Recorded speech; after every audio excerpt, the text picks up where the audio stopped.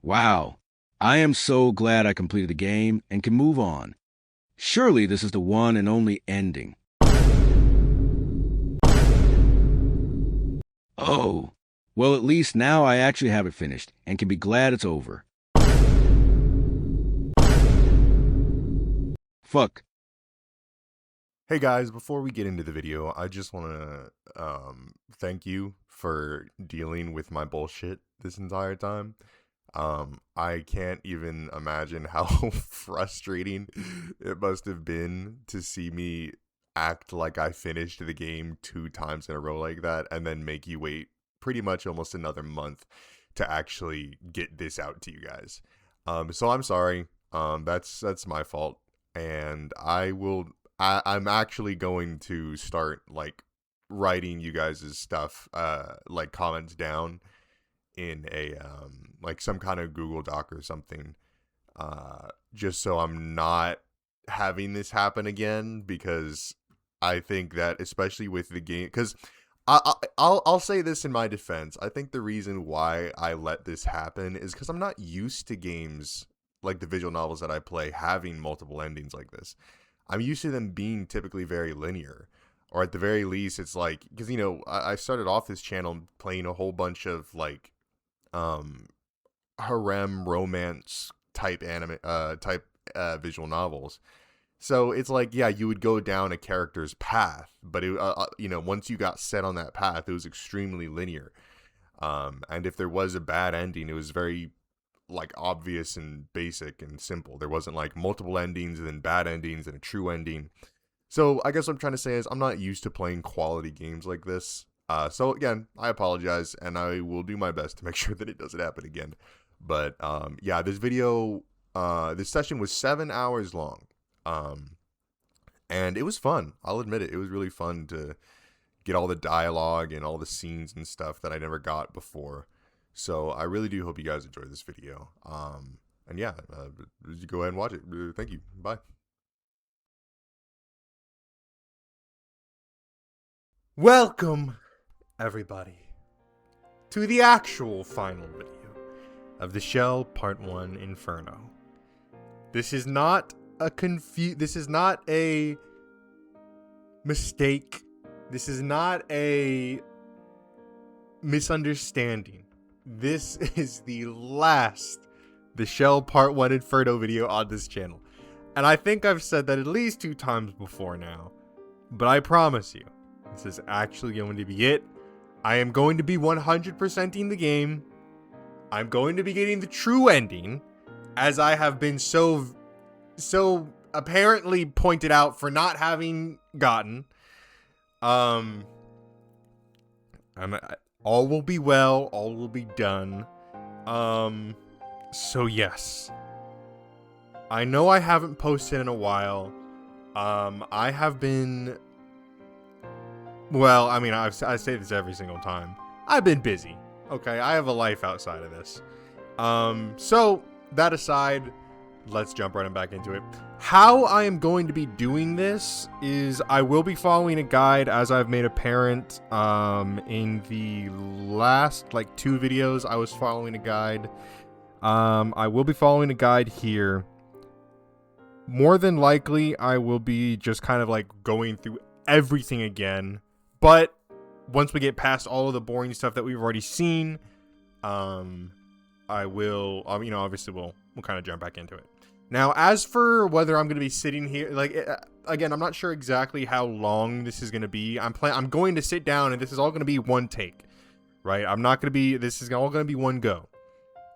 So if there is dialogue to be had, I may not be giving it as much effort as I typically do in trying to be one with the character, I guess you could say.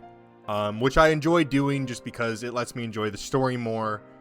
I would be lying if I said I'm not a bit vexed by the fact that I still haven't actually completed this game. And of course, that's my fault. So, but we're just going to go ahead and do it. We're going to be starting from a completely new save. That's just how I'm doing it. So I'll see you when everything is sorted. あ、先生、今頃出勤？いや、別の仕事だよ。Tojiko inquisitively cocked an eyebrow. ふーん、大変そうだね。ちょうどよかった。なあ、トジコ。ここにちょっと一筆書いてくれないか？ I hold a pencil and a piece of paper out to Tojiko. トジコ言うな。で、これにサイン書けばいいの？仕方ないな。売れっ子はこれだから困るんだよね。Classic Tojiko. そんなのはいらんからさっさと書いてくれ。これでいいの？意外と達筆なんだな。She handed it back to me before I even had time to blink. そりゃそれで稼いでますから。本になりゃ活字になるだろうに。で、ゆかりはどこだ？ゆかりん、先に帰ったよ。武将の兄が家のことを手伝ってくれないから忙しいって。Couldn't argue with that. ねえねえ、これって捜査に使うんでしょ？筆跡鑑定とかそんなやつ？まあそんなところだ。トジコが悪いことしていなければ何の心配もいらないぞ。だからトジコじゃなかった。I stopped by Uno. The museum wouldn't be open until tomorrow if memory served right. Stella was seated in a chair by the entrance. She looked as drowsy as ever. やあ、ステラ。 Strangely enough, though, she didn't even look my way. Instead, she stared holes into the ground below. I heard snoring. Is she seriously sleeping with her eyes open? I knew she was on the clock, but it didn't feel right to wake her up either. Stella suddenly jolted awake. She blinked and looked up. ひょっとして寝ていましたか？寝てない。Stella shook her head, denying my notion. I was pretty sure she'd been sawing up logs, but ultimately decided not to press the point. そうだ。ステラさん。 I've never heard 黒い that 卵と expression 聞いて before. 想像するのに何が I'm あると pretty 思い sure ます she'd か？ been sawing up logs. 温泉卵以外でお願いします。卵。生命誕生の象徴であり、キリストの復活を表現するものとも言われています。Stella's broken language suddenly became as fluent as any Japanese native. 貼り付けにされたキリストは岩を掘って作られた墓に葬られましたが、3日目の朝によみがえったとされています。この岩の墓での復活を卵の殻からの誕生と重ねたのでしょう。こじつけのようですけれど。Stella's loquaciousness ceased just as abruptly as it had started, almost like she tired herself out. And then again, she did appear to be a Christian, so maybe it was no surprise she knew that at all. キリストの復活に関して言えば、別に卵にこだわらずとも良いのです。復活祭ではひよこやウサギなども登場することがあります。寒い冬にウサギは地面に穴を掘って冬眠します。それが春になると外へ出てきます。それも復活ということのようです。Got me yawning over here too, Stella, I get you. Stella released a tiny yawn and plopped back down into her chair as if someone had turned her power off. ステラ。 Sleeping again, huh? Wonderful. And here I'd been hoping to ask more after hearing all those fascinating tidbits. 風邪だけはひかないようにな。 Realizing there was nothing I could do, I shrugged and decided to hit the road. I returned to Uno. Though I'd only just been here, I still had more I wanted to discuss. I entered the museum and found Stella right away. やあ、さっきはどうも。誰？先ほど会ったばかりの時坂礼二です。I was literally just here. ああ、 Stella nodded with what I'd hoped was recognition in her eyes. ちょっと尋ねたいことがあるんだけれど。うん。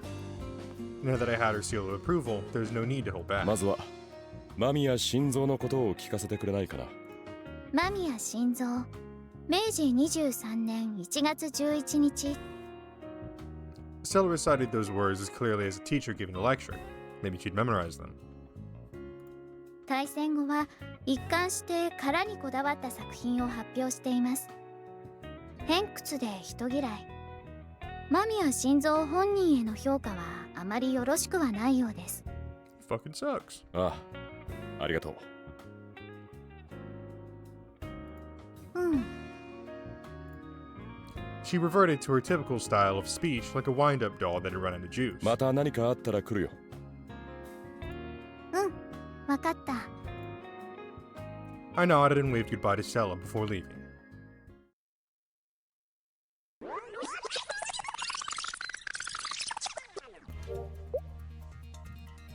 Kazuna Takashido's safety took priority. The Suginami Police Department was over in Asagaya. Time was of the essence. I've got to get to Uno ASAP. 高城新曲の第4曲。The one that had been ripped out of Yui Nishizono's notebook. But how exactly did all this line up with the other victims? カズナは今日病院に。おうよ、星の矢が見つかったぞ。東伏見の月島織姫が見つかった場所の近くだ。草加か。それは分からねえ。月島織姫の件を探ってたやつが怪しい家があるって言っていただけだからな。Well, we know what that house is. We had to hurry. 待ってくれ。Uzumi throws out his hand just as Takashido rose to his feet. あんたは残っていてくれ。まだ嫁さんの居場所ははっきりしねえんだ。そうだな。見つけたらすぐに知らせるから、お前は。わかった。I knew this had to be killing him on the inside, but unfortunately he'd be nothing more than dead weight if he came along in his current state. What's more, we had to take the worst case scenario into account as well. 行くぞ、レイジ。ああ。I raced into a squad car parked in front of the agency at Uzumi's behest.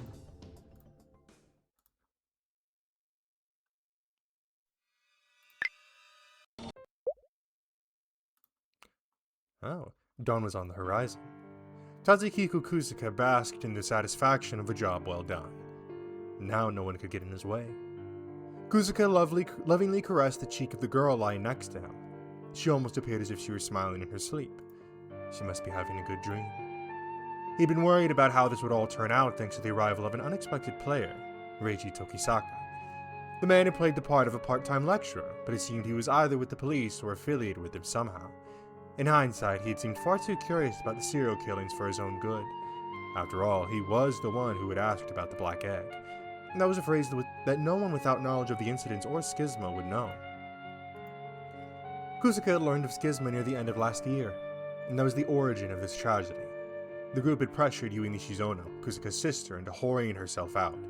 Kusuka knew that Yui was his own flesh and blood.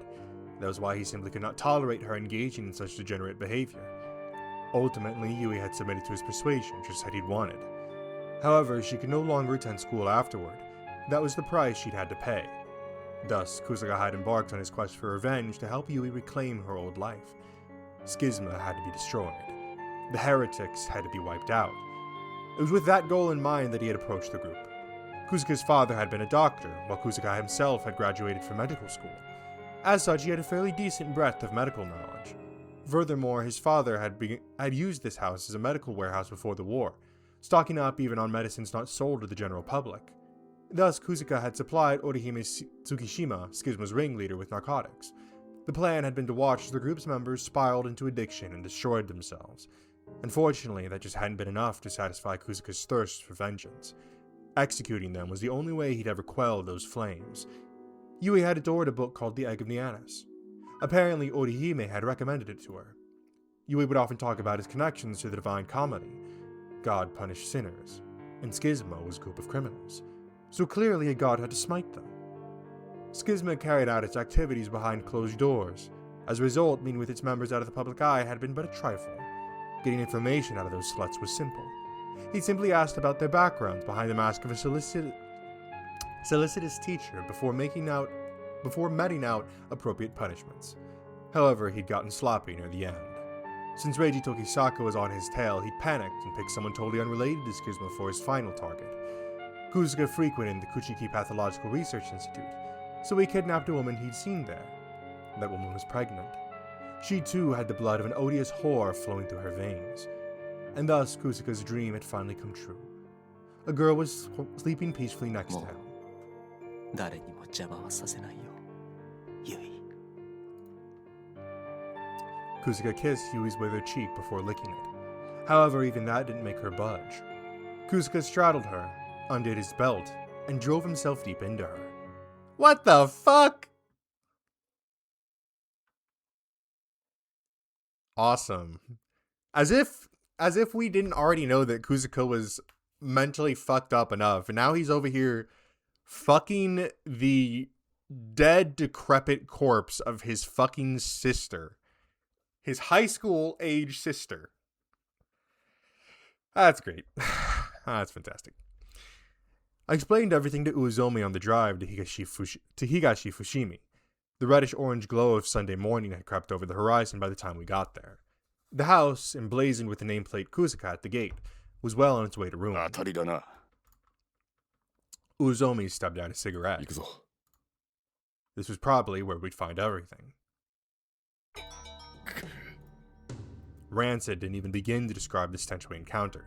The whole house was steeped in death. こいつは厳しいな。 Even Uezomi grimaced and covered his mouth. The place was dilapidated. Layers of dust caked the floor. A pair of leather shoes were neatly lined up by the front door. Several adult-sized footprints, likely belonging to a single person, Kuzuka, littered the ground here and there. I sure as hell wasn't crazy enough to take off my shoes in this shithole. おう、お前らは裏に回れ。万が一のことがある。絶対に逃がすなよ。 Uezomi barked orders to the cops hanging back. I steeled myself. The master of this world of death was right past this entryway. The bastard who'd conducted this unprecedented symphony of slaughter had to face punishment. I stepped into the wooden hallway, the floorboards growing into my shoes. こいつは。 Uezomi's voice was laced with disgust as he looked around. We'd followed the stench of death all the way to this room. Inside was a sight indeed fit for the piece of literature that had inspired these killings. Kuzuka was dead on a bed. There were pills scattered by his pillow and on the floor. He must have taken a fatal overdose. Though I couldn't say this was totally unexpected, it made me sick to see he'd managed to go out on his own terms. A copy of the Egg of Dianis was right next to him. The dust jacket was torn, just as I'd predicted, though the revelation brought me no joy. A shriveled husk that had once been a girl lay next to Kuzuka. Her eye sockets were hollow, swarms of maggots making themselves home in the withered cracks that had once been her cheeks. The girl's hair had been all but entirely unyoked itself from her scalp, exposing her skull. In contrast, the rest of the body was in far better shape, so long as you ignored the threads binding the limbs together anyway. 仏をつなぎ合わせたのか。そのようだな。つまりこの顔が西園ゆいということか。 I took out the photo of her I had in my notebook. Unfortunately, she was hardly recognizable in this state. こいつ、とんでもないことをしてやがったな。 Uezomi growled after throwing off the blanket covering Kuzuka's body. He wasn't wearing anything. I tried not to think about the ochreous liquid in Yui Nishizona's body, or rather, Haruka Imamura's torso signified. Uezomi ordered the two corpses, or rather, one human cadaver and one grotesque chimera made of 6 people, to be carried out before he and I left the room. I swear, the more endings I get in this game, the more fucking disgusting, like, the culprits and the acts and crimes themselves become. Yui Nishizona's body had been completed. That included her right leg, meaning... 他の部屋を探すぞ。 Uezomi took point. I quickly followed behind him, determined to keep myself busy. Otherwise, I felt like I would have just shut down completely. However, though we searched the whole perimeter, even the nearby parks, we saw neither hide nor hair of Kazuna Takashiro.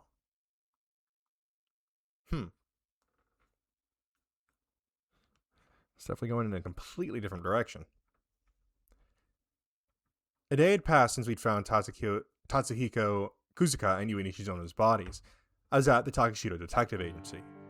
Unsurprisingly, Takashiro was in no state to be out and about at the moment. He was currently resting in the back room. His wife had yet to be found. And her kidnapper, now dead via suicide, the chances of her safety were grim. Let's see, where are we in this?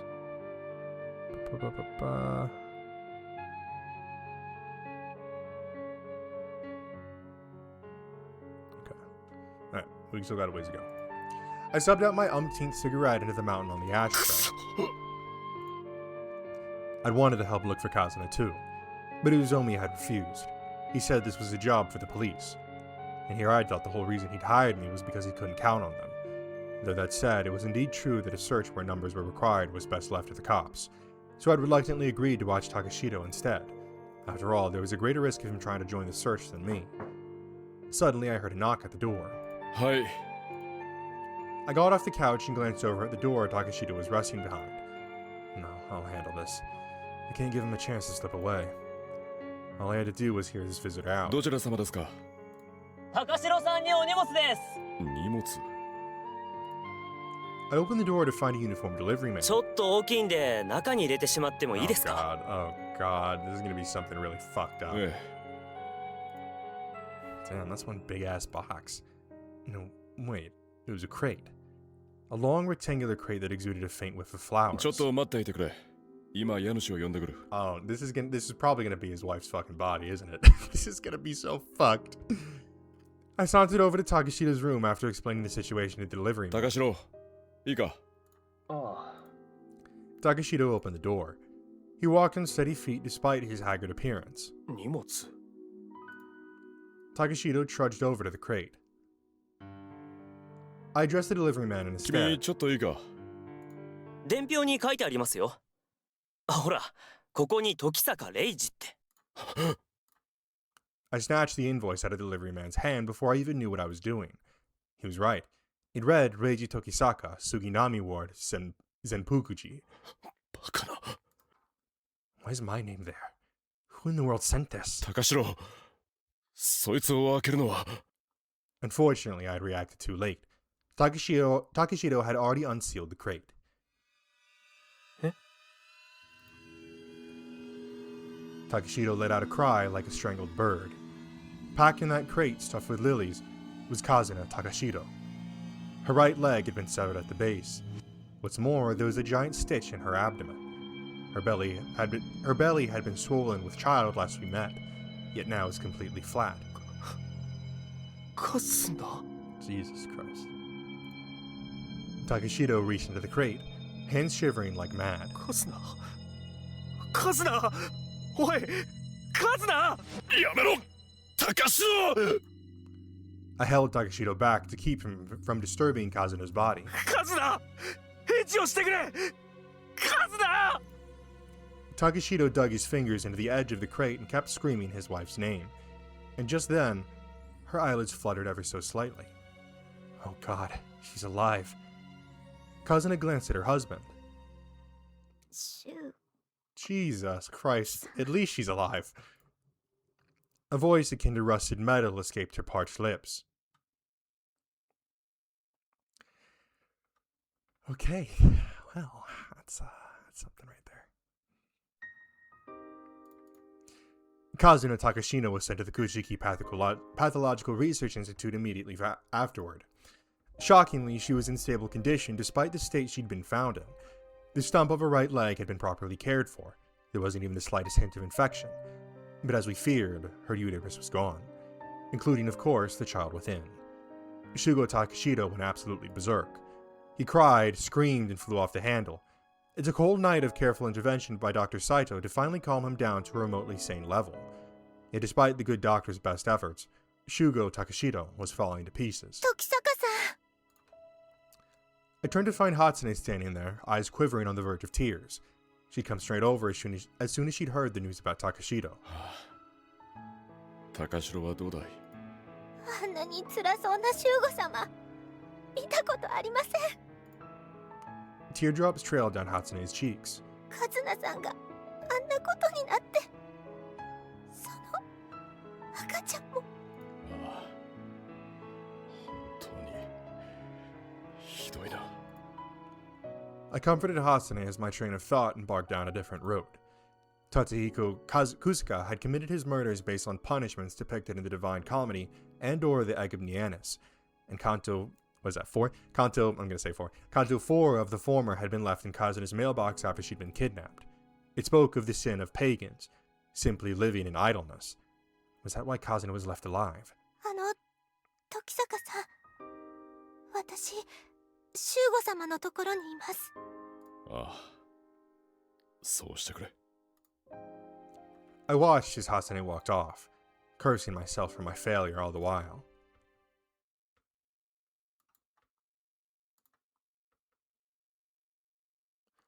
A few days later, I stopped by Natsume's clinic after hearing the autopsies for Tatsuhiko Kuzuka and Yui Nishizono were complete. 来ましたか。Natsume looked positively exhausted.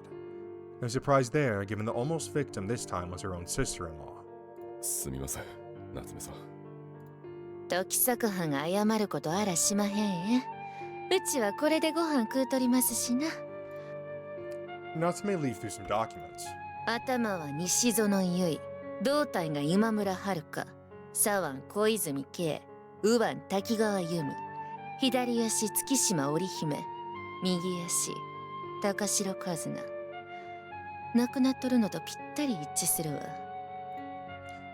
Natsume read off the list without a hint of emotion behind her words. 警察の捜査の結果、家の庭に今村遥の両腕が埋められていたのを発見。西園結衣の胴体と両足は冷蔵庫に入っとったんやけど、腐っとったらしいで。The edges of Natsume's mouth curled for a moment. 冷蔵庫だって最新式の電気のやない。氷入れとくやつやったからな。自分の妹だけは大切に保存していた。本人がおらんから何とも言えへんね。ほいで次は草加達彦。死因は抗うつ剤及び睡眠導入剤の過剰摂取による心不全。ほんま世間を騒がせた割にしょうもない死に方やわ。Natsume sighed. くだらんわ。ほんまくだらん。The door creaked open as Uzomi showed himself in. 草加達彦について調べたらいろいろと出てきたぞ。西園結衣と兄弟だったのは真実のようだ。父親の証言が取れた。父親がいたのか。地方の病院に勤めていたんだが、実家には全く帰っていなかったようだ。それでも実家に多くの薬品を保管していたということで、薬事法か麻薬取締法違反の疑いで捜査中だ。Uzomi tossed a large envelope my way. 詳しくはそこに書いてある。もっとも星が死んだせいで動機などの肝心な部分はわからねえがな。草加達彦が西園結衣を殺した理由は不明のままか。You know, I forget how she died, because I'm pretty sure we did find out, like, why she died. I forget if it was... I'm pretty sure Kuzuka killed her. But I kind of forget. Huh. Well, I'll figure it out later, probably. 愛しとったんとちゃいますやろか。Yeah, like I said, I'm pretty sure Kuzuka killed her. The silence was broken by the last person I expected to theorize. おそらく殺意なんかなかったと思います。西園結衣藩がいけないことに手を染めてて止めたかったんでしょうな。わかりますわ。Natsume gave the smallest hint of a smile. 夏目さんが言うとなんか怖いんですが。せやかてうちはしゅうちゃんもななちゃんもみんな愛しとりますさかいな。もちろんカズナ藩もどすえ。わかってますよ。Still, I couldn't help but wonder if I could have saved her if I'd gotten there just a little earlier.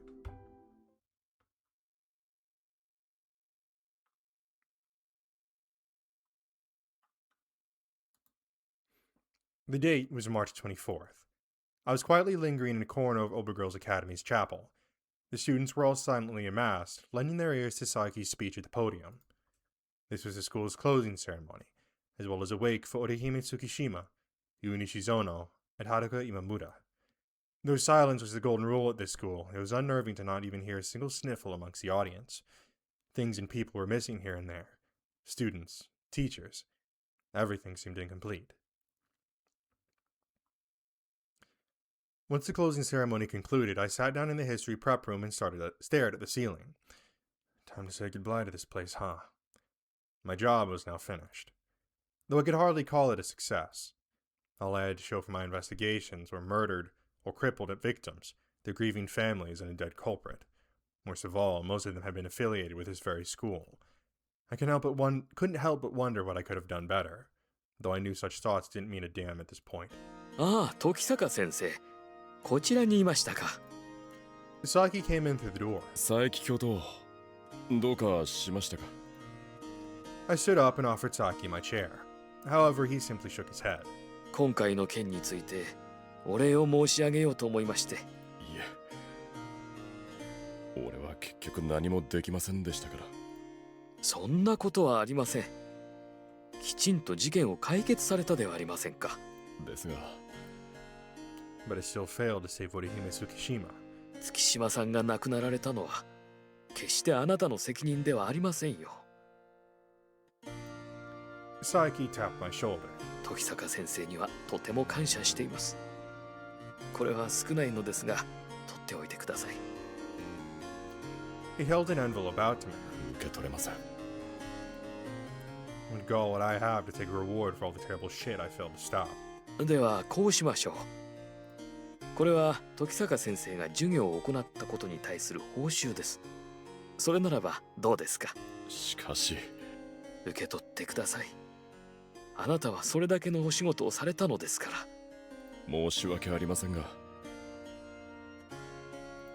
そうですか。 It seemed I'd finally convinced Saki to give up. また何かあった時に。 I stopped myself right then and there. The only reason he'd ever have to call for my services again was if something bad happened. ねえ、何かあった時にはぜひよろしくお願いします。 Saki smiled. I left the history prep room after clearing my stuff out, only to find Ayumu Sato waiting for me. 時坂先生、どうしたんだい？ゆいのお墓、どこにあるか知っていますか？ああ、連れて行ってください。まだお別れもしていないんです。 Ayumu stared resolutely into my eyes as she said わ that. かったよ。ついておいで。 I decided to head to the graveyard with her in tow.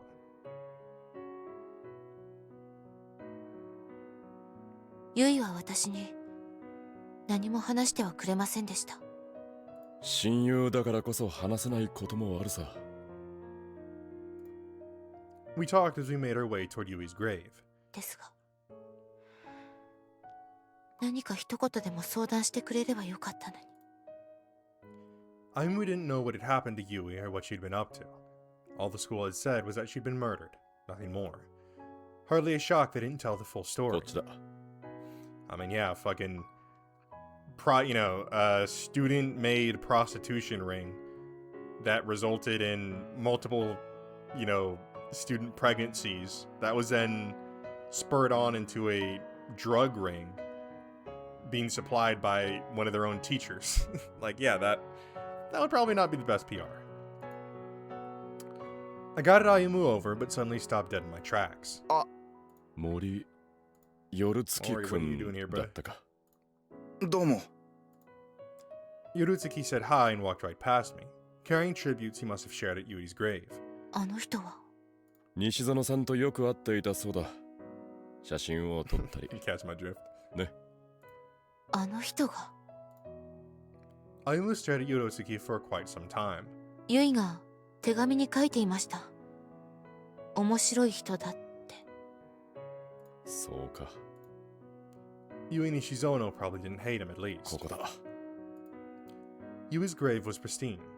An incense stick probably left by Yorotsuki was still fuming. ゆい、 Ayumu crouched down and prayed. I looked on from behind her. Yui's body had been dismembered. After her autopsy, it had been sewn back together before she was cremated. Thus, her soul finally found peace after all these months. I closed my eyes and said a prayer too. Yukiko's headless corpse at her funeral flashed through my mind for just the slightest of moments.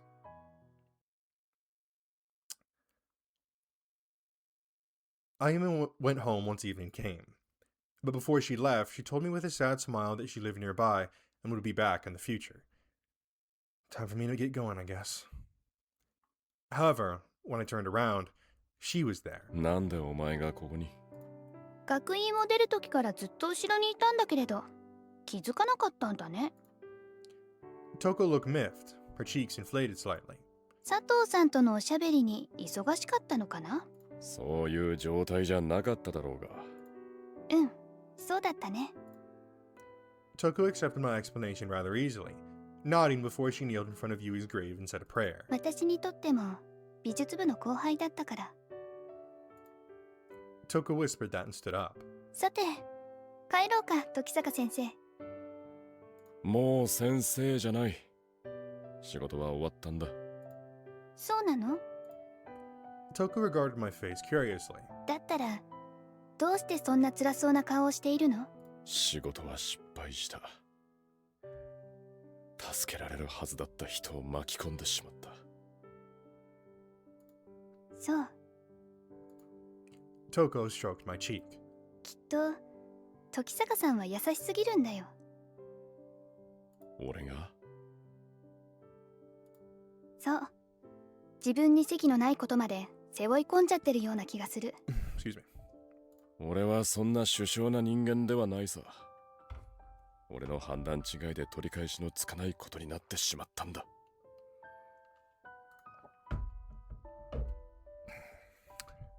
Shugo and Kazuna would have to bear the scars of this incident no matter how hard they tried to move on. I may as well have been the one to scar them myself. だからって塞ぎ込むことないじゃないか。次に同じような鉄を踏まないようにすることこそが大事なんじゃないのかな。そうかもしれないが。That didn't mean I was strong enough to simply accept what had happened and carry on with my head held high. そうなんだよ。 Toko suddenly gave me a peck on the cheek. 時坂さんは優しくて強いんだから。元気を出しなよ。With that, she stepped away and offered me her arm. 帰ろう、時坂さん。And upon hearing those words, I gently took her hand into my own. Oh, ain't that just the sweetest thing? Intermezzo.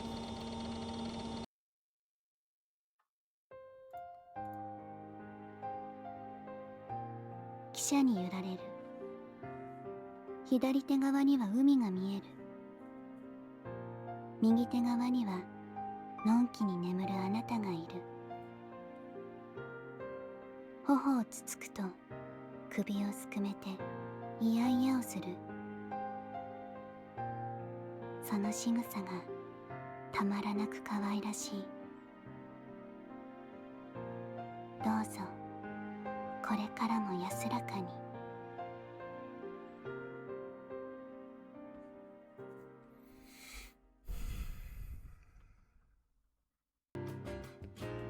あ、先生だ。I found Tojiko stuffing her face with a dumpling by Nakamura-ya. なんだ、トジコか。今度出す本のことで編集部に打ち合わせに行ってたの。おお、本当に本を出すのか。本当だってば、七つ墓村の一族って。Death on the Occident Express. あ、お前な。真似するならもう少し分かりにくくしろよ。冗談だってば、題名はまた今度教えるよ。ところでさ。 Murder on the Orient Express, but from Walmart. Toko suddenly sidled up to me with a scheming grin. なんだよ。先生の事務所ってこの近くだよね。ちょっとでいいから見せてくれない？嫌だ。少しくらい考えてくれたっていいじゃないのさ。Tojiko protectively threw a temper tantrum like a little kid after I shot her down. 関係者以外立ち入り禁止だ。いいじゃない、少しくらい。あのな。Well, time to pull out my trump card. 実はな、冬のうちにゆかりのやつがこっそりと虫の幼虫やさなぎを大量に持ち込んでいたらしくて、今事務所内部は悲惨なことになってるんだ。それは嫌だな。だろ？ Had I escaped the jaws of death? じゃあ待ってるから片付けてきてよ。Bruh. なんで俺がそんなことしてまでお前を招かなきゃならないんだ。だって片付けないと先生だって仕事できないでしょ。いや、それはそうだが。It sounded like she was gonna drop in one way or another. また今度な。それまでには片付けておいてやるから。本当？約束だからね。For the love of. I wondered if this rush of success and dread was how what the Skiherazade, I'm not even gonna try, felt every time she managed to postpone her execution another day. 時坂さん。 Hatsune was in the lobby holding a towel. A few drops of water trickled from it. It was wet, so she probably just finished soaking it. 初音くん。何も変わりはありません。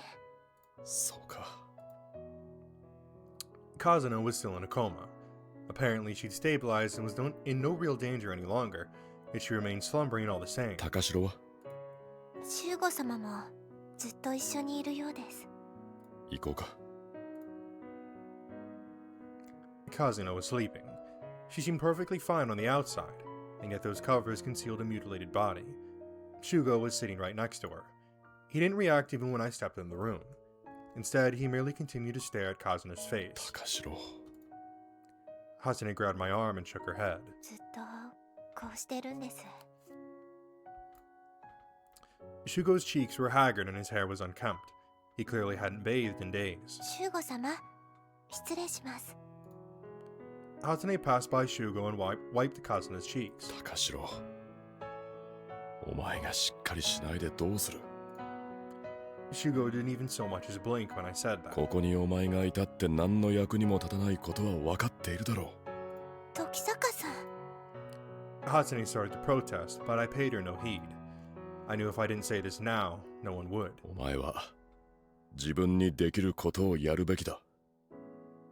ここでただ待つだけじゃなくてな。彼女が目覚めても、お前がダメになっていたらどうするんだ？すまない。Shugo's voice had been reduced to a hollow rasp. 今はそばにいてやれ。でもな、それは彼女のためじゃない。お前の自己満足でしかないんだからな。なあ。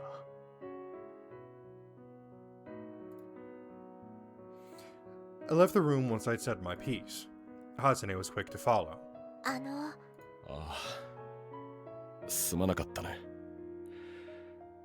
あいつのあんなところを見てしまうと言わざるを得なくなったんだ。いえ、私からもお礼を言いたかったんです。シュウゴ様が何かしらの反応を見せたのは初めてでしたから。そうか。初音くん、あいつのことは任せてもいいかい？ええ、お店が休みの時にしか来られませんけど。Hatsune nodded resolutely, despite her bewilderment. まあ、俺の葉っぱで奴が立ち直ってくれれば一番いいのだけれどね。シュウゴ様でしたら大丈夫です。Let's hope. I took the train to Nakano and arrived at the Kuchiki Pathological Research Institute. However, I came to a halt upon seeing a familiar face right outside. ああ、時坂さんじゃないですか。どうも桂木さん、病院ですか？いえ、事務所が近くにあるのでね、散歩をしていたんですよ。ああ、そういやすぐ近くでしたね。I'd only been there once, but it was near Nakano Station, not too far from here, in other words. そういえば新聞で読んだのですが、何でもまた奇妙な殺人事件があったとか。耳が早いですね。一応世間で起こっていることに関しては情報収集を怠らないようにしていますから。あれ、まさか時坂さんがまた関わっているのですか？詳しいことは何も話せませんがね。I knew it was for the best that I keep those out of the loop as far away from it as possible. ええ、分かっていますよ。こちらも深く尋ねるつもりなどありませんから。Katsuragi smiled meekly. ですが、最近は事件が多いですね。事件の数は昔からそう変化はありませんよ。新聞や雑誌等で目に触れる機会が多くなっているだけです。Cops and detectives had never starved for work, unfortunately. なるほど、そうかもしれませんね。それだけ自由な報道がなされているということでしょうかね。戦時中と違って。そうですね。何にせよ早く解決すると良いですね。頑張ってください。Katsuragi walked away, leaving only those final words behind. Probably should hit the road myself.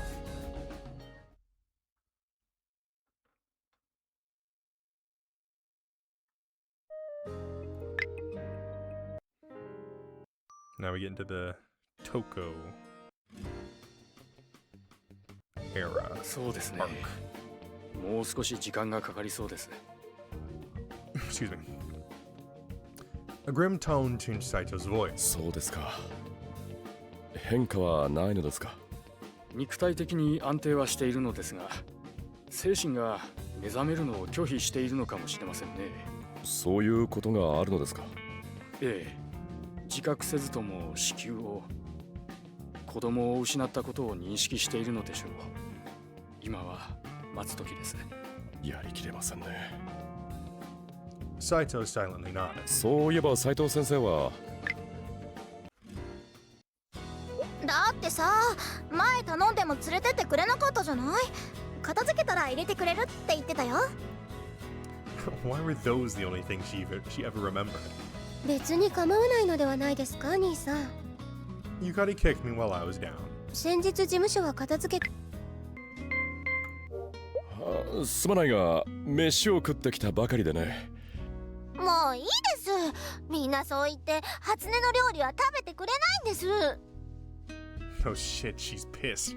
I didn't even know she had a temper to lose. あ、いや、そうじゃないんだ。I panicked as she snatched the plate away and returned it to the counter in a huff, fearing that she'd throw it against the wall in rage. なんで断ってるのよ。お前が人のことを言えるのか。The two of us quarreled in hushed voices as we spotted Hatsune out of the corner of our eyes. Shit, now she's gonna cry. 仕方ない。覚悟を決めるか。I grabbed the knife and cut into the pancakes. There were indeed red tomatoes and small chunks of fish stuffed between them. A brown liquid that must have been soy sauce had seeped into the batter. なあ、京子。何かしら？ I shoved the pancake into Kyoko's mouth when she turned my way. どうだ京子。うまいか。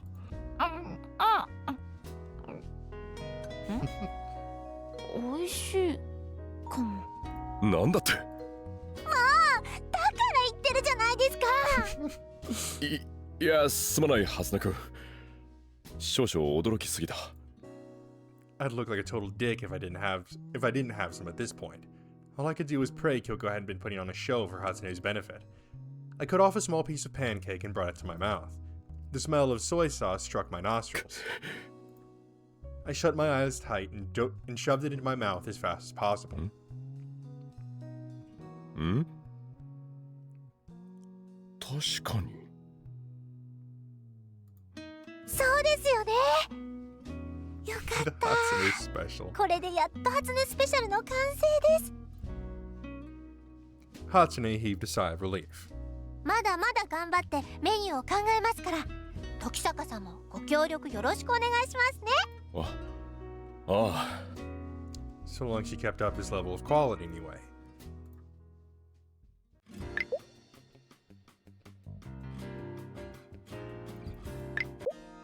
I arrived at Obergirls Academy. There were several students around, probably there for club activities. I passed by the cherry trees and strolled on in. Right as I was walking down the hallway. 時坂先生、こんにちは。いやあ、佐藤さん。部活だったのかい？はい。これから帰るところです。ところで先生、明日、よそ宮先輩のパーティーをすると聞いたのですけど。ああ、うちでやるらしい。暇だったら付き合ってあげてくれないかな。ええ。She nodded. 明日は学院の始業式でもありますからね。ああ、気をつけてな。Ayumu bowed and went on her merry way. I get going too. I went to Obergirls Academy. There's neither hide nor hair of any students, hardly a surprise considering it was a Sunday and clubs had probably been temporarily suspended. However, there was still someone in the corner of the schoolyard. Toko was in the spot Toko normally did her drawing. 水原さん？何でしょうか？ Toko raised her pencil across the canvas in front of her, not even sparing me the slightest glance. 何をしているんだい？見てわかりませんか？ Toko replied like I'd asked the dumbest question in the world. トークを待っているんです。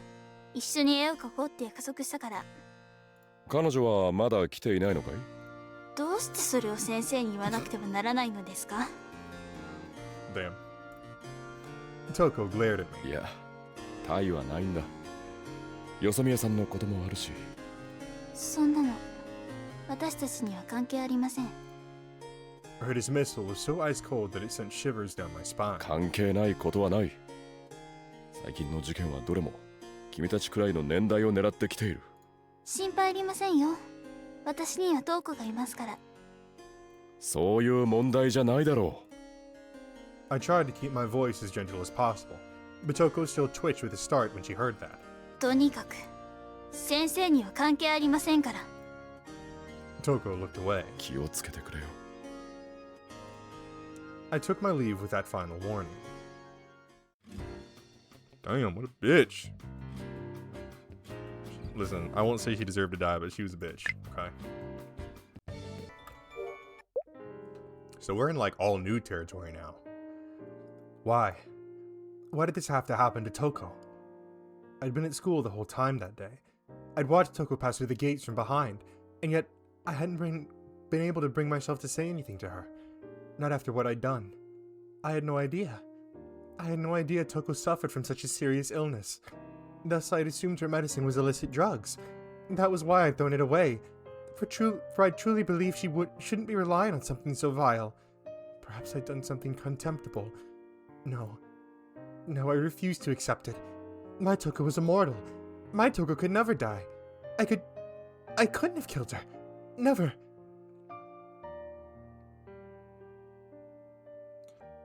Eventually, I made it back home.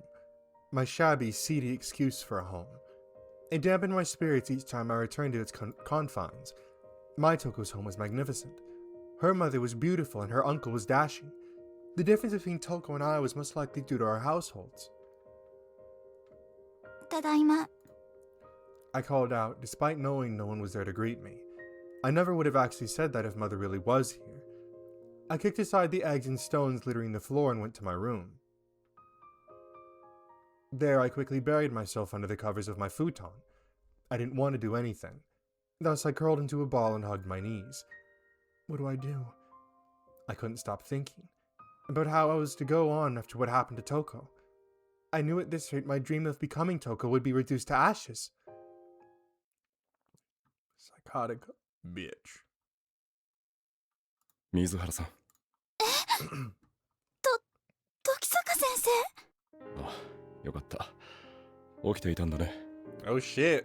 We got a perspective change. なんですか急に。母は。今にいるよ。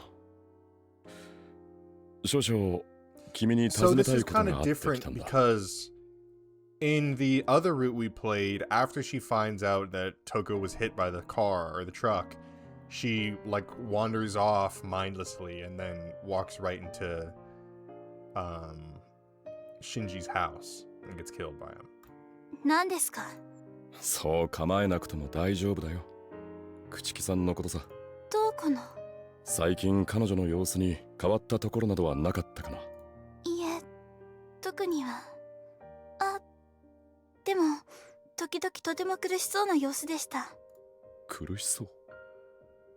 それは病気だからだと思った？いえ、そんな病気だったとは知りませんでしたから。そうか。では普段から彼女が薬を持ち歩いていたことも知らなかったのかい？ええ、そうです。ということはその薬が捨てられたのを見た覚えがあるはずはないか。もしかしてそれは注射器のようなものでしたか？ああ、薬剤のアンプルと一緒だったはずだが。でしたらそれは昨日トークがカバンから落としたものじゃないかと。なんだって？私と一緒にいるときトークのカバンから落ちたんです。 Damn, this bitch. それを拾って渡 She そうとする said と she didn't need it anymore. もういらないものだからって。君が捨てたのかい？はい。でもそんな重要なものだったとは知らなくて。トーク。 Yeah, so she changed the story from, yeah, I stole the medicine and threw it away, to, oh, Toko told me she didn't need it anymore. So I was just going along with what she said. 泣かないでくれ。しかし、彼女が自らの意志で捨てたとすると。参ったな。確認も取れないし。どうか。術後の経過があまり良くないらしく、今は麻酔で眠らされている。もしかしたらもう一度手術を行うかもしれない。そうですか。ありがとう、水原さん。邪魔したね。それでは。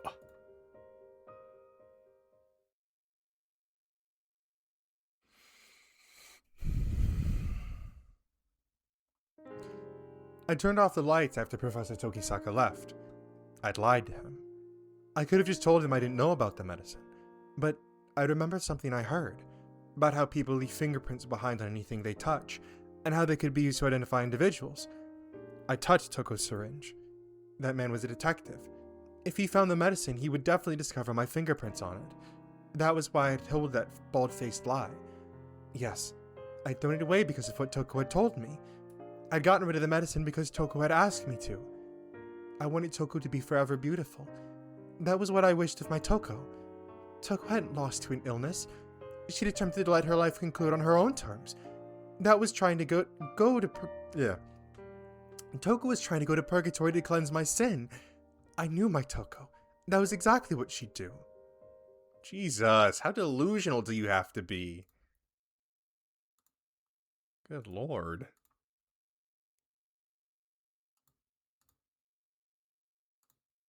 Toko, ご飯はいらない。I shot my mother a stern glare when she called out to me as I stepped into the living room. そう。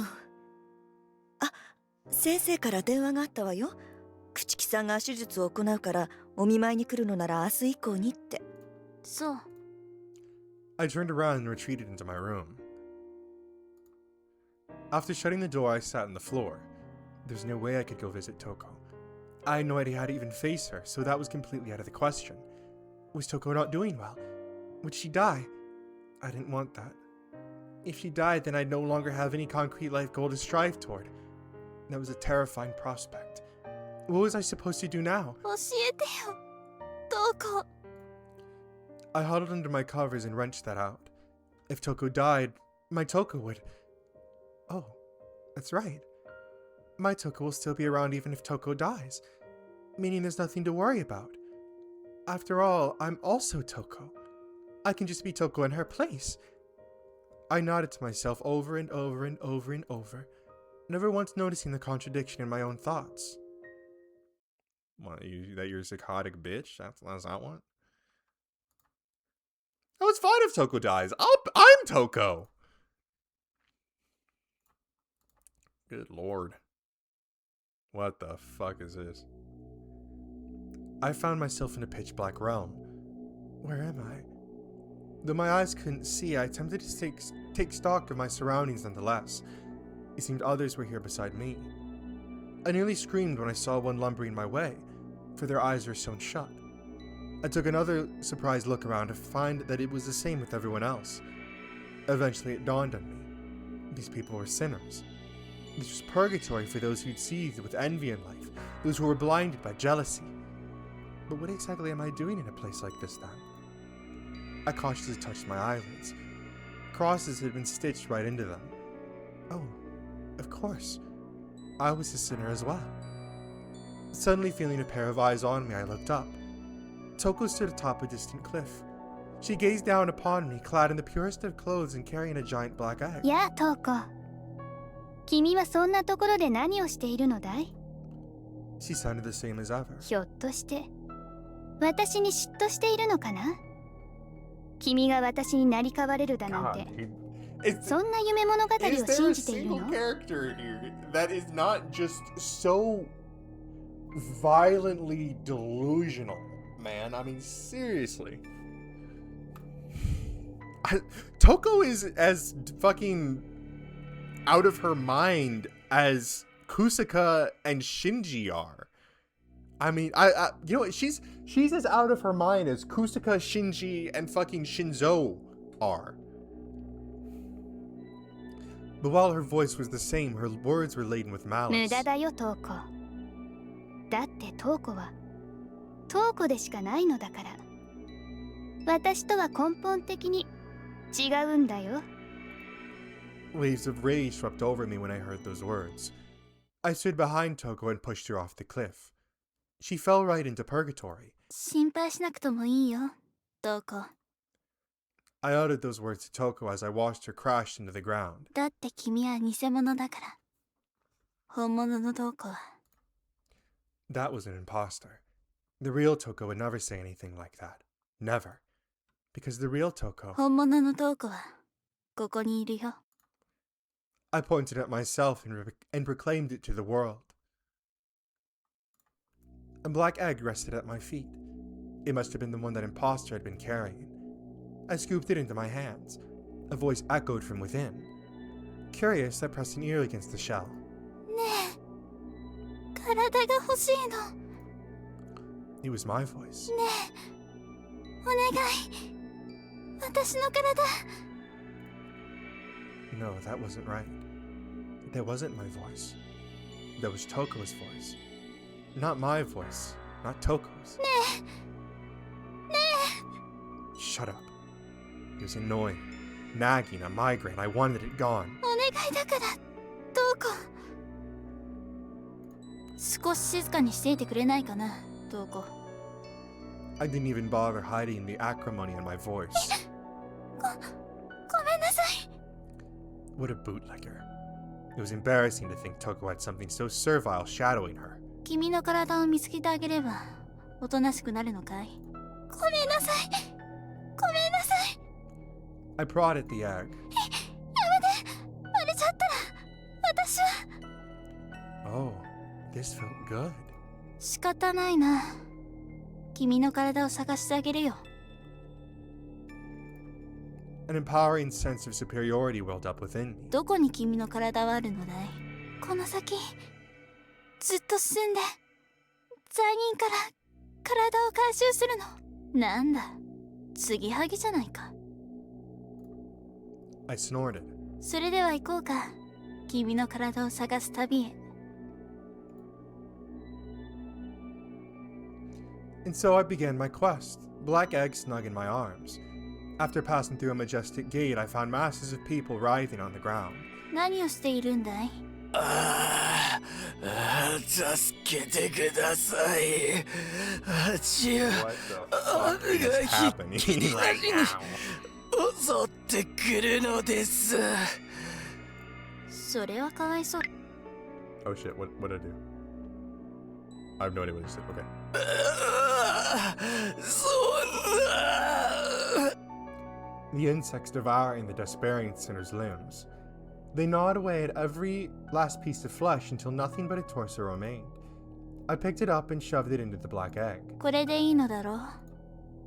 The me in the egg wept for joy. ありがとう。でも、まだ足りないの。贅沢だね、君は。分かっているさ。きちんと見つけてあげるよ。 God, this bitch is crazy. Thus, I proceeded onward. You know, I'll say this. Maybe she did deserve to die. Maybe she did. I passed through a valley of shadow until someone trudged over to me.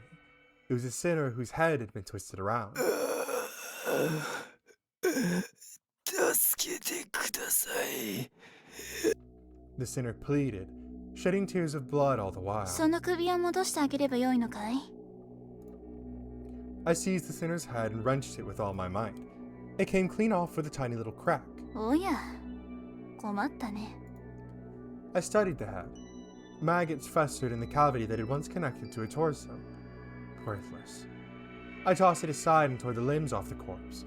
Afterward, I took the prettiest one of them all, the right arm, and thrust it into the black egg. これでよいのだろう。 I hurried onward after addressing the me in the egg. Countless gaping abysses littered the earth. Feet set ablaze jutted out of them. There were no place for help, for their bodies were entirely underground. I silently regarded one of the burning feet. Eventually, the flames burrowed beneath the ground. Though it remained smoky for quite some time, the fumes died out before long. I dug up the earth. White bones rattled and crumpled apart like a battered sandcastle. Eventually, I excavated a beautiful left arm, fit and slender like a large radish. I threw it into the black egg. The journey continued, and eventually I came across a bridge. I could see someone walking below me. Their brains swayed to and fro like puttying with each step.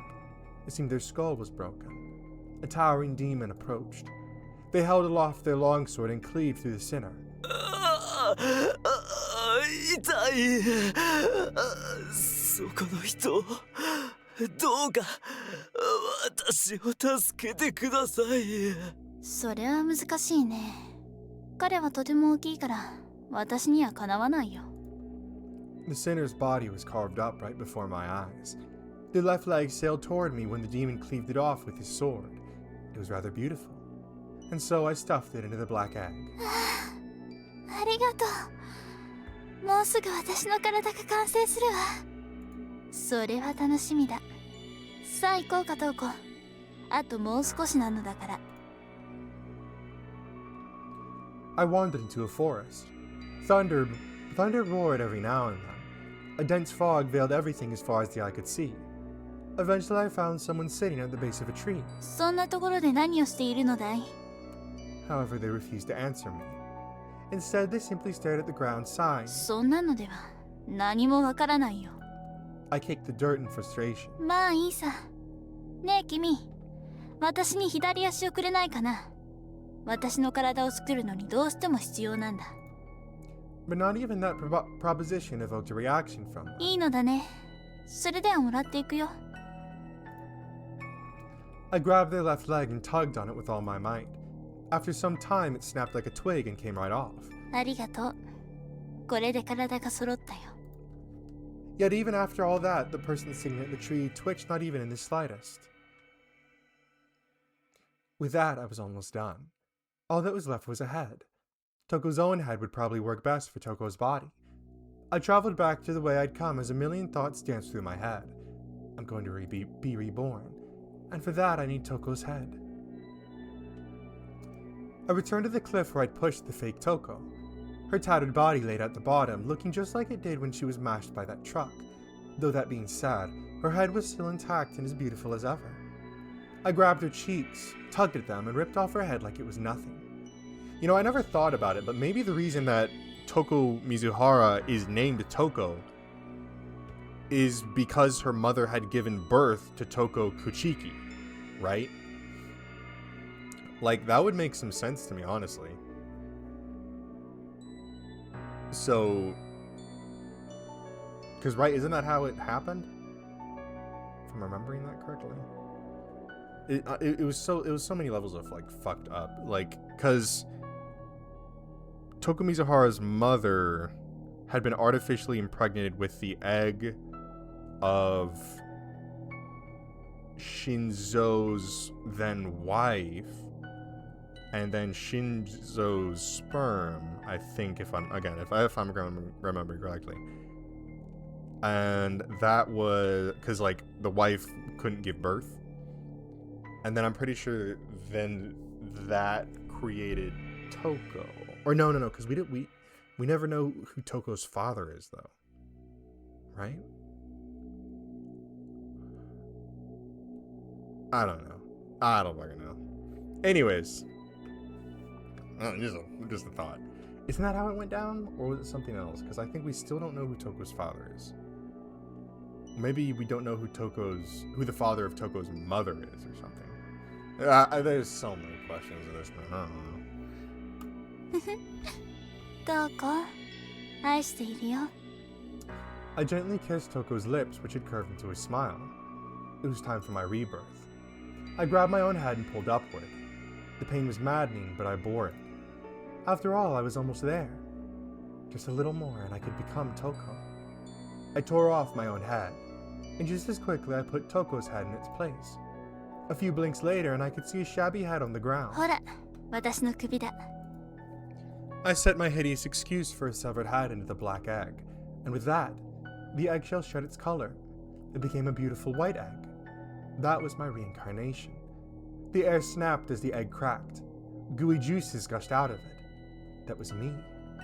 Hair, eyes, ears, a nose, lips, teeth, a jaw, a neck, shoulders, arms, elbows, hands, fingers, a chest, an abdomen, a waist, bowels, organs, a rump, thighs, knees, shins, ankles, heels, nails. All of me melted into sludge and fell apart. My heart soared with rapture. 今までありがとう、トウコ。ようやくこれで本当の自分になれたような気がするよ。Toko was dead. I had truly become the real Toko. Crazy bitch.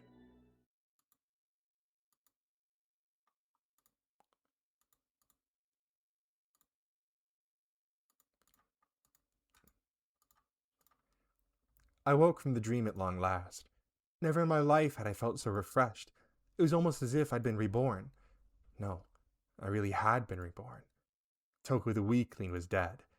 I'd become Toko the mighty. Days had passed since I'd last been to school.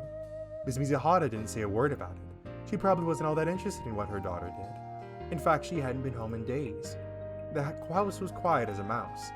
Debt collectors came pounding and howling at the door from time to time, but it was peaceful apart from that. It was only when I heard a different man's voice at the door that I went to check. Tokisaka sensei. Concerned, he'd come to check up on me. Eventually, Miss Mizuhara hadn't called the school about my absence either. ずっと体調が優れなかったんです。 I lied. Professor Tokisaka seemed to buy it. Apparently, he was worried about あ me. りがとうございます、先生。 I was happy to know that Professor Tokisaka cared for me where Miss Mizuhara didn't. But of course, now that I was Toko, it was only natural for him to worry. Thus, I had to act like Toko would to reciprocate. I started going to the school the next day. I'd get there earlier than anyone else. At noon, I'd rest in the infirmary bed, and after school, I'd bring my paintbrushes to that corner of the schoolyard. I faithfully copied Toko's every move to the letter. My classmates all stared at me in surprise, but Toko would have brushed them all aside, acting as cool as a cucumber all the while, and so I followed suit and ignored them. Eventually, they all stopped bringing it up, but their bewildered stares never went away. Unable to bear them, I stopped going to school again. I would stroll through the park alone at night. There I would sit in the handrail and look up to the sky, much as Toko had. The moon was a stunning beauty, but seemed to purify my body. Professor Tokisaka showed up at home again a few days later. He was Toko's, my Professor Tokisaka. やあ、時坂先生。 Professor Tokisaka looked stunned upon hearing that. どうしたんだい、先生。いつものように私を愛してくれないのかい。 I nestled over and deliberately leaned into his body. Not once did I find it indecent. After all, I was Toko. Professor Tokisaka grabbed my shoulders and tore me off him. なぜだい？私はトウコだよ。 He quietly shook his head. I couldn't believe it. Professor Tokisaka would never reject his beloved Toko. I knew that for a fact. I was absolutely sure of it. I sat down, unfurled my legs, rolled up my skirt, and flashed in my panties. ほら、先生。 Damn. 見えるだろう。私のここ I が mean, this is just こんなに熱くなっているんだ。 Jesus. I coaxed Professor Tokisaka as I stroked myself through my panties. ねえ、先生、そんな顔をさらけないでくれよ。 Please, for the love of God, I'm 見てくれなきゃ begging you, do not go through ダメ this. だよ。 Listen, man, you've already sat over here and fucked any amount of high school girls, some of whom were in very clearly non-stable mental conditions. Please do not go the extra step further of literally fucking a high school girl who is just straight up lost her mind. This girl should be in a mental asylum, okay? Moisture collected on my fingertip. Freak. I rolled down my panties and fingered my clitoris.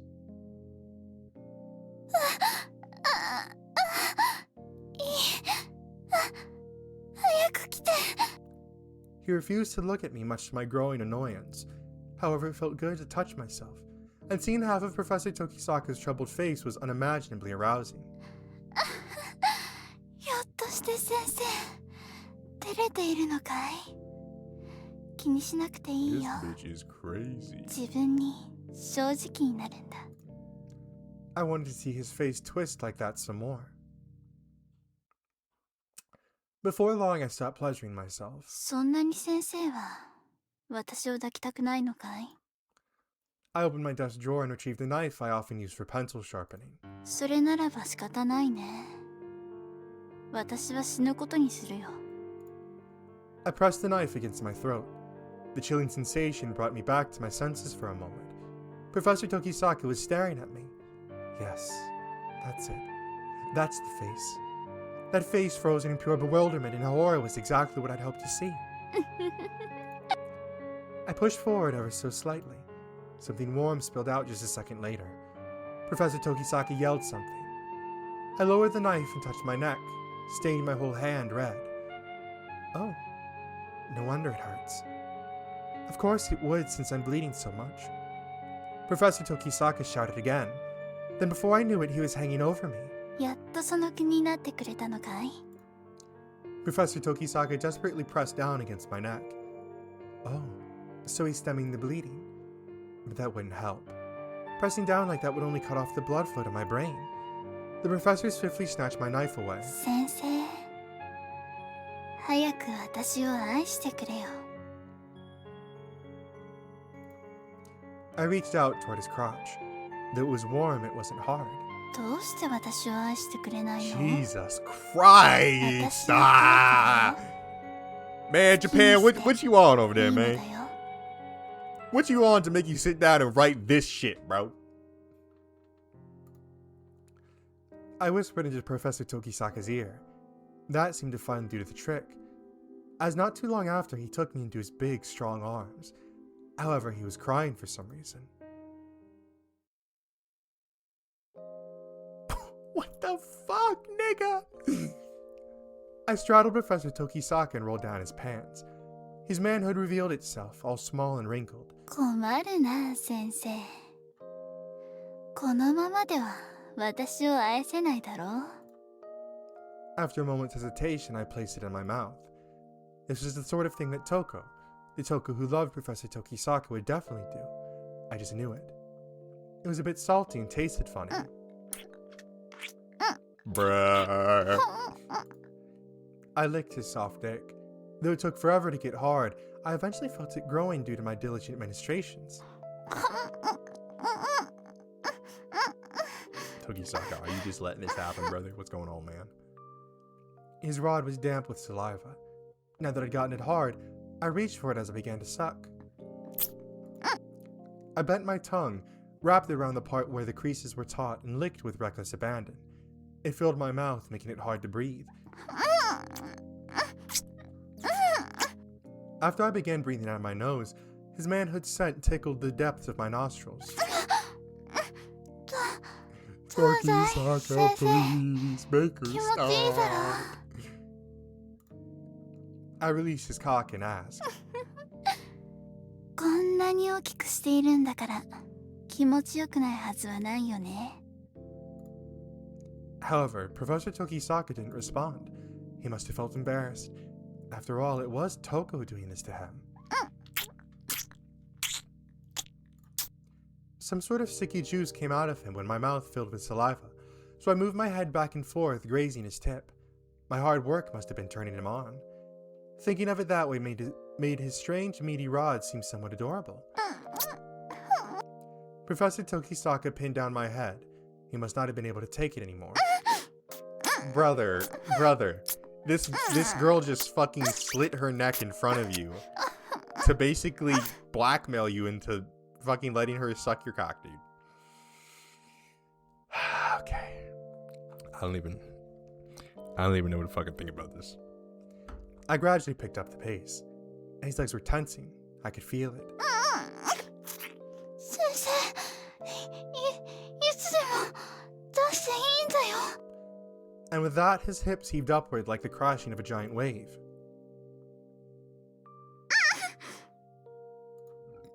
Excuse me. Bitter juices splattered into my mouth. Oh god, this is so fucked up.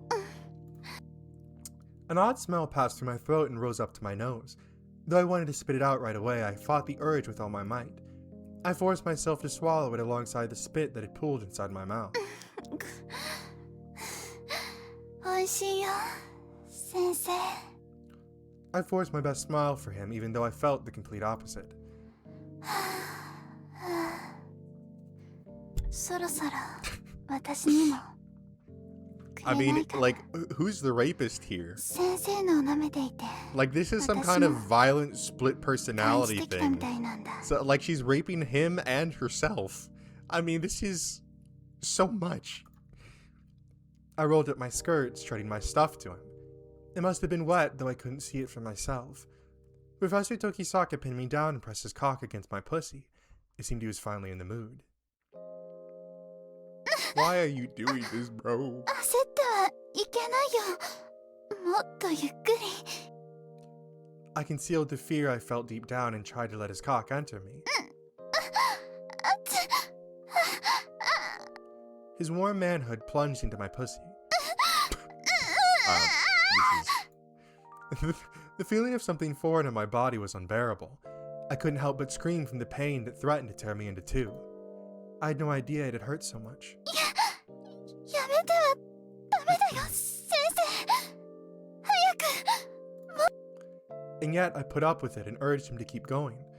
After all, my Toko must have endured all this pain. Professor Tokisaka stopped. I timidly looked at my abdomen to find his cock buried entirely within me. 感じるよ Though I had the strongest urge to cry, I fought to keep my tears hidden. My pussy was growing more and more numb, but this pain wasn't anything I couldn't handle. いいよ先生動いて This is... Men were supposed to simply swing their hips at times like these, but Professor Tokisaka didn't budge no matter how long I waited. じれったいなじゃあ私が動くことにするよ I bucked my hips as I remained under Professor Tokisaka. Though I wrapped my legs around his hips so he couldn't escape, he still didn't budge. I had to move more to make him feel better.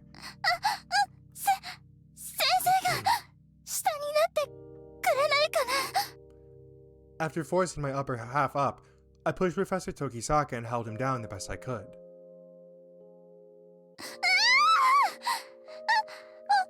奥まで来てるよ He went even deeper inside me thanks to my added weight. 気持ちいいだろ I swung my hips to and fro. Blood faintly trickled out of my pussy, and yet I rocked my hips with every last ounce of strength I had. I took his hand and pushed it against my breast. Even though he didn't grope it or anything, that was all it took to arouse me for some strange reason. I forgot, I should probably skip past the audio. I swung my hips as I grabbed his hand and moved it about. He looked away from me like he was crying. I clenched my entrance and squeezed his manhood. Professor Tokisaka's manhood swelled inside me. I felt tremors like when he came inside my mouth, followed by something hot entering my pussy. 出ているよ先生 I leaned forward and kissed him on the lips so that as that hot spray flooded into me. 愛してるよ先生 Yet even after all that, he didn't say a word.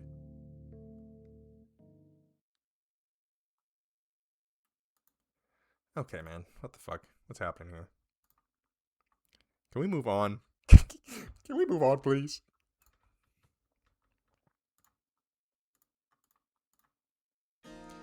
I felt wonderful that morning, so I went to school for the first time in a while. I dashed my way through the indistinct crowds of students. It felt like I was on top of the world. As per usual, I rested in the infirmary bed. Dr. Akizaki said nothing. That was no surprise. After all, I was Toko. And if I was Toko, then it was only natural for me to rest here. I fell into a very deep slumber. My body was heavy like lead, but even so, I had to go. I erected an easel in a corner of the schoolyard and gripped my paintbrush. I drew just like Toko always had. My stomach growled at some point. It only dawned on me then that I hadn't eaten much lately. Perhaps that was why my body felt so sluggish. Still, I kept on painting. Something like this wouldn't have stopped Toko after all. I put my painting implements away and made my way home come twilight. Professor Tokisaka hadn't shown his face today. He must have been off doing detective work. I found myself quite attracted to him ever since we slept together the other day. Was this also what Toko had felt? My body and mind were syncing with Toko's, but something was missing. Excuse me. It perplexed me as to what that could be. I was Toko. I'd become Toko and had even slept with Professor Tokisaka, yet something crucial was lacking. I was Toko. Toko. And yet... My vision suddenly went dark. My senses failed one after another. Oh no. My body was wobbling. I promptly stuck a foot out to destabilize myself, but I couldn't fight it, and thus I staggered a few steps forward. I saw something blue approaching me, but by the time I realized it was a giant truck, I collapsed to the ground. The truck's wheels had crushed me like a weightless feather. Did something happen to me? I couldn't move. Though only barely, I could make out the school gates through the dim line of sight. Clouds of dust scratched at my eyes. I could see someone running toward me from afar. It was... Yeah, Toko. Toko. 私の真似をした気分はどうだい？真似だなんて。私はトウコなんだよ。でも私はここにいるよ。君は間違いなく What the fuck 水 is 原トウ happening? コなんだ。はあ、そうだったんだ。トウコがまだいるんだったら、私がトウコになれるはずもなかったんだね。ふふ。ゆっくりおやすみよ、トウコ。ええ。ありがとう、トウコ。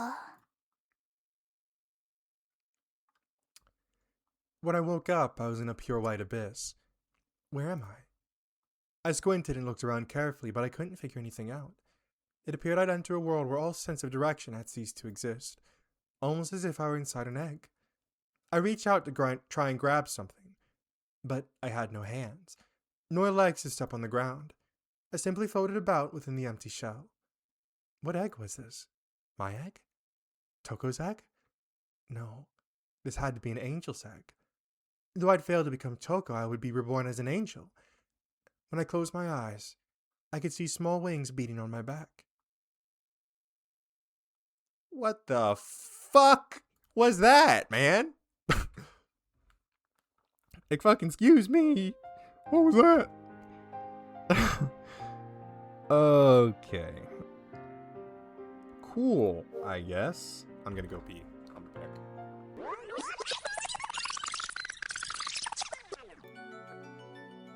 They were indeed suspicious that I could fishy during the investigation, but I didn't have any hard dirt on them. Maybe I need to investigate some more.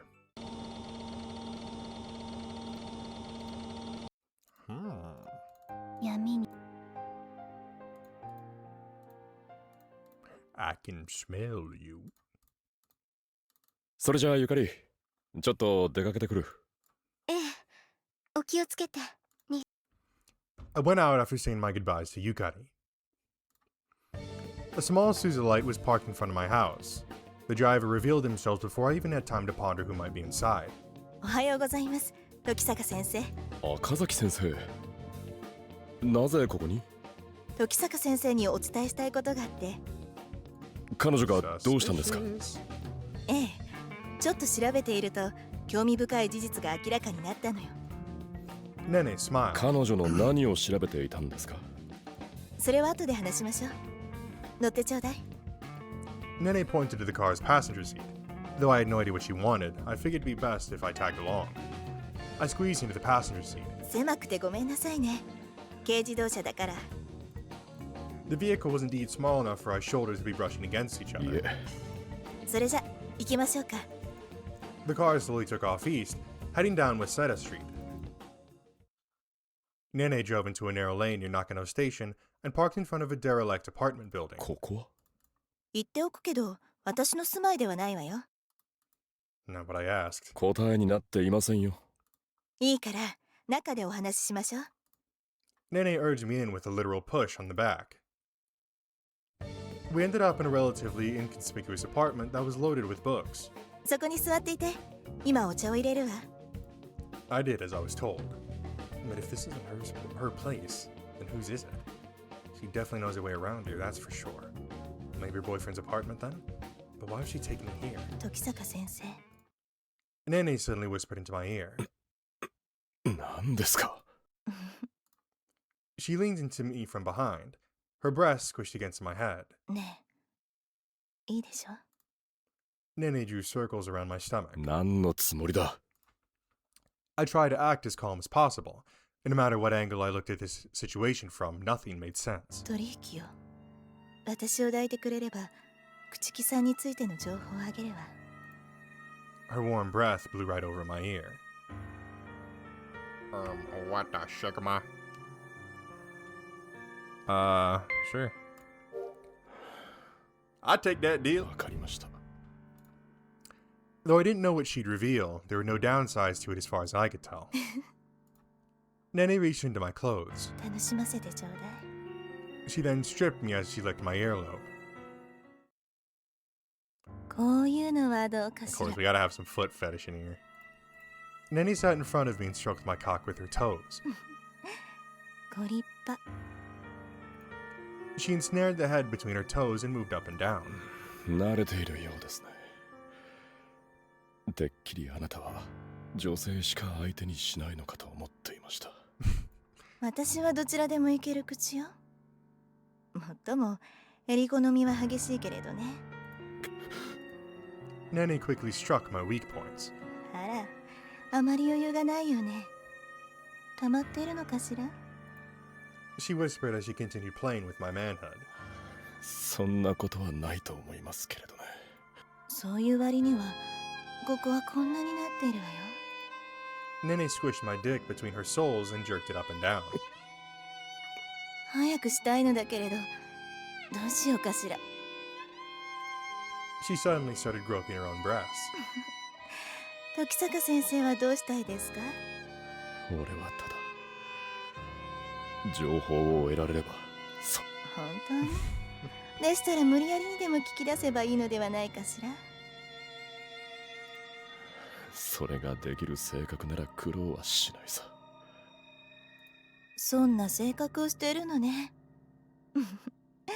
じゃあこれならどうかしら Nene drew her feet back and sandwiched my cock between her breasts instead.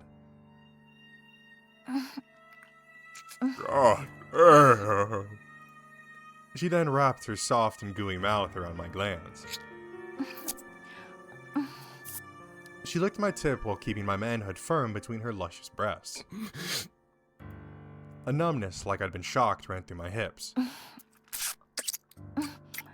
It almost felt like my very soul was going to get sucked into her mouth. Damn. 気持ちいいでしょ Nene swung the upper half of her body to and fro. Saliva trailed down my rod and trickled through her cleavage. She slurped lewdly and loudly on my cock, crushing her breasts.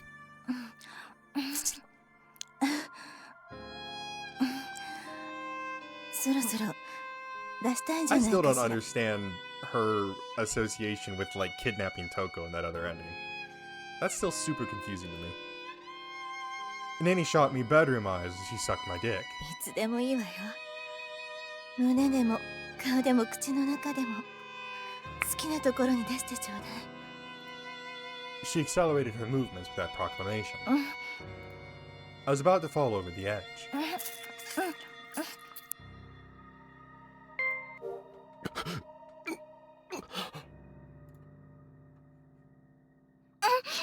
I shot my load right into her mouth. Nene loudly gulped. 濃くておいし Cum dripped onto her breasts from her open mouth. いねえ先生私も欲しくなっちゃった What is happening? Nene muttered that as she licked some cum off herself. まずはこれを元に戻さないとね She then started moving again, my shrinking manhood still sandwiched between her breasts. 元気ねこれで何人の女の人を泣かしてきたのかしら And then he played with my cock as it grew bigger and bigger. もしかして朽木さんもそんなことはどうでもいいでしょ I stood up. うお望み通りに入れてあげますよ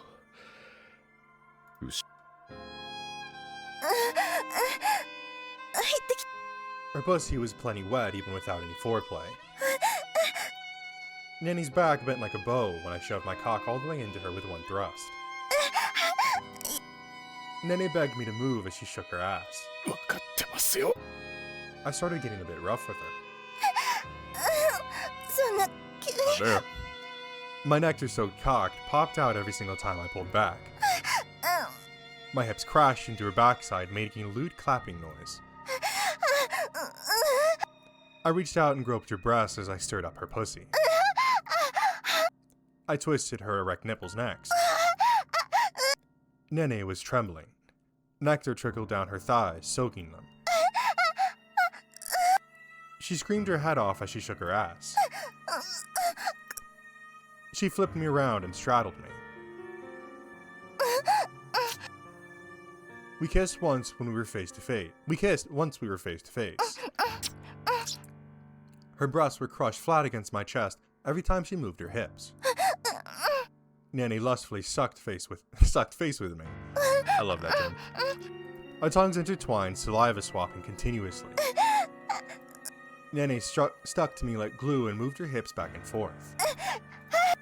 Her panting tickled my ears.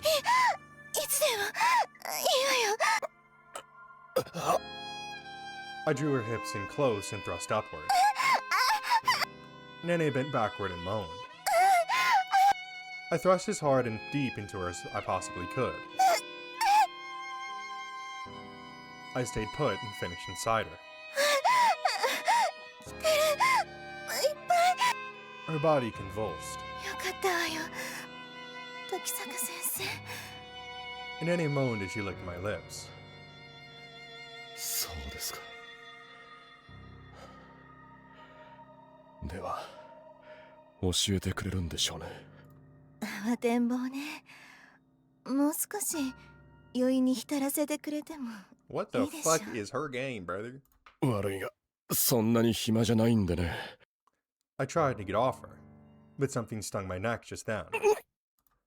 Nene had pulled a syringe out from somewhere. プロポホールよ。静脈から投与すれば、10秒ほどで意識を失う。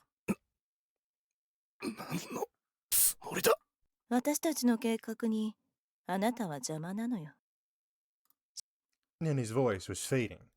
No, it was my consciousness that was tuning out. This motherfucker. I collapsed to the floor. The last thing I saw before I passed out was a man's shoes. And we know who that was. Eventually I came to. However, I couldn't so much as budge an inch. I was on the floor, my arms tied behind my back. My captor had been conscientious enough to gag me too. Not a single light was on. Is this the same room? No, it doesn't look that way. I couldn't tell how much time I'd been out, though I imagined it couldn't have been that long. My eyes got used to the darkness soon enough. It seemed I hadn't been moved. Much to my surprise, though, it was night already. Can I get out of this place? I squirmed about like a worm, but my arms and legs were bound fast. Even loosening my bonds wasn't an option. I rolled about until my back collided with something. Whatever it was, felt soft. Not to mention cold. No, more like it had no heat whatsoever. However, I had an inkling as to what it was, albeit vaguely. I moved my arms and managed to touch the object with what little freedom my fingers had. It was soft enough for my fingers to sink a bit into it. A corpse that had yet to undergo rigor mortis. But who is it? I had to find out. Thus, I twisted my body until I was facing the other way. When I made eye contact, I found none other than Nene Akazaki. She was face down, her widened eyes bloodshot and clouded over. Her cheek, pressed into the floor, had started going red from liver mortis, and her jaw was frozen in wide open state. She'd been dead for several hours. Cyanide, probably. Had she committed suicide? No, if she had, then she wouldn't have been in this place. That meant a third party had killed her. But who? Were they still around? I strained my ears to help sense any surrounding presences. However, there wasn't even so much as a squeak from a mouse. Did no one else live around here? If so, then did that mean I'd never be found? Damn it. I rolled across the floor and bumped into chairs, walls, or whatever else was around. Part of me prayed that someone would hear the noise, but what little hope I had was dashed when I heard no other sounds apart from mine, no matter how long I kept at it. This wasn't going to work. I was better off conserving my energy. My gag was damp with saliva. I never knew that not being able to move around could bring out such profuse agony. Time had passed. Nene Akazaki's corpse had decayed more and more. Her pupils had completely glazed over, while her eyeballs were falling apart. Her parched skin had cracked, while blisters were forming where her blood had gathered. Tiny white maggots had made their home in her mouth. All I did was stare at her all day long. I didn't feel like moving. My stomach growled with hunger. I bit into the gag. It had no flavor. Still, the saliva that soaked into it quenched my thirst, if only with a single droplet. I could see the moon split perfectly between light and shadow. It hung high in the dark sky. My nose had long since ceased to function. Flies fluttered around me. Some of them perched on her eyelids. Akazaki's body was but a shadow of its former self. It had been reduced to nothing more than a black lump. That would probably be me too before long. I'd lost all sensation in my fingers. It had been ages since I'd heard anything apart from the buzzing of fly wings. Had someone found me? Huh? What was that? It seemed like something had been thrown in. I moved my head with what little strength remained. Lying there was Toko's limbless body. Oh, so that's what it was. Okay, that one.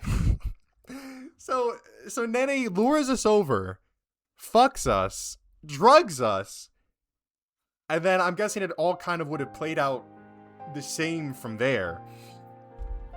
Because we know that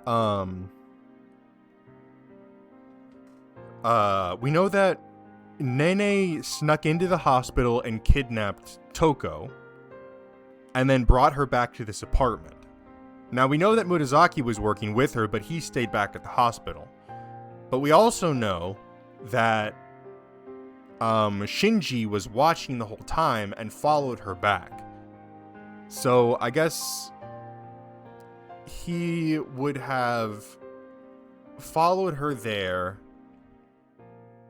or maybe, who knows exactly how it happened. All I know is that at least in that one ending we got, she had managed to get all the way back to the apartment, at which point she was attacked, killed, and then taken, Toku's body was taken. So, assuming that it was Shinji, I guess I just find it interesting that he killed her with cyanide, out of all things. Which maybe kind of makes me think that maybe it was Murasaki who had ended up killing her. And then he took Toko's body. Then he went to go get Toko's body or something like that. But, okay. So we just die, I guess, of starvation.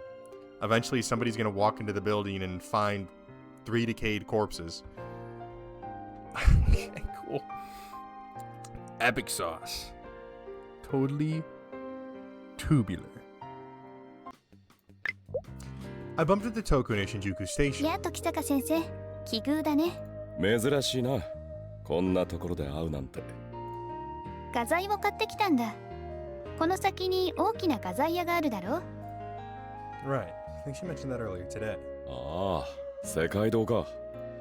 そうそう。大抵のものは揃っているから助かったよ。Toko smiled as she shook the paper bag in her hand. 今日はいろいろあったのに、頑張るな。まあね。何があっても、私は絵を描きたいから。Toko glanced at the ground. さすがに今日のは驚いたけれど、私は見ていないのだけれどね。見なくて正解だよ。そうだね。また倒れたらシャレにならない。Toko chuckled drolly. またって。最近多いのか。どうだろうね。いつもと変わりないと思うけど。I took another look at Toko's face and realized she was rather pale. 今だって辛いんじゃないのか。ちょっと寒くなってきたからだよ。So she knew it too. 俺の事務所が近くだから少し休むか。へえ、探偵さんはそうやって女の子を口説いてるんだ。違うって。俺はだな。分かっているさ。じゃあ少しだけお邪魔するかな。Toko took my arm. おい、行くんじゃなかったのかい？ Toko whispered into my ear. However, it didn't seem like she was flirting with me. She was practically leaning her whole weight into me. Was it really taking her that much effort just to stand? I twined my arm around Toko and helped her over to my agency. Toko flopped down onto the sofa once we entered my office. 下着が見えるぞ。見たいのかい？ Toko seductively lifted the hem of her skirt in an attempt to tease me. バカ言うな。Toko giggled, closing her eyes. So she really had been putting on a brave front that whole time. 何か温かいもの飲むか。お構いなく。Toko shook her head, eyes still shut. I boiled some water in the kitchenette. When I sauntered back into the room with the kettle in hand, I found Toko staring curiously at my bookshelves. どうした？写真を見ていたの。Toko stared at a photo of me, Yukari, and Yukiko in a picture frame. この人がユキコさん？ああ。I poured the water into a teapot as I answered her question. そう。お茶飲むか？そうだね。いただくとしようか。Toko reached for a teacup. She must have changed her mind. 暑いからな。うん、大丈夫だよ。She gripped the cup, the steam wavering due to her quiet murmurs. 今、人身事故の影響で中央線、総武線ともに運転を見合わせております。A station employee by Shinjuku Station shouted that at the top of his lungs. あっちゃ西武新宿線を使うしかないか。でも、あっち使うとうちが遠いんだよね。あとは京王線を使うか。都電で荻窪まで行く方が。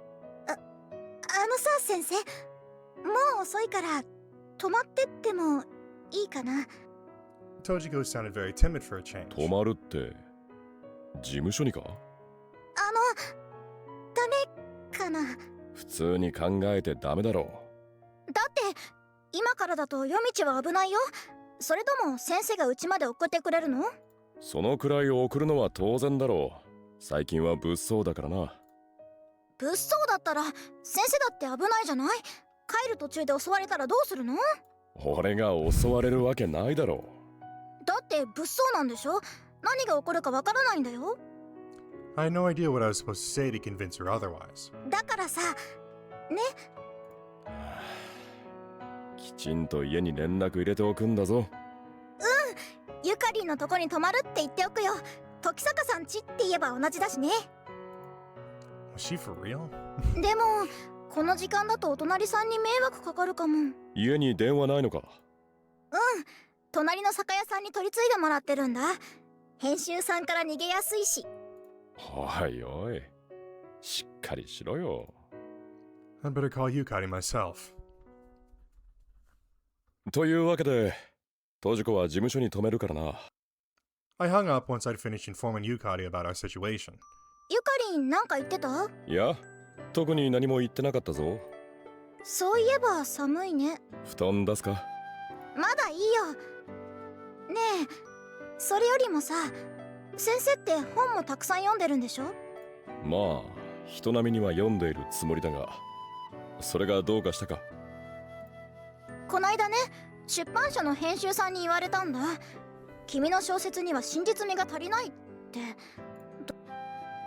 Tojiko started unloading on me. だからいろいろと経験をしたいんだよね。こないだ学校で見たあれも不謹慎かもしれないけれど参考にはなったんだ。あれか。さすがに生の死体を見たのは初めてだったから驚いたけどね。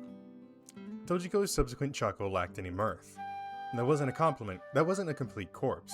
She'd only seen chunks of human flesh. An actual dead body was undeniably the husk of a former human, the sort of thing that served as a spine-tingling reminder of mortality. あとさ、恋愛系の描写が弱いって。私は本格ものを書きたいからそういうのはいらないかなって思うんだけど、ちゃんとした恋をしないとダメなのかな。俺が知るか。Hell if I know. ねえ先生。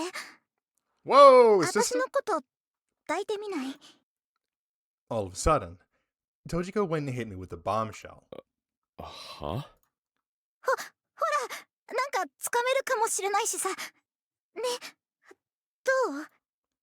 She sidled up to me as soon as she asked the question. どうもこうもないだろう。 I grabbed Tojiko's face and pushed her away. バカなことを言ってるんじゃない。だいたいお前みたいな貧相な体じゃ。ひだ、私だって脱いだらすごいんだよ。Tojiko tugged her collar and tried to show me what was underneath. ああ、はいはい、すごいすごい。Hey, like hell I was gonna play along with her. 朽木さんとはしたくせに。したって。そりゃ、あれだよ。だから。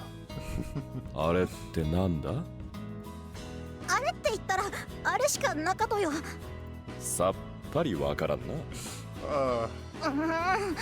本当は分かってるくせに。いいから寝るぞ。襲わないでね。Alright, Tojiko, calm down. 誰が襲うか。I threw Tojiko a blanket and pillow, then got her set up on the couch.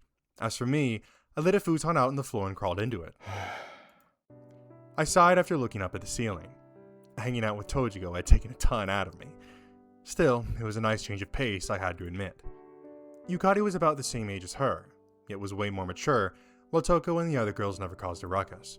Nozomi would laugh and called me an old fogey for having thoughts like these, and maybe he'd be right for it. Well, whatever. Time for bed. Or not. But sometime later... A sudden scream shattered the veil of silence hanging late into the night. どうした、トジコ。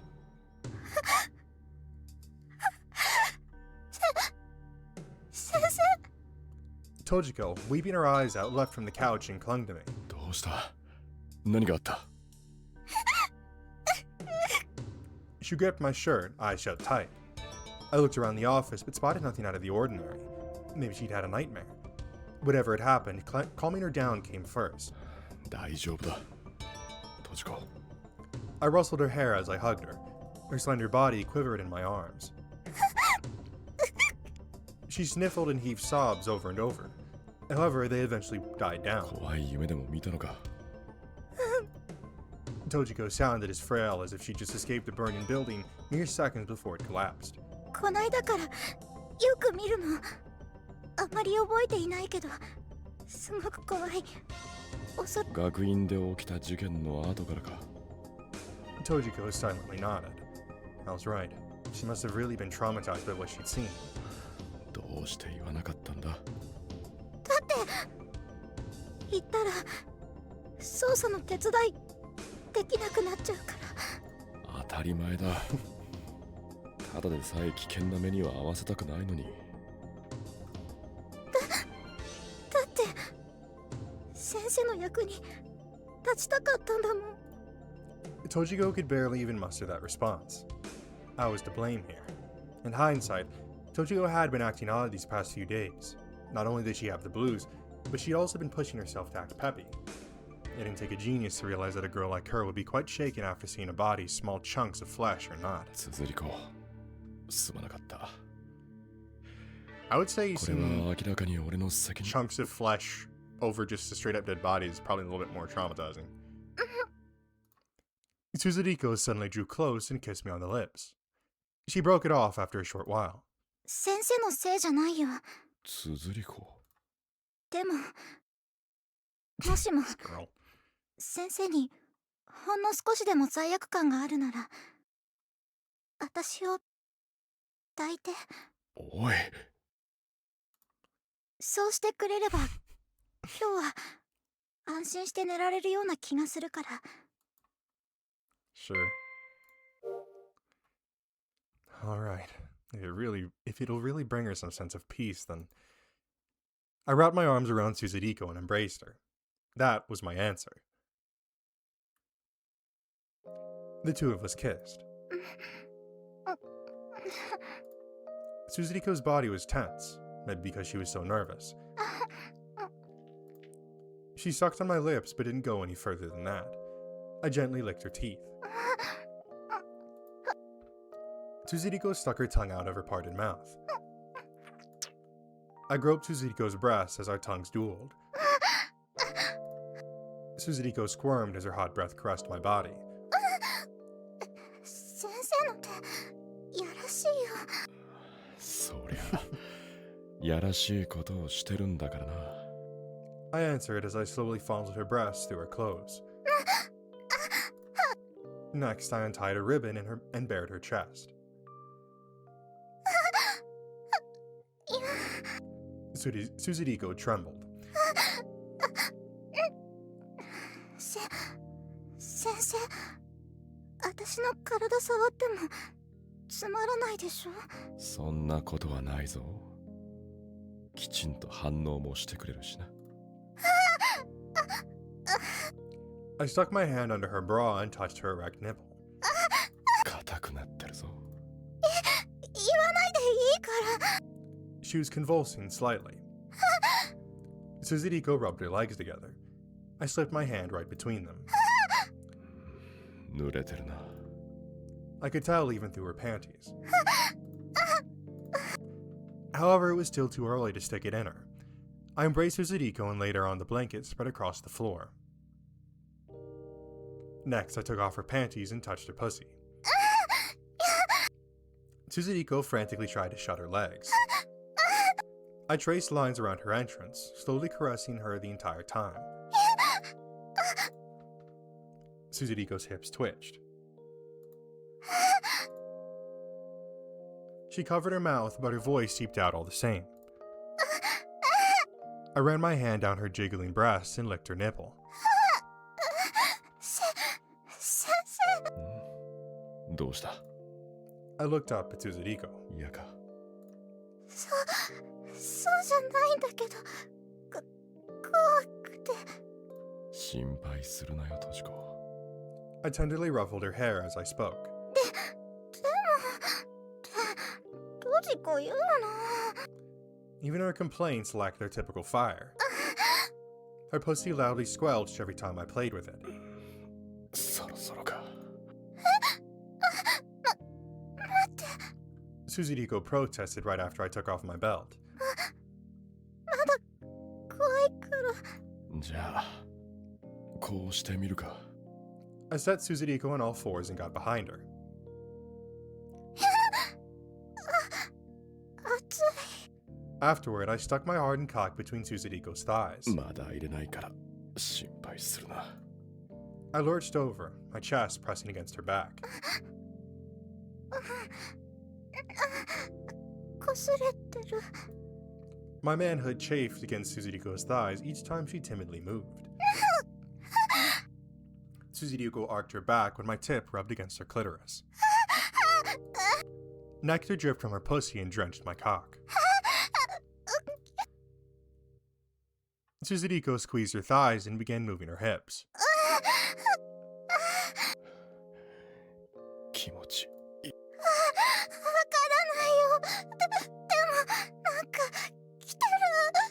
She stretched out her arm and touched my dick.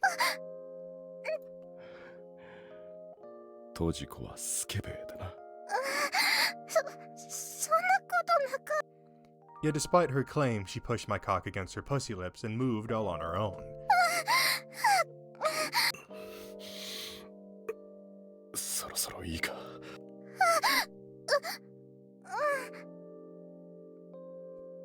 I don't know, bro.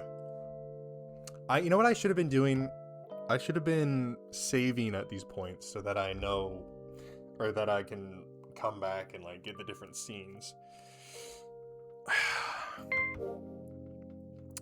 I kept Suzuriko firm in my grip as I sat on the sofa. 行くぞ。 My cock forced its way through her tightly shut passage. Suzuriko gripped my arms so hard that they hurt. 大丈夫か？ 痛いけど大丈夫だから。 Suzuriko smiled despite the tears trailing down her cheeks. My manhood was already wholly buried in her. Suzuriko panted wildly. Suzuriko! She screamed as she began to move by herself. 無理はするなよ。やっぱ痛かった。ゆっくりとなら問題なさそうか。どうてみて。I slowly thrust my hips. I started swinging in and out of her to rock her body as much as possible. Our genitals squelching reverberated loudly through the room. Suzuriko shook like a leaf.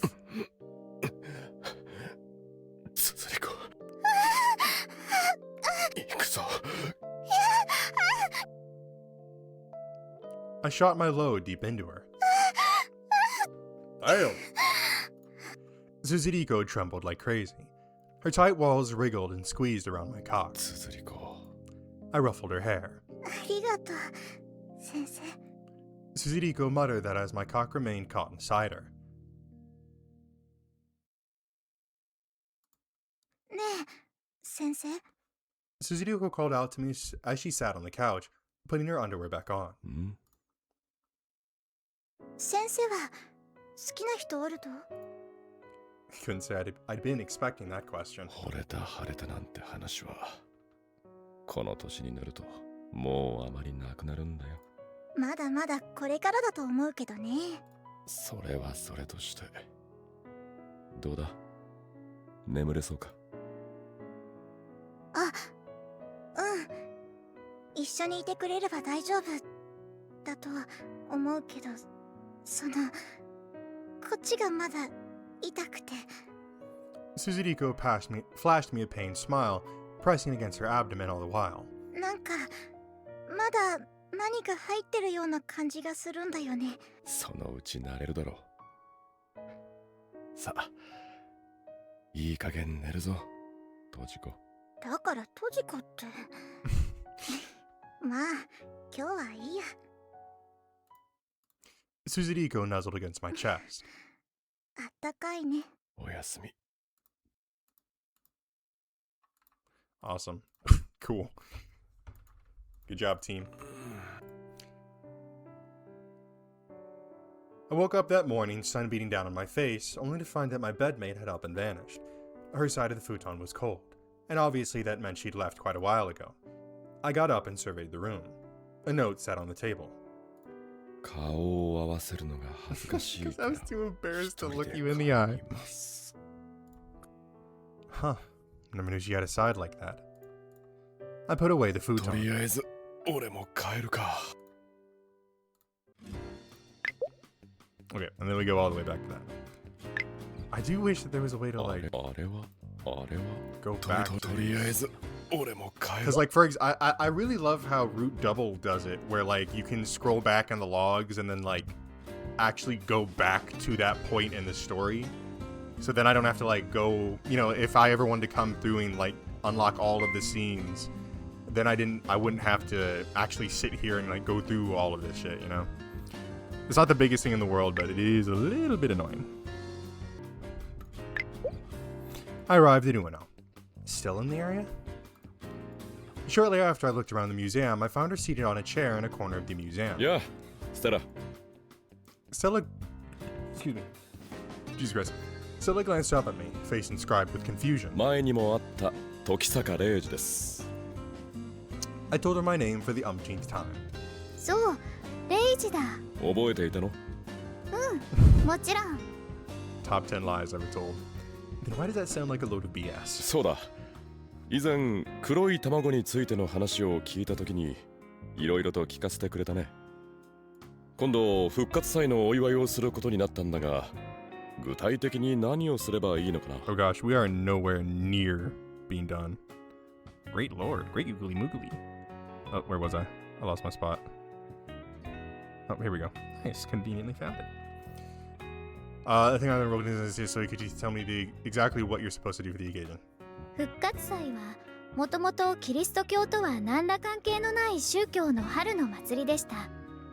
しかし布教の際に意味を変えたものが普及したと言われています。俗に言うイースターエッグはウサギが運んでくるとされています。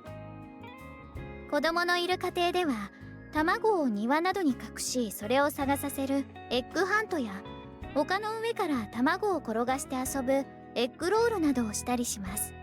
他にもプレゼントやチョコレートの交換などの風習もあるようです。ほう、いろいろとするんだな。うん。ありがとう。おかげでなんとか基礎知識くらいは身につけられそうだ。そう。それじゃあ俺はこれで。うん。I disembarked from the train at Shinjuku Station and was strolling over the office one. 時坂先生。おや、佐藤さんじゃないか。どうしたんだいこんなところで。部活の練習で出てきたんです。もう終わって帰るところですけれど。なるほど。そうだ、ちょうどよかった。ちょっと事務所まで来てもらっても構わないかな。何の用事ですか？君に渡したいものがあるんだ。ゆいの。わかりました。Ayumu nodded. It wouldn't do me any good to keep holding on to it after all. では行こうか。お邪魔します。Ayumu bowed before stepping into my office. そこに座って待っていてくれ。I'd left the stuff forensics returned on my desk, if memory served me right. I shuffled through the stack of envelopes and papers until I finally found the book. The blood had been cleaned off, but I put the dust jacket on anyway before handing it to Ayumu. 彼女が持っていたネアニスの卵という本だ。Ayumu said nothing. Instead, she simply stared at the book. あまりいい境遇にあった本とは言えないが、君が持っていた方がいい。はい。ありがとうございます。She clutched the book dearly to her chest and bowed her head. I paused in front of Moonworld and mused over what I told Hirotsuki. I knew better than anyone that constantly blaming yourself never did any good. Hell, I never would have gotten back on my feet without the support of the people in my life. And that just went to show how painful it was to lose a loved one. あら、時坂くん。Kyoko was all by herself behind the counter. 一人か？ええ、初音ちゃんはお休み。実家に帰っているわ。そうか。残念？そんなんじゃない。あら、元気なさそうに見えたわよ。それこそ。I pulled out a cigarette and planted it between my lips. A second later, I lit it and sighed out the fumes. 今日はお酒にする？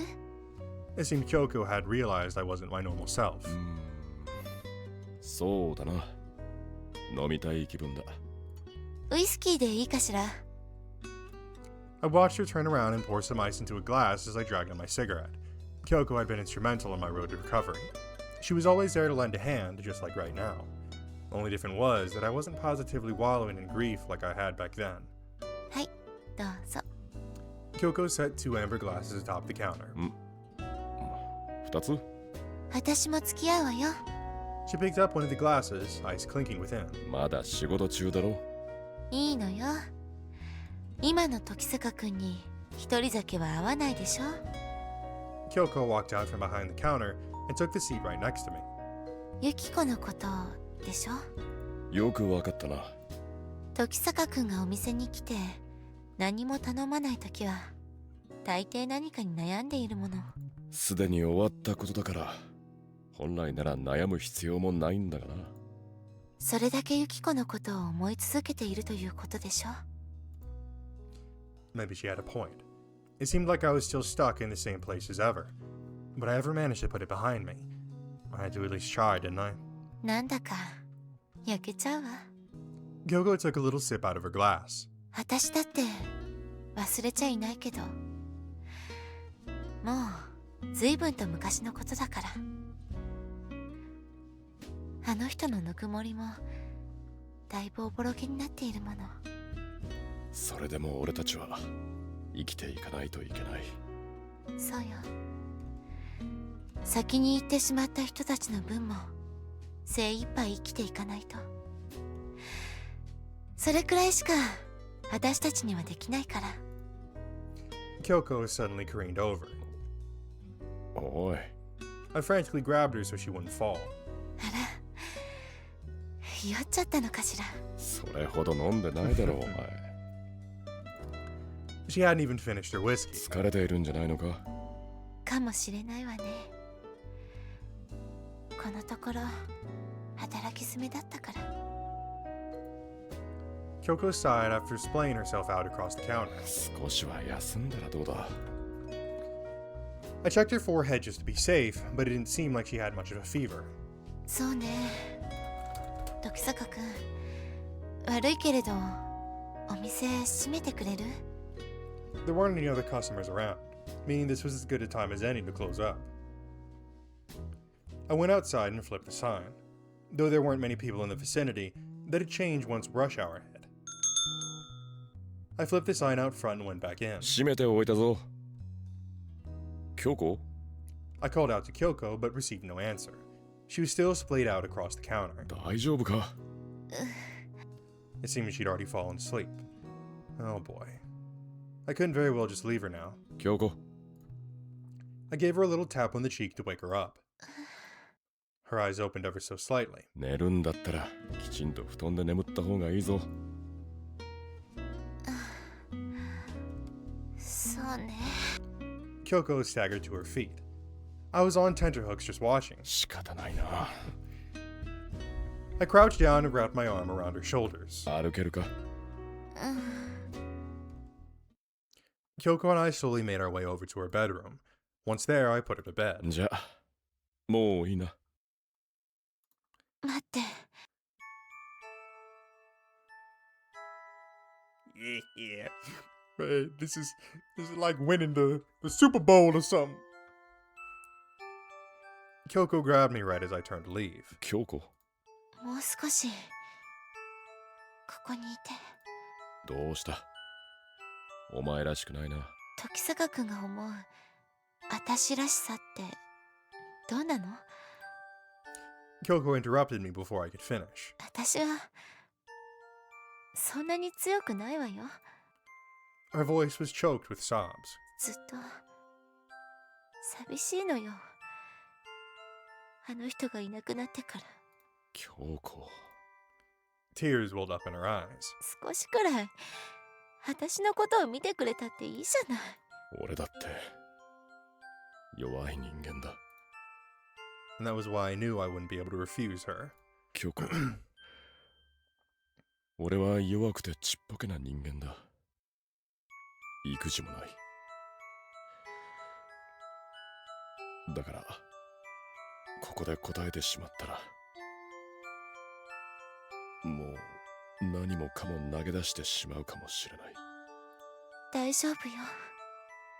私が好きな時坂くんはどんな時にでも前へ行こうという意志を持っている人だから。 This is the true relationship path right here.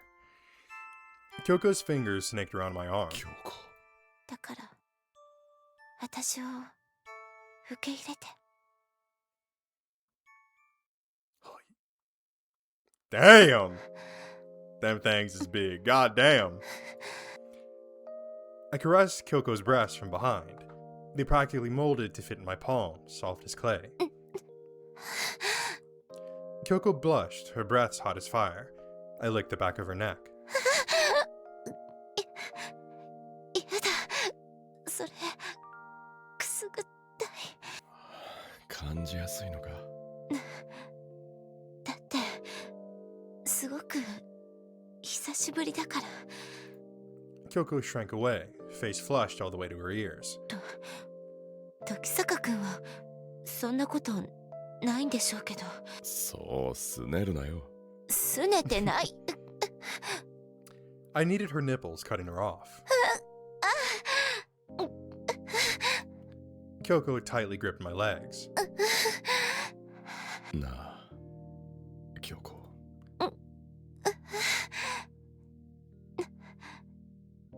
何？ Kyoko looked at me with bleary eyes. 自分で慰めたりはしないのか？知らないわよ。 Kyoko awkwardly looked away. こっちもいじらないのか？ I reached for her crotch. いや、知らない。 Kyoko squirmed and tried to escape my grasp. もう私謝ったことしちゃったかもしれないわね。悪い悪い。 I pacified Kyoko before her pouting got out of control, then groped her breasts once more. そうやってごまかすんだから。 Kyoko grumbled and touched my crotch. She quickly drew back her hand, only to touch me again. 時坂くん。なあ、京子、一つ頼まれてくれないか？これでいいの？ I like how the only characters we've gotten boob jobs from are from the characters with boobs big enough to like actually do it. But and it's not so much the fact that it's like, well, of course their breasts are big enough to do it, so of course they're gonna do it. But it's like the fact that it's so consistent. I mean, I'm pretty sure Orihime did it, Nene did it, now Kyoko's doing it. But did we have Togo do it? No. Did we have Suzuriko do it? No. Did we have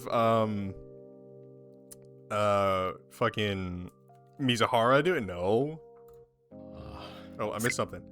Kyoko squished my cock between her breasts, bewilderment coloring her face. Kyoko slowly and awkwardly began giving me a titty fuck. Kyoko licked my tip.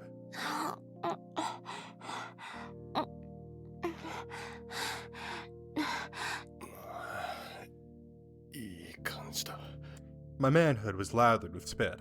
I heard a squelching sound each time Kyoko moved.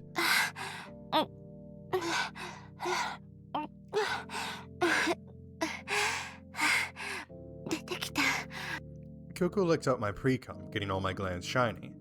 My cock chafed as it grew slippier and slippier.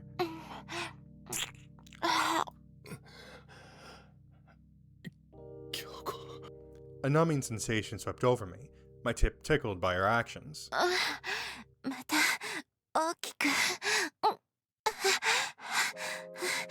Kyoko threw her heart and soul into her emotions. Kyoko!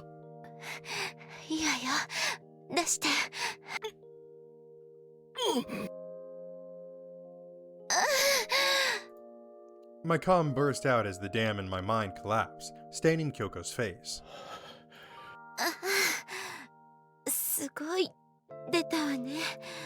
Kyoko scooped some cum off her cheek and stared intently at it. Kyoko clung to me.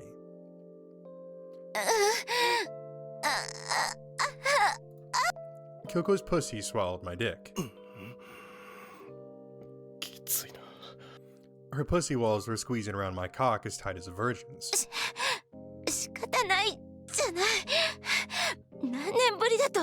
Hey man, she's better than fucking Reiji over here. He's damn well getting his rocks off, but he's getting his rocks off to fucking kids, bro. Kyoko moaned, gushing nectar. Eventually, her pussy devoured my whole cock. Kyoko caught her breath as she placed her hand atop her abdomen. She let out carnal moans each time she moved.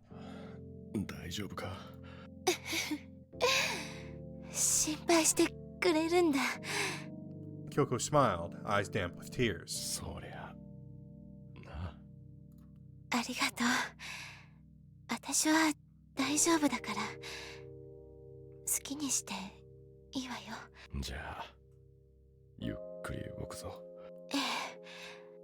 Our genitals loudly squelched each time I thrust in and out.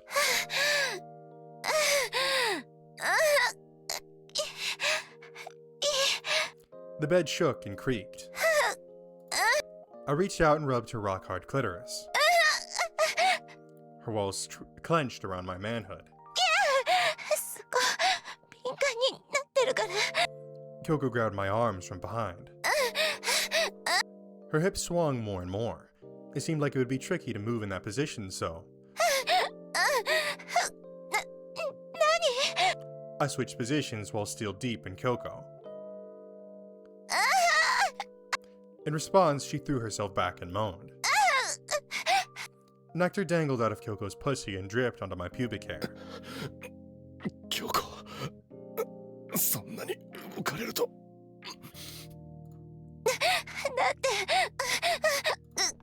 I stared at Kyoko's face as I watched her fall to pieces before my eyes.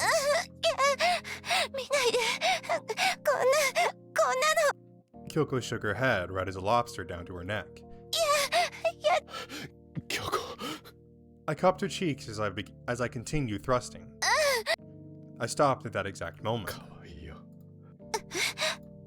Her pussy walls clenched hard right as she gasped, clamping down on my manhood for dear life. 何言って I thrust hard, trying to cover up that embarrassing slip of the tongue. Kyoko's jiggling breast squished against my chest as she leaned forward. We hungrily devoured each other's lips. We laid into each other, our lips entwining and our saliva overflowing. Kyoko, そろそろいいか。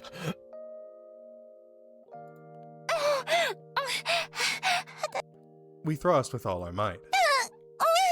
Juices loudly splattered every time our hips met.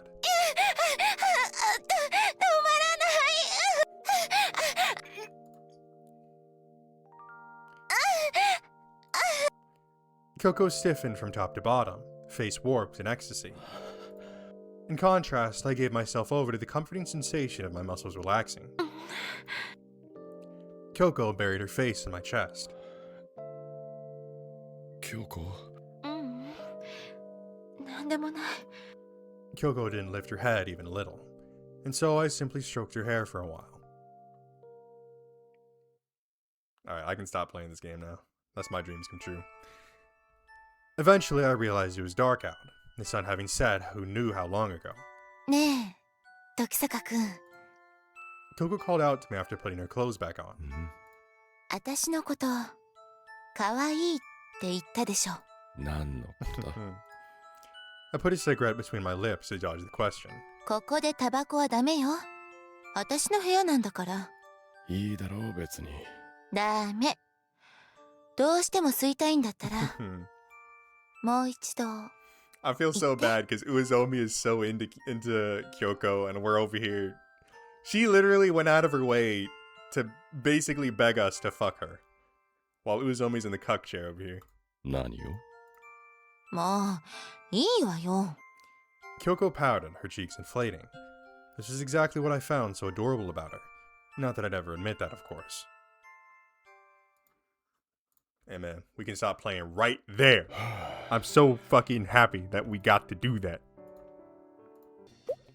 I went to the art museum in Ueno. However, I spotted Sella sitting on a bench outside just as I was about to stroll in. おやステラ Stella was clutching a pencil and studying the Ueno landscape. She replicated the scenery before in a sketchbook, my words going in one ear and out the other. へえなかなかうまいじゃないか。 Seriously, she seemed like she'd be right at home with Yukari and the gang. え描くの好き Stella looked up at me. 描くいや俺はいいよ。 I shook my head when Stella offered her pad and pencil. そう Stella contemplated me for a while before abruptly returning to her sketching. She looked pretty lost in her work. Wait, work? ステラ仕事は Stella snapped out of her reverie and got up. やっぱり忘れてたか。忘れてない Not exactly convincing, since she was hightailing it back into the museum and all. おいおい年頃のお嬢さんが寝てる部屋に俺が入っちゃダメだろう。あらそんな固いこと言うなんてそういうところ嫌いじゃないけどねでも時坂くんだったら大丈夫よ Kyoko smiled. 時坂くんだったら初音ちゃんも安心するでしょうから言ってあげてそういうことなら仕方ないか。見てくるよ。 However, just as I got up, the door opened, revealing Hatsune. 初音くん Her face was flushed. She must have been suffering from a fever. あ時坂さんいらっしゃいませダメじゃないか寝ていないと。このくらいへっちゃらですよダメよおとなしくしてないと Kyoko ran over and checked Hatsune's forehead. まだ熱があるよねねえ時坂くん悪いけどこの子病院に連れて行ってくれないかしらそれは構わないが。 Probably best to take her somewhere local. The sooner she gets medical attention, the better. よろしくお願いね初音ちゃんもほら暖かい格好して Hopefully going back to the office would be just the medicine I needed to cool down. However, no sooner had I emerged onto the street than did I spot Ayumu amongst the crowds. It seems she'd noticed me as well. She approached, shadow of gloom cast over her face. 時坂先生その様子でははい。よそ宮先輩が。Ayumu hung her head. どうしてゆいも先輩たちもこんなことになってしまうのでしょう。つづり子は随分と慕われていたようだね。そうですね。いい先輩でした。みんないい方たちばかりです。Her shoulders were trembling. そうだな。どうして必ず俺が犯人を見つけ出すから。泣くんじゃない。すみません先生。Ayumu wiped her eyes. 気をつけてくださいね。そう心配するな。君たちの方が危ないんだ。できる限り一人では行動しない方がいい。はい、わかりました。送っていこうか。すぐ電車に乗りますから大丈夫ですよ。では駅まで。俺も他のところへ行くつもりだから。ありがとうございます。For that briefest of moments, I could have sworn the faint hint of a smile danced across Ayumu's face. I arrived at Moonworld. However, much to my surprise, the door opened right in front of me. あ、時坂くん。Kyoko was standing on the other side. 出かけるのか。ちょっと。あ、そうだ。時坂くんも来ない？俺も？ほら、そこで亡くなったよそ宮さんの。まだ行ってないんでしょ？ああ。よくわかったな。だって、時坂くんはそういうところがあるから。Kyoko showed me a small bouquet. タンポポ。ええ。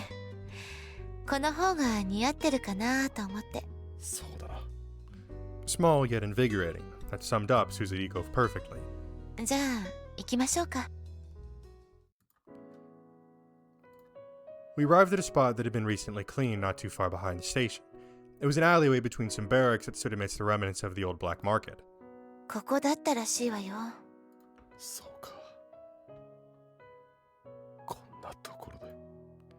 I'd heard it was a garbage dump. The cops who'd investigated the scene had probably cleaned the place up. And yet, they hadn't rid the air of the reek of trash that must have built up over so many years. I couldn't help but wonder if the smell of Suzuriko's body was amidst that rank. Kyoko got to her knees and placed the bouquet on the ground. I followed suit, clasping my hands and closing my eyes in prayer. Suzuriko, where are you now? I'll find you, I swear it. I know you'll be a little lonely until then, but please be patient. I went to Moonworld. A cup of joe really sounded good at the moment. あ、いらっしゃいませ、時坂さん。Hatsune raced over the moment I stepped in. 初音くん、コーヒーをもらえるかな？はい、わかりました。She turned around and darted back. 元気があるのはいいことだな。何よ、年寄りじみちゃって。Kyoko teased me from behind the counter. そんなんじゃねえよ。最近俺の気持ちの方が沈んでいたからな。そう思うところが年寄りじみているというのよ。She smiled as she brewed me a cup of coffee. 調子はどう？俺か？まあまあだな。そう。はい。Kyoko served my coffee. お仕事を頑張ってね、時坂くん。わかってるさ。I took a sip from the cup after answering Kyoko with a sardonic smile.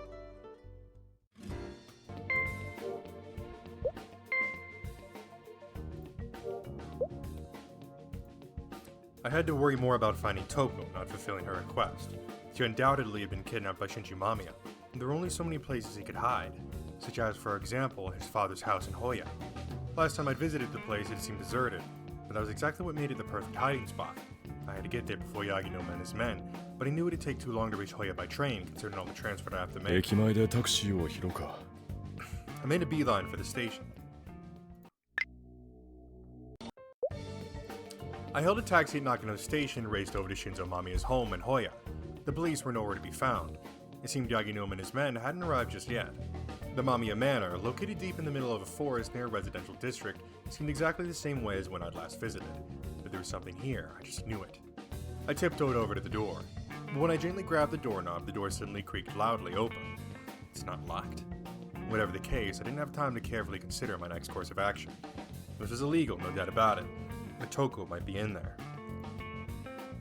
Thus, I had no choice but to throw caution to the wind. The inside was just as much a ruin as the outside. Layers of dust caked the floor, leaving a trail of clear footprints behind in it. Even the fine furnishings were all discolored, the glass shattered and warped into what looked like the fangs of a mythical beast. Furthermore, the surrounding cobwebs were thick with dust, with no signs of their masters or creators to be found. I covered my mouth with a handkerchief so I wouldn't cough, then cautiously made my way through the area. The newest footprint trail seemed to lead deep into the house. If these footprints were Shinji's, then he could have just been up ahead in that room. I opened the door and snuck a peek inside to discover what appeared to be a study. Someone was slumped over in the chair, but it wasn't Shinji Mamiya. Rather, this someone was far older than him. Mamiya Shinzo. The old man didn't even twitch when I said that name. I entered the room and closed the door. With that, I carefully approached the man and looked at his face. It was the old man I'd seen at the art museum in Ueno half a month ago. It seemed he really had been Shinzo Mamiya, just as I suspected. However, he appeared to be dead. His eyes were wide open, his face a blotchy red. He hadn't been dead for long, that was for sure. A dark brown medicine bottle was resting on its side atop the desk, while a drinking glass lay nearby on the floor. The label on the bottle read, potassium cyanide. I studied Shinzo's body. There were no signs of foul play from what I could tell. He'd taken the cyanide and brought his own life to an end. The faint speckles of livor mortis also had pointed to death by prussic acid poisoning. But why would he... Something was caught under the body. It was a white envelope. A letter, maybe. I took a handkerchief out of my pocket so as not to leave my fingerprints, then carefully pried it out. A peculiar scent of bitter almonds emanated from Shinzo's mouth. I grimaced as I opened the letter. The salutation read, Dear Shinji. The handwriting looked to be a match to the torn letter I'd found at Shinji's office, meaning Shinzo Mamiya had probably written this one as well. The letter itself was more or less the same as the other one. It was an apology to Shinji Mamiya. What had driven him to repeatedly seek atonement to the point he'd taken his own life?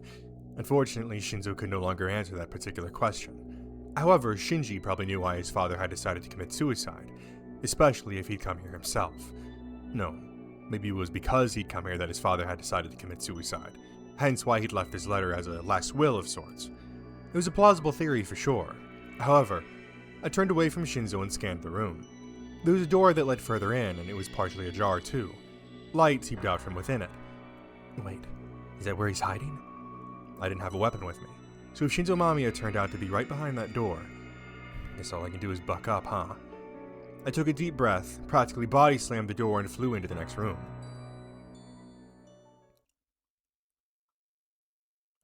A white domain surrounded me. It was an almost perfectly even world that made me think I was seeing the inside of an eggshell. However, the wall on the end was remarkably different. It was a fresco, a giant mural that nearly took up the whole wall. Furthermore, it was none other than... Right, Shinzo Mamiya's masterpiece that Toko had been so taken by at the art museum. This was probably the real one, the original. What's more, its intensity was on a whole different level from its smaller counterpart. In fact, I half believed the woman in the egg would jump out the wall at any second. That was how insane it seemed. No, it was insane. For right under the mural was...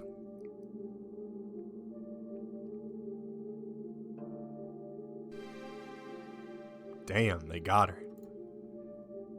Toko! Girl in shell. No, Toko was there like she'd emerged from the painting itself. Her upper half was jutting out of a giant eggshell. Her marble skin had turned ghostly pale. The only color on her was her black curved eyelashes and long dark hair. Toko. I slowly trudged over to her. In my heart of hearts, I wanted to run straight to her side. I wanted to race over and make sure she was okay. However, my legs didn't dare to so much as try, for I'd been completely absorbed into the world within the white shell. The closer I got, the clearer I could see the tragic state of her body. Toko's arms had been severed. The four limbless bodies Shinji Mamiya crafted had clearly all been practiced to perfect this final creation. Indeed, by putting Toko in the shell, Shinji Mamiya's own girl in shell was completed. Toko's eyes were closed, but her lips were curved into a smile. They were deathly pale, with not so much as a smidge of red adorning them, and parted slightly. She's alive? Toko. I took off running, freed from the spell. But right when I dashed over to Toko and tried to touch her, I finally realized the truth. The legs I thought I'd find crossed within the egg had never been there to begin with. I'd had my suspicions deep down. The other 4 victims had lost their arms and legs after all, so really it wasn't a surprise to see he'd done the same to her. Toko's eyes flittered open ever so slightly. I gazed at her face. She was grinning and looking right at me. Toko.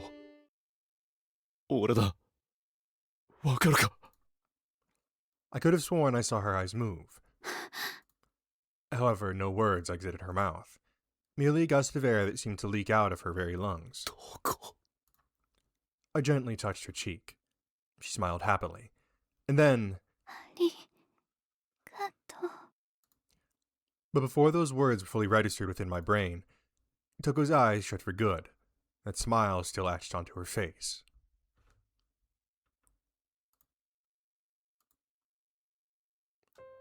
Yaginuma and his fellow cops arrived not too long after. They worked extremely efficiently, wasting no time examining the 2 bodies in the manor. When Toko was taken out of the shell, she looked terribly, terribly small. At that moment, Girl in Shell died and reverted back to Toko Kuchiki. 裏の雑木林で間宮真司の遺体が発見されましたよ。 Yaginuma slowly made his way over to me. I hadn't budged an inch since Toko's passing. 随分と満足げな死に顔でした。あれはおそらく自殺でしょうね。そうか。 He chosen to pass on upon completing his Girl in Shell, huh? 一連の事件は被疑者の死亡をもって全て解決しました。先輩、全て終わったんですよ。そうだな。 I could tell he was probably trying to console me. If nothing else, at least this was all done and dusted. Far too much blood had been shed, but it was finished. ご自宅まで送らせますか? And then, if I remember correctly, Yaginuma, his whole thing is that his little sister... I'm pretty sure the father was abusive or something. Then... the sister... Oh no, yeah, the father would always beat him. And then basically the sister took on the beating, took the father's attention onto herself, so she was taking the beatings, but then he would also just continually, rape her. So then eventually it got so bad that she, basically fell into a vegetative state, and so ever since he's been like this, and been watching over her at the hospital. Yeah. いい。ここからなら歩いて帰れるさ。 I gave Yaginuma a little wave and exited the manor. It was already dark out. That white room had been far too bright. I couldn't see a thing around me. Still, I plodded down the narrow path. Uzomi was there, waiting for me right between the border of chaos and civilization. Yo. Nore. Uzomi pointed to his car. 歩いて行けるさ。いいから乗れ。 He grabbed me by my collar and forced me in. どこへ行くつもりだ? どこでもいいだろ。 Uzomi drove off after spitting out those words. The car raced through the moonlit streets. Neither of us spoke. The only other passenger was the choking stench of smoke. I had no idea where we were going. 朽木塔子はどの道長くは生きられなかったそうだ。 Uzomi broke his silence at long last. 事故の際、すでに瀕死だった。治療といっても生かされていた。それでもあいつは生きていた。そうだな。We stopped at Inukashita Park. もう桜も散る頃だな。ああ。Uzomi and I took a stroll around the pond. The girl I'd met there at the beginning of last month had decayed, just as her name indicated. 結局見つけられなかったな。 Toko's true self had ultimately eluded my grasp. She'd always seemed to be right there whenever I turned around. But now I would never hear that melodic voice as clear as a bell ever again. First Yukiko, and now Toko. Why was I always the one left behind? No, it didn't matter. I had to go on. Just like when I'd lost Yukiko. I had to keep on living, even without Toko. Well, ain't that depressing as fuck. Alright. So that's ending 2. So the first ending we've already got, naturally. So this is ending 2. Alright. So now we're loading save 7 back again.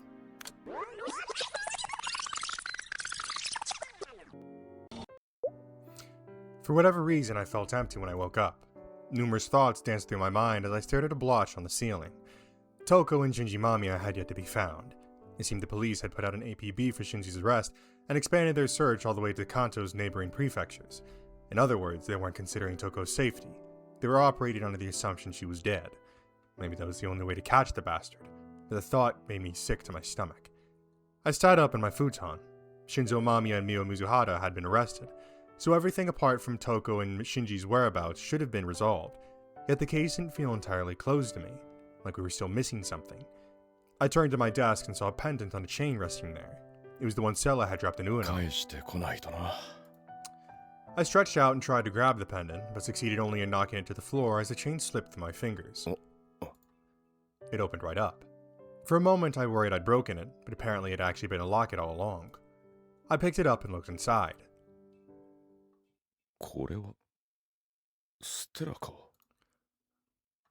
There was an old photograph in there, though exactly how old was a mystery to me, obviously.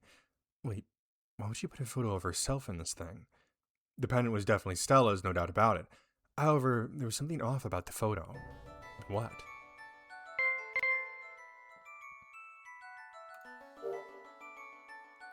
The area around her eyes, maybe? And that said, I couldn't tell the color of her eyes in this photo. So then, maybe it was something else.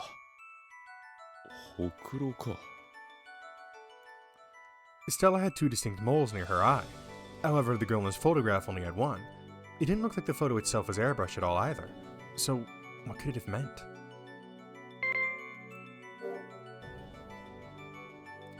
I was likely just imagining things. She probably just put a photo of herself in there. Yet, despite that thought, my mind just wouldn't let it go. Maybe I'll ask Stella about it later. I took the train over to Ueno. Although spring's warmth had finally blessed us, there weren't many people around, probably because it was a weekday. I made my way through the city and strolled across the park. It seemed the museum was already open for the day. However, their exhibit on Shinzo Mamiya had unsurprisingly ended. Though, honestly, I couldn't tell if that had been the plan from the start, or if the incident had something to do with it. Whatever the case, there wasn't a single trace of such an exhibit having ever been there. ステラですか？お休みを取って実家の方に戻っておりますが。それはいつからですか？昨日ですが、それがどうかなさいましたか？いえ、どうもすみません。Well, isn't this swell? Stella had stayed over in Gunma then. It only made sense. Of course, she'd be staying there a few days after having been away for so long. But then, what was I supposed to do now? 無担当の者ですけど。That voice. Wow, this sure is my lucky day. I turned around and saw him talking with the employee I'd just spoken to. ちゃんと先に電話してましたよ。どうしていないんすか？ Oh? The two seemed to be arguing. もう、どうしてこううまくいかないかな。やあ、森くん。I called out to the guy once I saw him trudging away from the employee. 時坂さんじゃないですか。何かあったのかい？それがっすね。ここの館長さんに取材の約束をしていたんですけど、すっぽかされてしまいまして。おお、それは災難だったね。ほんとっすよ。これからどうするかな。つまり暇になってしまったんだね。いや、まだ他にも仕事はあるんすよ。写真撮ったり。春名湖なんていいんじゃないか？春名湖って昨日行ったばかりじゃないですか。ってまさか。美術館の前に君のルノーが止まっていたね。いや、俺は裏の駐車場に止めて。やはり車で来ていたんだね。じゃあ行こうか。君の力がどうしても必要なんだ。I wrapped my arm around his shoulders and dragged him off. 必要なのは俺の車じゃないっすか。君は助手席で休んでいてくれても構わないよ。今度はおそらく迷わないだろうからね。冗談じゃないっすよ。もうどうしてこんな目に遭うんすか。もう。We arrived at the Sisters of Benevolence just past noon. All that getting lost yesterday had taught us how to get there faster, if nothing else. 森くん、ご苦労様。もう信じられないっすよ。なんでこんな山奥まで2日連続で来なきゃならないんすか。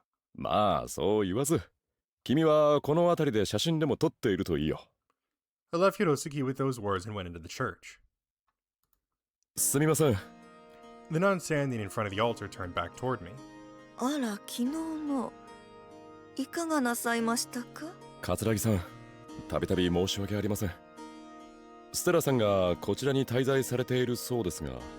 マリスでしたら湖の方にいると思いますが、何かあったのでしょうか？いえ、そう大したことではないのです。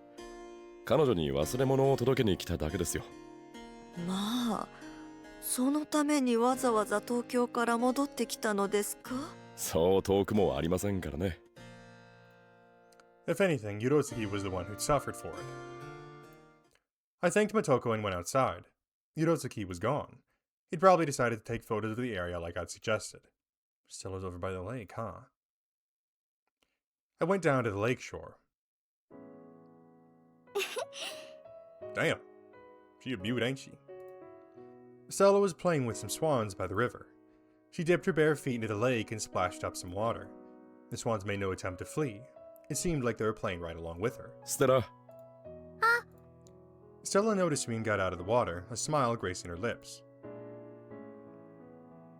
レイジ、どうしたの？昨日言っていただろう。これを届けに来たんだ。Stella's eyes widened when she saw the pendant in my hand. 申し訳ないけど、中を見せてもらったよ。自分の写真を入れているなんて珍しいな。Stella shook her head. これ、姉様。よく似ているね。もう死んじゃったけど。Stella gripped the pendant. そうか。戦争で？病気。体が動かなくなる病気。兄様が頑張ってくれたけど、治らなかった。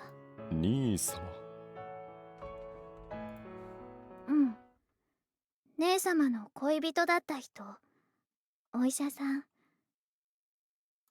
病院で？ Now that she mentioned it, I had seen her at a hospital somewhat recently. それは中野の朽木病理学研究所かい？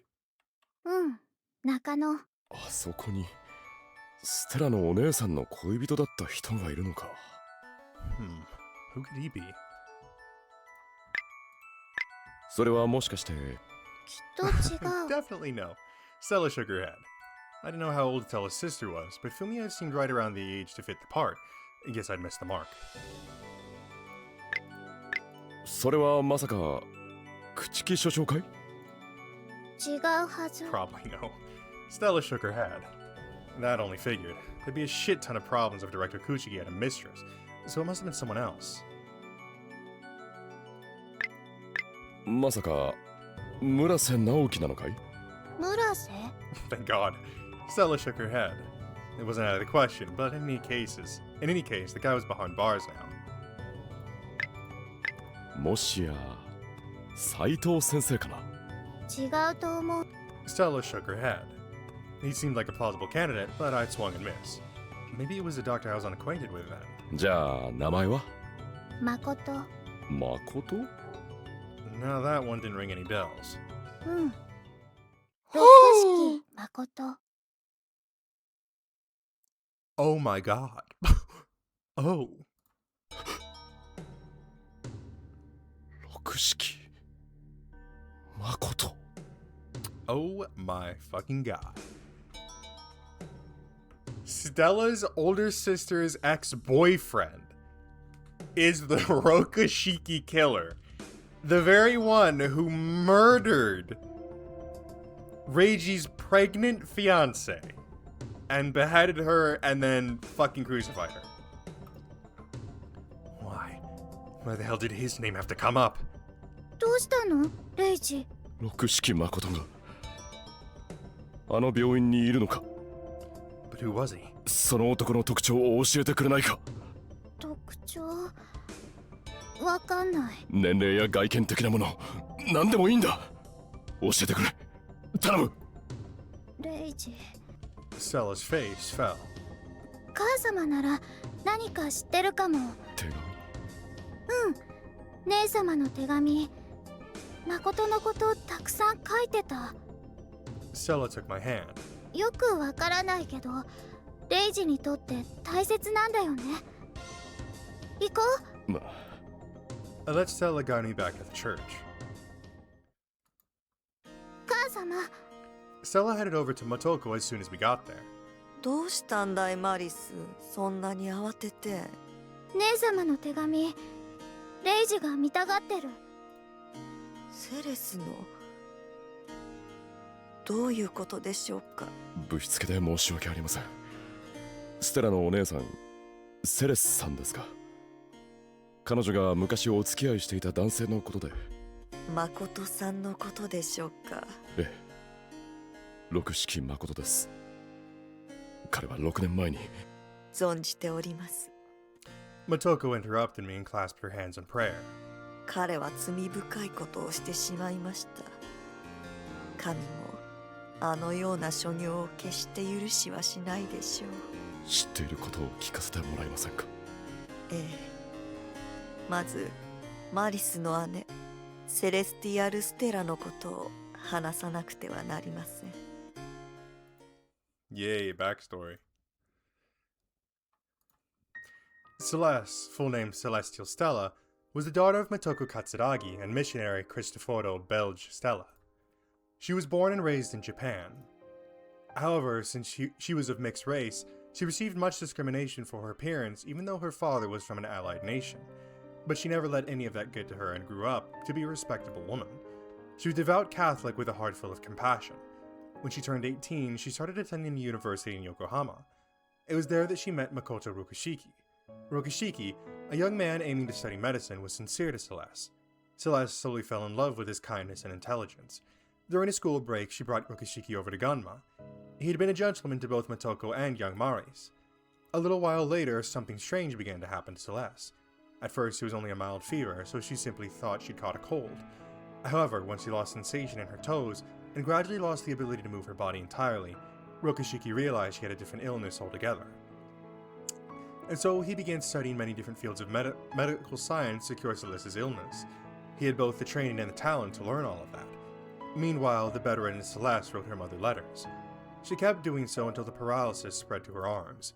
Celeste did her best to keep the contents of her letters as casual as possible. Often she would write about the sights in Yokohama she could see through her window, about Rokushiki, about his sister. She had Rokushiki write her final letter for her. He explained how she could no longer write or talk properly, and also conveyed her apologies and gratitude to everyone. After that, the letter stopped coming, and all contact with Celeste was lost. A few years later, in 1942, Makoto Rokushiki visited Gunma. He apologized to Motoko for failing to save her daughter. It seemed his trip had been delayed due to the outbreak of the war and issues regarding his family. Motoko never blamed him. Instead, she thanked God for providing her daughter with such a wonderful caretaker in her final years. It was around then that Maris was discriminated against by her peers and developed severe aphonia. Rokushiki treated her. It was almost as if he considered that penance for failing to save Celeste, no matter how trivial it may have been. Thanks to his efforts, Maris was eventually cured. It was then that Rokushiki gave her that locket with Celeste's photo in it and said, "Your sister is always there with you." So then how did he become a fucking serial killer? Motoko made the sign of the cross once he was done. 以来、彼がここへ来ることはありませんでした。そんなことがあったのですね。Thus far, I had only ever known Makoto Rokushiki as a cold-hearted murderer, but now that perception of him was beginning to fall apart. However, that still didn't change the fact that he was the one who killed Yukiko. He was my enemy, and he deserved to be hated. あなたたちにとっては恩人なのかもしれません。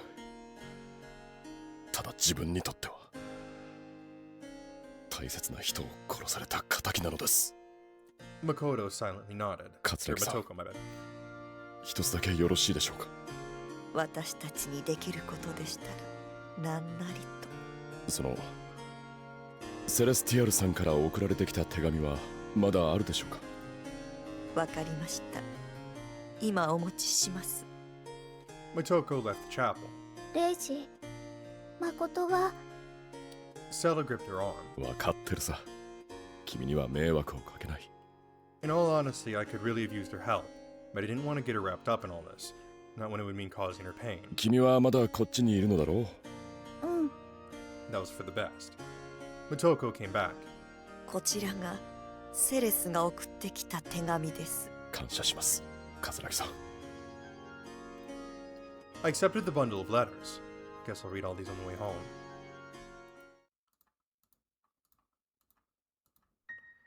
Dear Mother and Mars, it feels like it's been so long since I first came here. How are the two of you getting along? I'm doing well, though I can hardly move my legs and am confined to my bed. My spirits remain high. It doesn't appear that I can come back to visit anytime soon, so I decided to write this letter. Makoto has been taking very good care of me. What at first was an agonizing life has now become bearable thanks to him. His treatments are not just physical, but psychological as well. Simply talking to him soothes my soul. Whenever I ask him how that's possible, he just smiles and says because he's studying psychiatry. It seems he's trying to master every field of medicine that currently exists. I'm sure he can do anything if he sets his mind to it.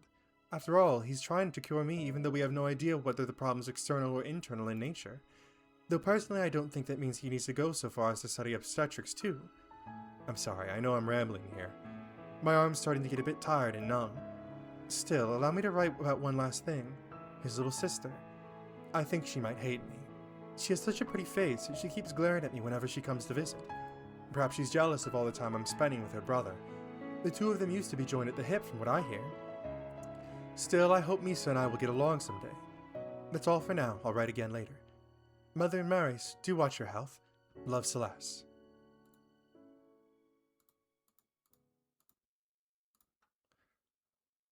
It was already dark by the time I returned to Tokyo. Perusing the letters had been most enlightening indeed. They'd opened my eyes to all sorts of things. おかえりなさい、兄さん。ああ、ただいま。何もなかったか。Yukari nodded. 先ほど魚住さんからお電話がありました。戻ったら中野の病院へ連絡を入れてほしいとのことです。中野？ええ、今日はずっとそちらにいらっしゃるとおっしゃっていました。Has something happened? わかった。ありがとう、ゆかり。I made a beeline for the phone. A sudden thought struck as I spun the dial. The Kushiki Pathological Research Institute, huh? There was a high possibility that Makoto Rukashiki was hiding in there.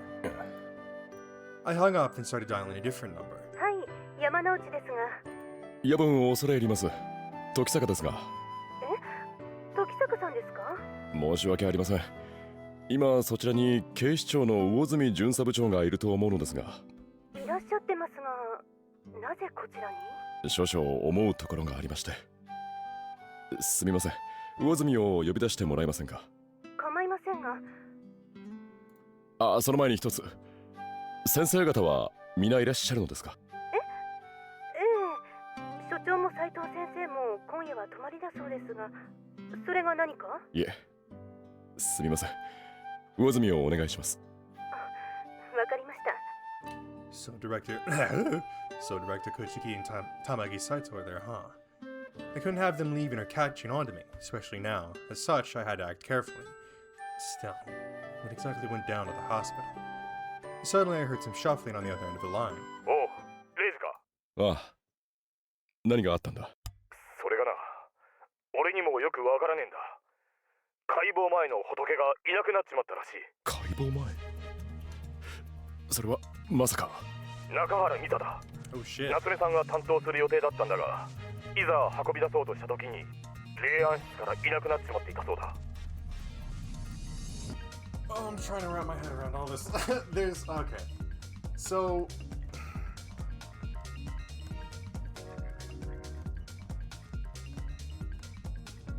But no, her name is Celeste.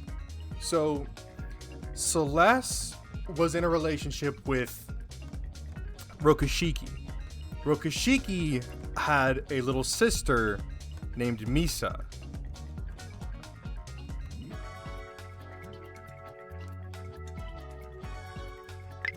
Oh god, oh my god, look at all these new characters. Holy shit. Okay, I guess they're not new characters, I just think they're just new information about the characters. Okay. So, Celeste is Stella's little sister, no, older sister. Yeah, okay, so yeah. So Celeste was in a relationship with Rokashiki. Rokashiki had a little sister named Misa, who was Toko's mother.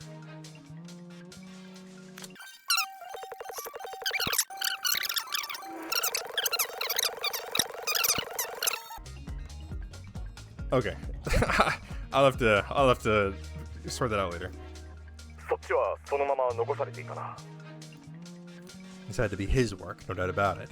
事件には違いねえんだが、最重要ってわけじゃねえし、時間があるようだったら明日にでも来てくれねえか。明日でいいのか。ああ、正直今来てもらってもどうしようもねえ。そうか。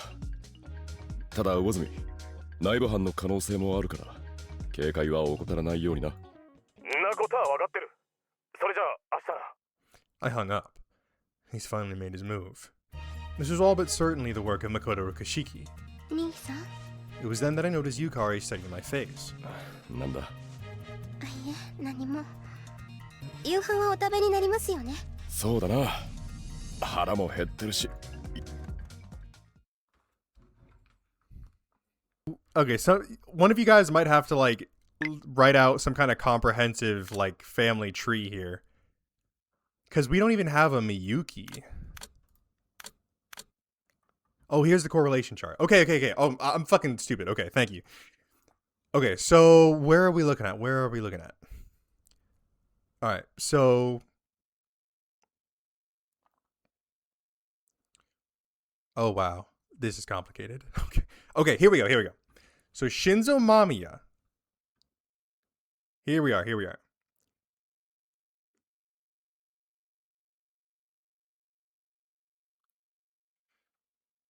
So Misa Nakahara, who is the mother of Toko Kuchiki, which we don't know her father. So I was writing that.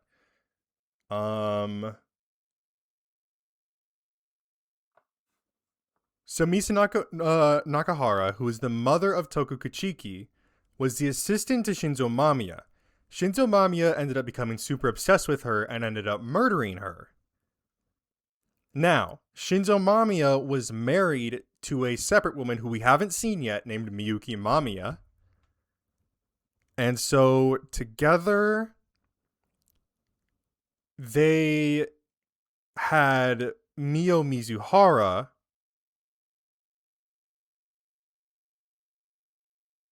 give birth to quote unquote their son Shinji Mamiya.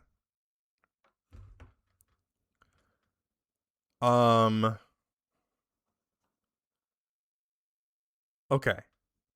So that makes some sense. Now in the meantime, you have Stella, whose older sister it doesn't look like that's been updated necessarily, but obviously she's with Rokashiki, and Rokashiki's working at the Institute, and has, for some reason, taken Misa's body. Okay. This is really nice. I love this correlation chart. Hold up. I'm going to have to take a second to look over that later. I went back to my room after dinner. Okay, let's think this through. I calmed myself down and put my thinking cap on. It was apparent from Stella's testimony that Makoto Rokashiki was at the Kuchiki Pathological Research Institute. However, he was using an alias, and I wasn't able to confirm what that was with her. Thus, I decided to start by going over the doctors I knew. Logic dictated that I would figure out his identity if I thought long and hard about it. Alright, well obviously I'm following a guide, so I know exactly who to pick. Tamaki Saito. This motherfucker. I was always suspicious about him. He was always a little bit too... like, oh, yes. Well, I am the psychiatry man. Right? Like, all the other characters, it's like, oh yeah, here's reveal this thing about you. You know, you killed your baby. You know, tried to kidnap a fucking amputee and then, you know, to try and extort her for money. You're in love with your fucking sister. Right? Like, there's those, but then like, he's just kind of there, I guess. Tamaki Saito was a psychiatrist who studied all sorts of medical fields. In addition, he'd given me all sorts of advice over the course of his investigation. He was the only one who fit all the criteria. I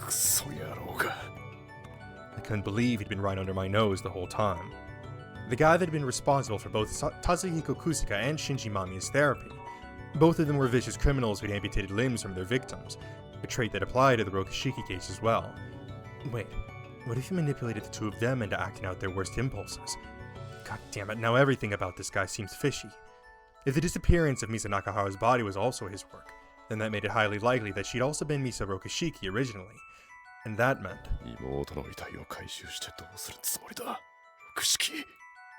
I couldn't imagine he simply wanted to bury her. This was Makoto Rokishiki we were talking about. He must have had some scheme in mind. Damn. Goddamn. Dawn had arrived. I spent the whole night analyzing the situation, but Rokishiki's scheme had eluded me. Maybe it had something to do with Toko for all I knew. In any case, there was just one thing to be done. Yukiko. I took her photo off my desk. It was the picture Yukari had brought back from her office 3 days ago.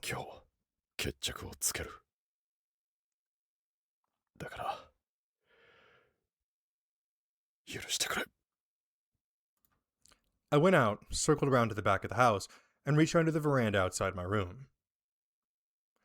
Long had I believed this day had come, which was exactly why I'd ventured the risk of keeping this hidden here all this... It was gone.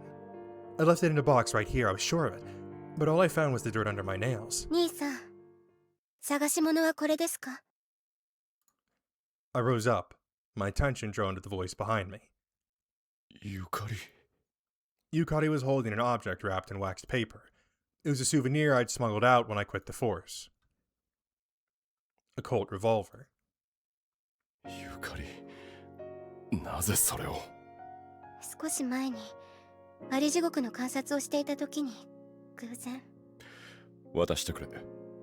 I held out my hand to her. 嫌です。Yukari shook her head. 兄さんは、これで人を殺すおつもりなのでしょう。お前には関係のないことだ。関係はあります。ユキコさんでしたら、絶対にこんなことを望みません。俺自身のためだ。分かってくれ。わかりません。わかるはずがありません。Yukari gripped the package tightly and hung her head. Yukari. I went up to her and tried to pry the revolver out of her hands one finger at a time. She didn't put up a struggle. Tears dripped down onto my hands. すまない。I took the gun. それじゃあ、行ってくる。And with that, I turned around. Yukari just bit her lip the whole time, shoulders trembling. A familiar crown that belonged to the police was parked in front of the hospital. I could also see that the director's Mercedes and Tamako's Saito's Buick were there too. Okay, let's do this. I took a deep breath to steel myself and marched right in. Oh, Reiji, お疲れさん。Uzomi was standing near the front desk, ready to greet me. なんだ、寝てねえのかお前。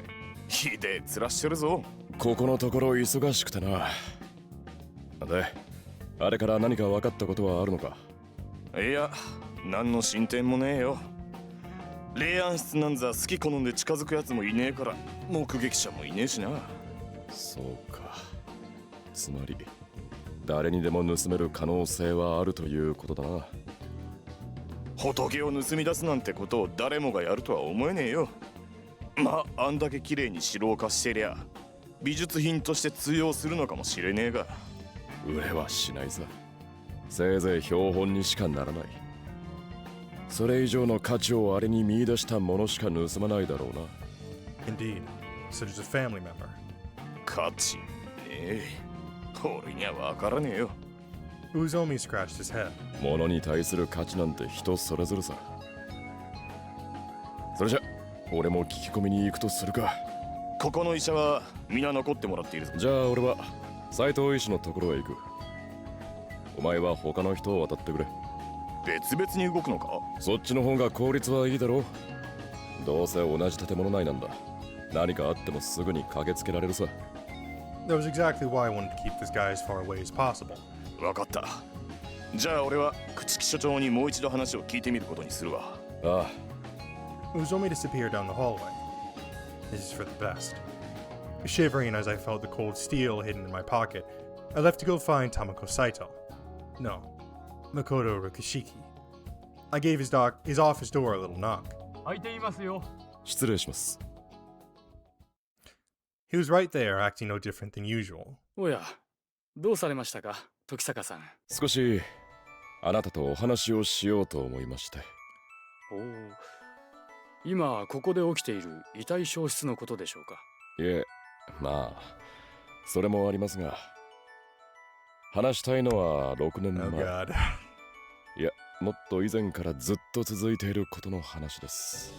昔話ですか。どんな内容でしょうか。時間が惜しいのでね、あまり構ってはいられませんが。では手短に済ませましょう、斉藤先生。いや、六式誠。六式、それはまた随分と懐かしい名前ですね。懐かしいでしょうね。あなたがそう名乗らなくなって6年経っているのですから。うん、私がその六式誠だと。ええ、自分はそう確信しています。あなたこそが6年前、あの忌まわしい妊婦連続殺人事件を起こした本人だとね。なぜそう思われたのか聞かせてもらっても構いませんか。もちろんです。まあ単純なことですよ。昔の六式誠を知る人間がこの病院であなたを見た。昔の彼を見たですか。その人の記憶にどれだけの信憑性があるか疑問ですね。まあそうですね。自分も彼女にはなかなか顔を覚えてもらえませんでしたから。ですが当然他にも理由があるのですよ。昔の六式誠を知る人物は彼についてこう言っていました。精神医学はおろか、医学すべてを収めようとしているようだと。あなたも以前似たようなことをおっしゃっていましたよね。そんなことも言いましたね。ですがそれはどのような医学者にも当てはまるのではありませんか。かもしれません。では中原美沙の遺体を持ち去ったのは単純な医学的興味からですか。急に話題が変わりましたね。ようやく現在のことになりました。茶化さずにお願いします。あなたが彼女の遺体を持ち去った理由をお聞かせください。まあ待ちたまえ。君は自身の予断にとらわれすぎているようだ。どうあっても私を六式誠に仕立て上げたいみたいだね。There wasn't a speck of anger to be found in his voice. Frankly, he sounded amused. Though in my eyes, that very composure was undoubtedly the embodiment of Makoto Rokushiki. ではこうしましょう。犯人はなぜ中原美沙の遺体を盗んだのだとお考えになりますか。理由など本人にしかわからないでしょう。何のつもりで遺体などを持ち去ったのか興味はありますね。ええ、自分もですよ。I looked Saito dead in his eyes. ですからいくつか仮説を立ててみました。聞いていただけますか。ええ、もちろんです。あなたが考えたことに興味がありますから。Saito smiled. そうですか。ではまず大前提として彼女中原美沙と六式美沙が同一人物であるとしましょう。まあいいでしょう。仮説であれば何でも構いませんからね。そうなればあの遺体は六式美沙、六式誠の妹となります。おそらく美沙が倉敷に現れて以来兄とは会っていないでしょう。倉敷、群馬、東京、数奇な運命を経て彼女は間宮新蔵宅の地下室に幽閉されてしまいました。10年ぶりに明らかとなった所在、兄ならばきちんと葬ってやりたいと思うのではないでしょうか。なるほど。ではあなたは彼がそんな普通の人間と同じような理由で遺体を引き取ったと思うのですか。普通の人間、そうでしたね。彼はもはやまともな人間ではありませんでした。I glared into his eyes. ではもう一つの仮説について話しましょう。彼は妹ミサのことを愛していた。仲の良かった兄弟だと聞いていますからね。Saito didn't look the least bit phased. おそらく肉体関係もあった。I was about to say that. I was about to say that. そうして彼女は身ごもり、いたたまれなくなり姿を消した。その時の子供こそが I did think about that. When and this was just now. Like literally right before he said that, I was in my mind, I was like, well, we don't know who got Misa pregnant. And the way the things he's suggesting makes me think that maybe Misa's brother got her pregnant, especially considering incest and taboo relations of sexual nature are very common in this game. 朽木東子さんだとおっしゃりたいのですね。ええ。 Neither of us said a word. I kept a close eye on Saito. He didn't appear perturbed in the slightest. However, his smile appeared to be fading somewhat. The face turned back at me was borderline expressionless. Ultimately, Saito broke the silence first. そうそう。逮捕前ですが、村瀬先生がこんなことをおっしゃっていましたよ。朽木東子さんの遺伝子について、 Oh yeah, that's right. Toko doesn't have any like male genes or something. Like the genes she has in her purely came from her mother. 遺伝子。彼は自慢げにこう話していましたよ。朽木東子は父親の遺伝子を受け継いでいない単位生殖の可能性があると。単位生殖 Yukari had once mentioned that term when discussing bees, come to think of it. 彼にしては大発見のつもりだったのでしょう。ですが、そんなことは私にとって過去の実験のレポートを読み返したのと同じことでしかありません。Saito rose from his chair. そう。彼女はキリストと同じプロセスを経てこの世に誕生したのです。六式誠とミサが愛し合っていようがそれとは関係ない。私も一つ仮説を考えてみました。話してもよろしいですか？ええ、もちろん。六式誠という人物は生殖機能に問題を抱えていました。おそらく精巣の疾患によって精子が作られなかったのでしょう。それでも性行為自体はできましたから愛し合ったのは確かでしょう。それでも決して身ごもることはありませんでした。So, god damn it, dude, what the fuck is it? So, Toko's mother was getting freaky with her with her brother. But because her brother wasn't able to get her preggies, he decided to go off and artificially create Toko. Why? So, Misa was fucking her brother. Mio was getting artificially inseminated by her father or no, but not by her father, but by her, I think uncle or grandfather, whatever, uncle and aunt. Then, fucking the Kuchikis are, you know, the Kuchiki siblings are wanting to fuck each other.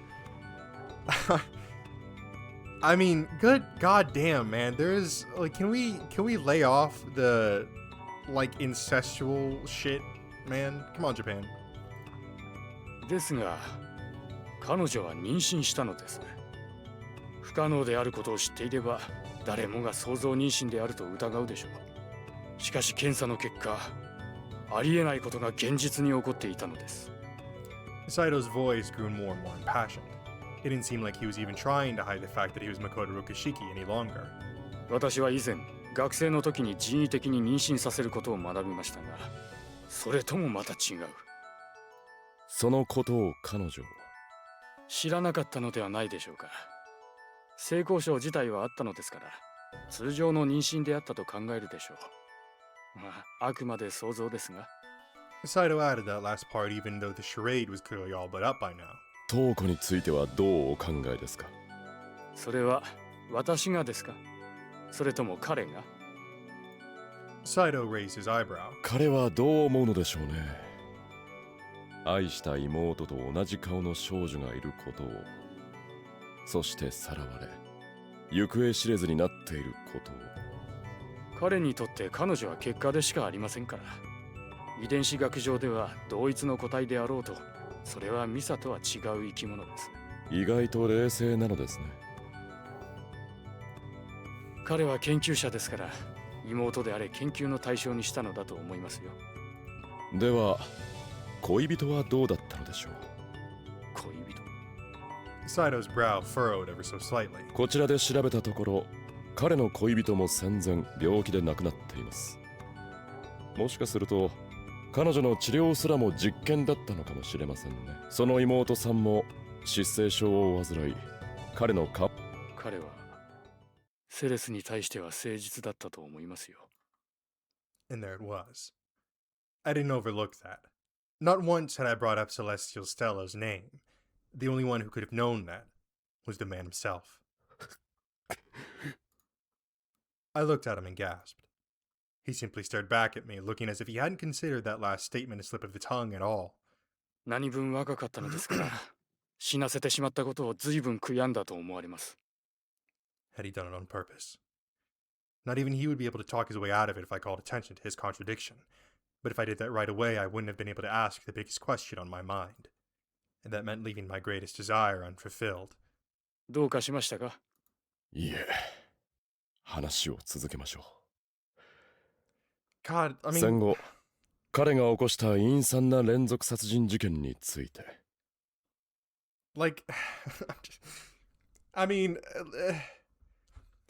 siblings fucking each other, parents fucking their kids, adults fucking kids, psychos fucking Frankenstein deceased decrepit bodies of their little sisters. What the fuck, dude? What the fuck, man? Like, God, can we just, what is with all of the, like, I've noticed that seems to be the primary fucking thing in this game, is that lots of the shit that's happening is just because of some kind of fucked up sexual relationship with somebody. Thus, I had to just grin and bear it until I heard his side of the story. 彼は戦後、物資の不足している中、街角で人々の病を治療していました。外科、内科、そして産科。彼にできないことはありませんでした。おそらく単純に善意から来るものだったのだと思われます。彼は敬虔なクリスチャンでしたから、人を救うことに喜びを見出していたのでしょう。それは日本が戦争の痛手から回復してきた昭和20年代半ばまで続きました。彼女は進駐軍相手の娼婦でした。そして軍人の子を身ごもり、彼のもとへ中絶の依頼をしに来たのです。ご存知でしょうが、堕胎という行為はキリスト教において禁忌とされています。彼には許せませんでした。そのような罪深き所業に及んだものを。しかし彼は人工妊娠中絶の手術を行いました。彼女に麻酔をかけ、腹を裂き、子宮ごと胎児を取り出したのです。聖なる生命を不当に奪うことがどれほど罪深いものかを分からせるためでした。快楽を享受するだけの性行為は許されないのです。あなたは、いえ、六式誠は妹のミサさんと性行為をしていたと言っていました。性行為は夫婦愛に基づくものであるべし。彼と妹は真実の愛を育んでいました。Listen, man, I don't know if there's anywhere in the Bible that's like, oh yeah, getting an abortion is bad, but fucking your sister's perfectly fine. I mean, as long as you love each other, right? You can fuck the hell out of yourself. Like, what the fuck kind of twisted ass? Oh, that's fucked up. That's so fucked up. 話を戻しましょう。彼は目覚めた女に栄養食と称したものを与えました。女は何の疑いもなくそれを食べたそうです。まさか、それは。He just smirked. すべて食べ終えた後、彼は真実を伝えました。そして彼女がどれほど罪深い存在なのかをとうとうと聞かせたのです。彼女は涙を流しながら食べたものを吐き戻しました。せっかく元に戻して差し上げるつもりだったのに。Oh, wait, what?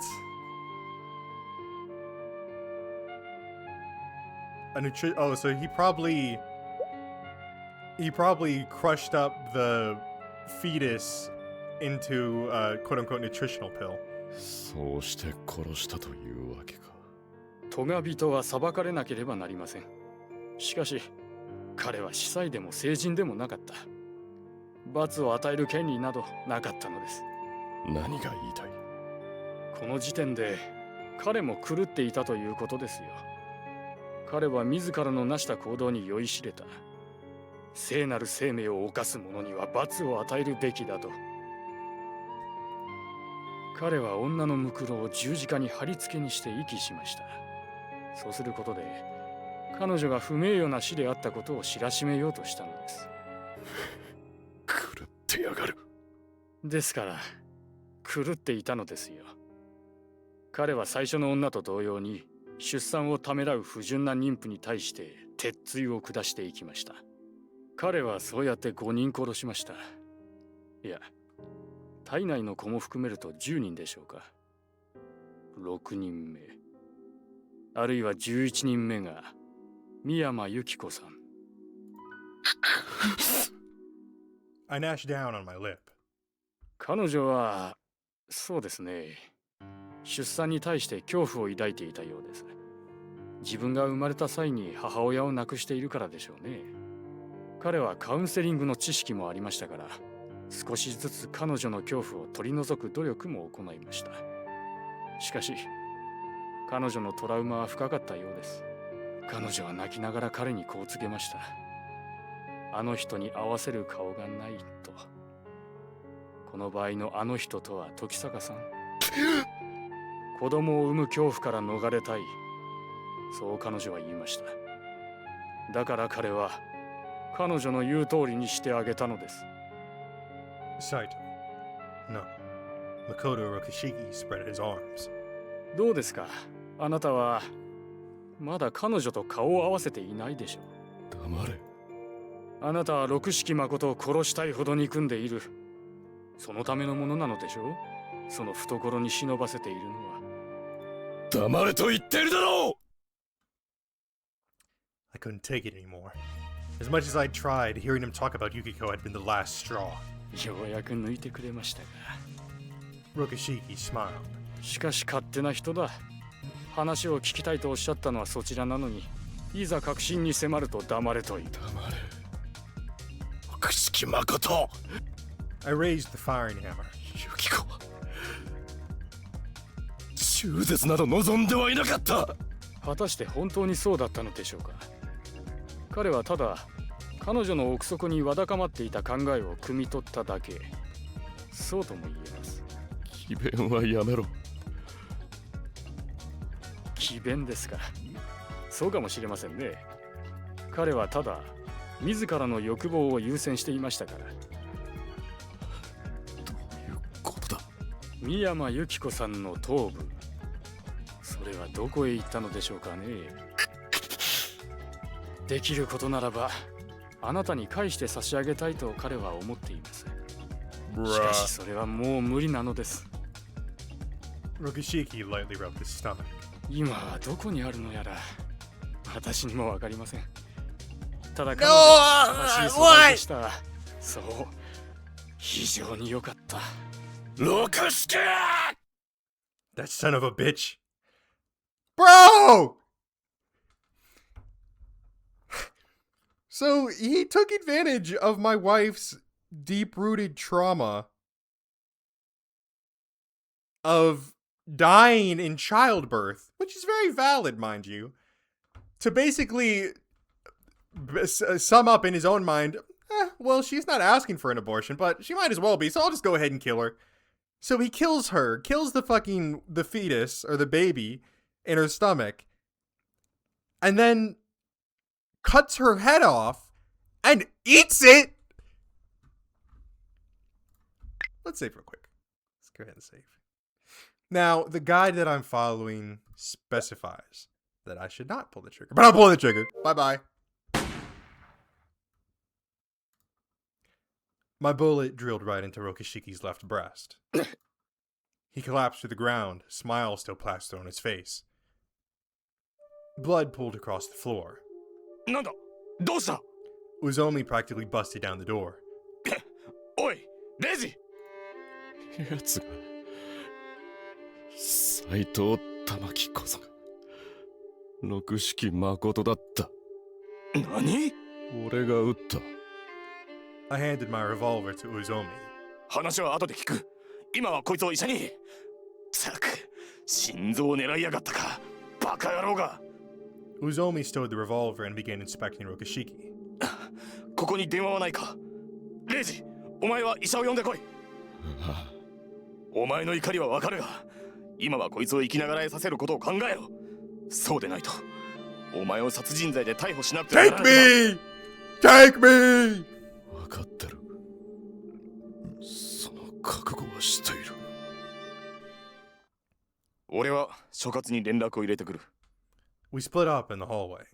I decided to go find Director Kuchiki. But why? I finally avenged Yukiko. So why do I feel so empty? I pulled the trigger of my own volition. Not once did I consider holding back or running away. Had putting an end to his life just like that really been the correct decision? Didn't I still have questions for him? I felt sick. Still, I had to own up to what I'd done and ensure the fallout was taken care of. I reached the director's office and knocked on the door. 朽木所長、時坂です。至急来てください。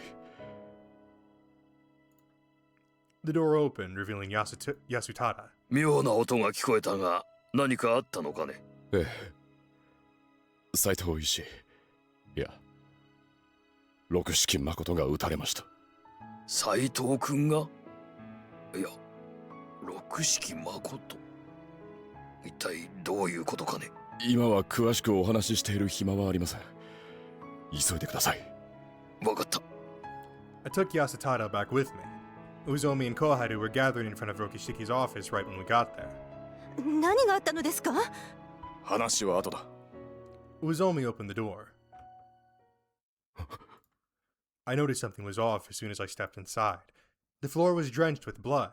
Crimson drops formed a trail that led out the window. どういうことだ、こりゃ。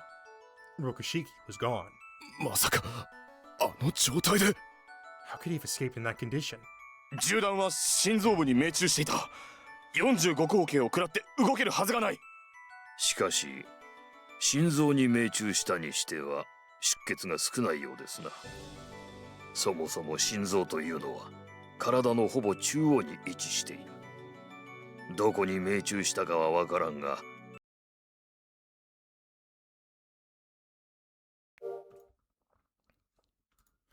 I stood there, frozen as I kept my gun leveled at him.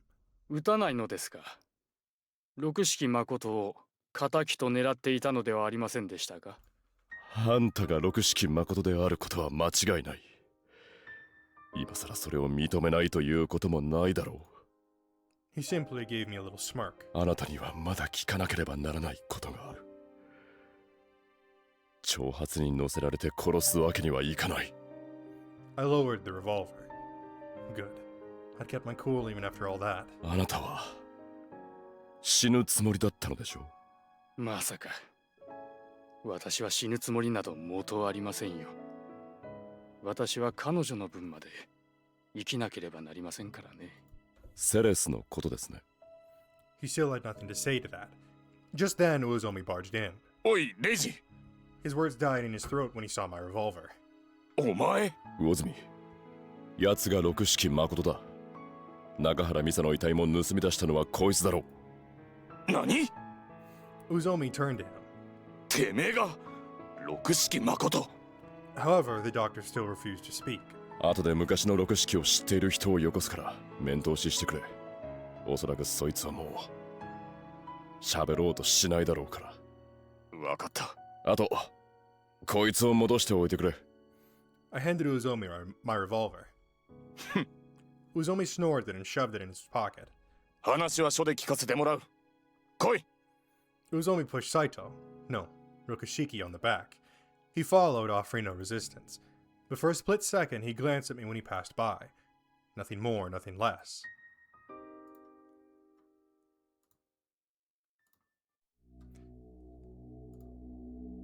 The train the boy got on was empty. There was just one other passenger, and he was sitting by a window. The boy sat far away from him. He looked out the window. It's hard to tell the man's age from just the side of his face. He looked to be in his teens, but he could very well have been in his 30s instead. He had something quite bizarre plopped next to him. The object wrapped in cloth was probably only about 30 to 40 centimeters in size. This oval-shaped sphere stood tall and firm. The man suddenly put his hand on the cloth and rubbed its surface. Something must have been in there.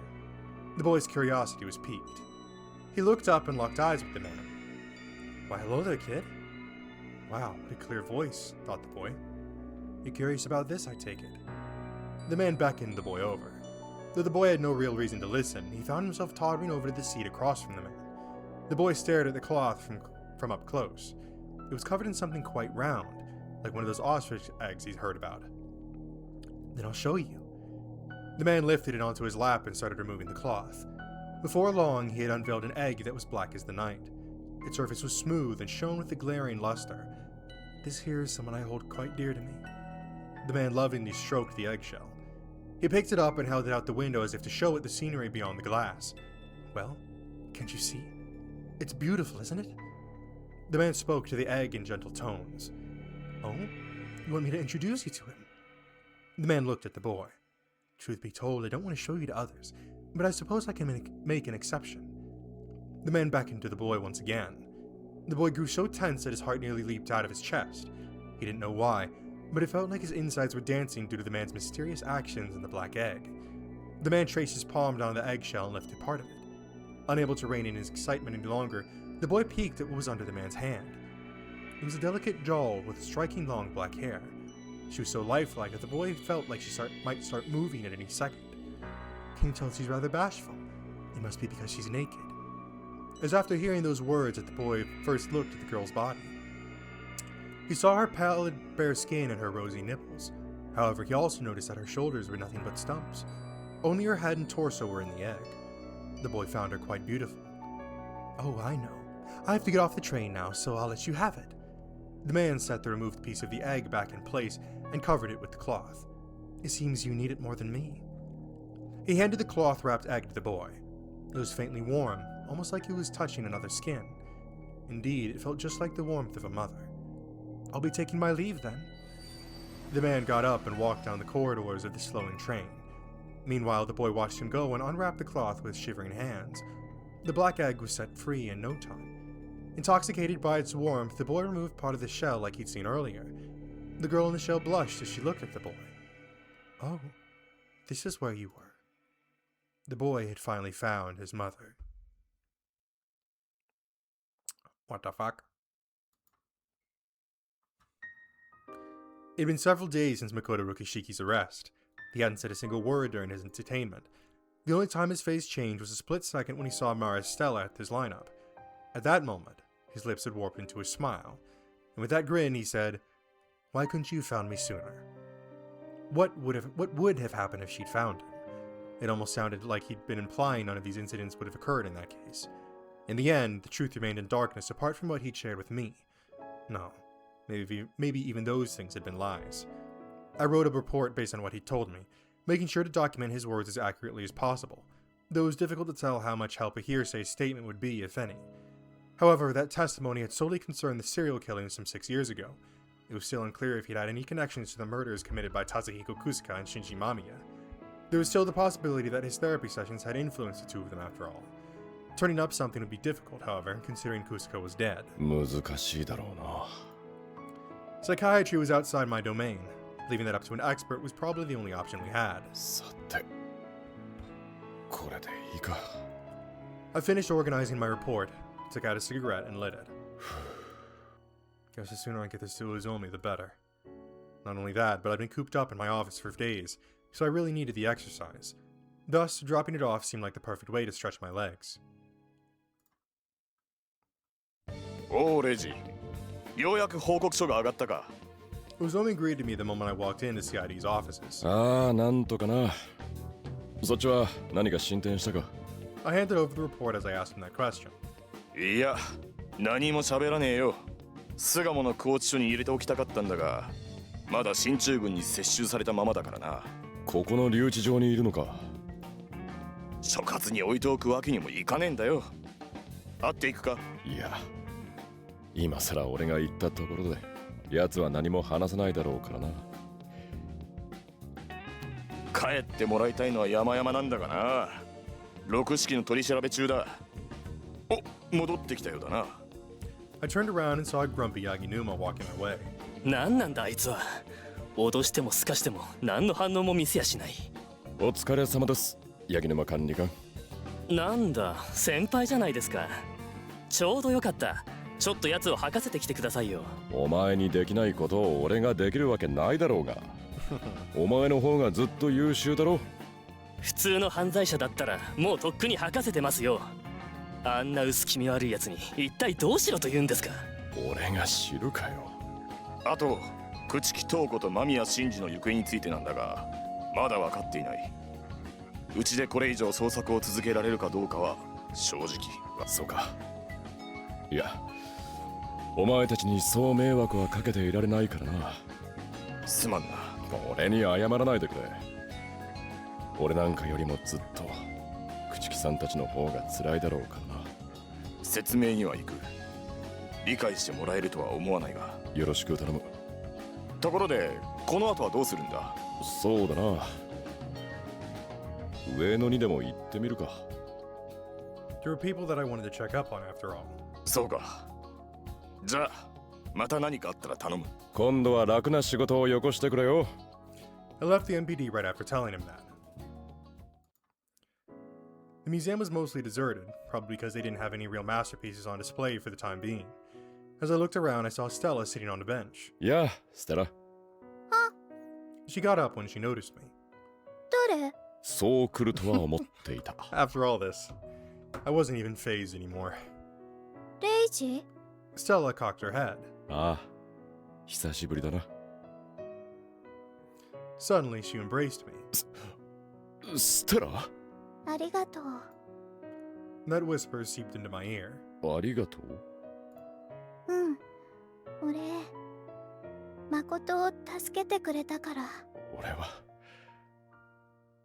あいつを助けたわけじゃない。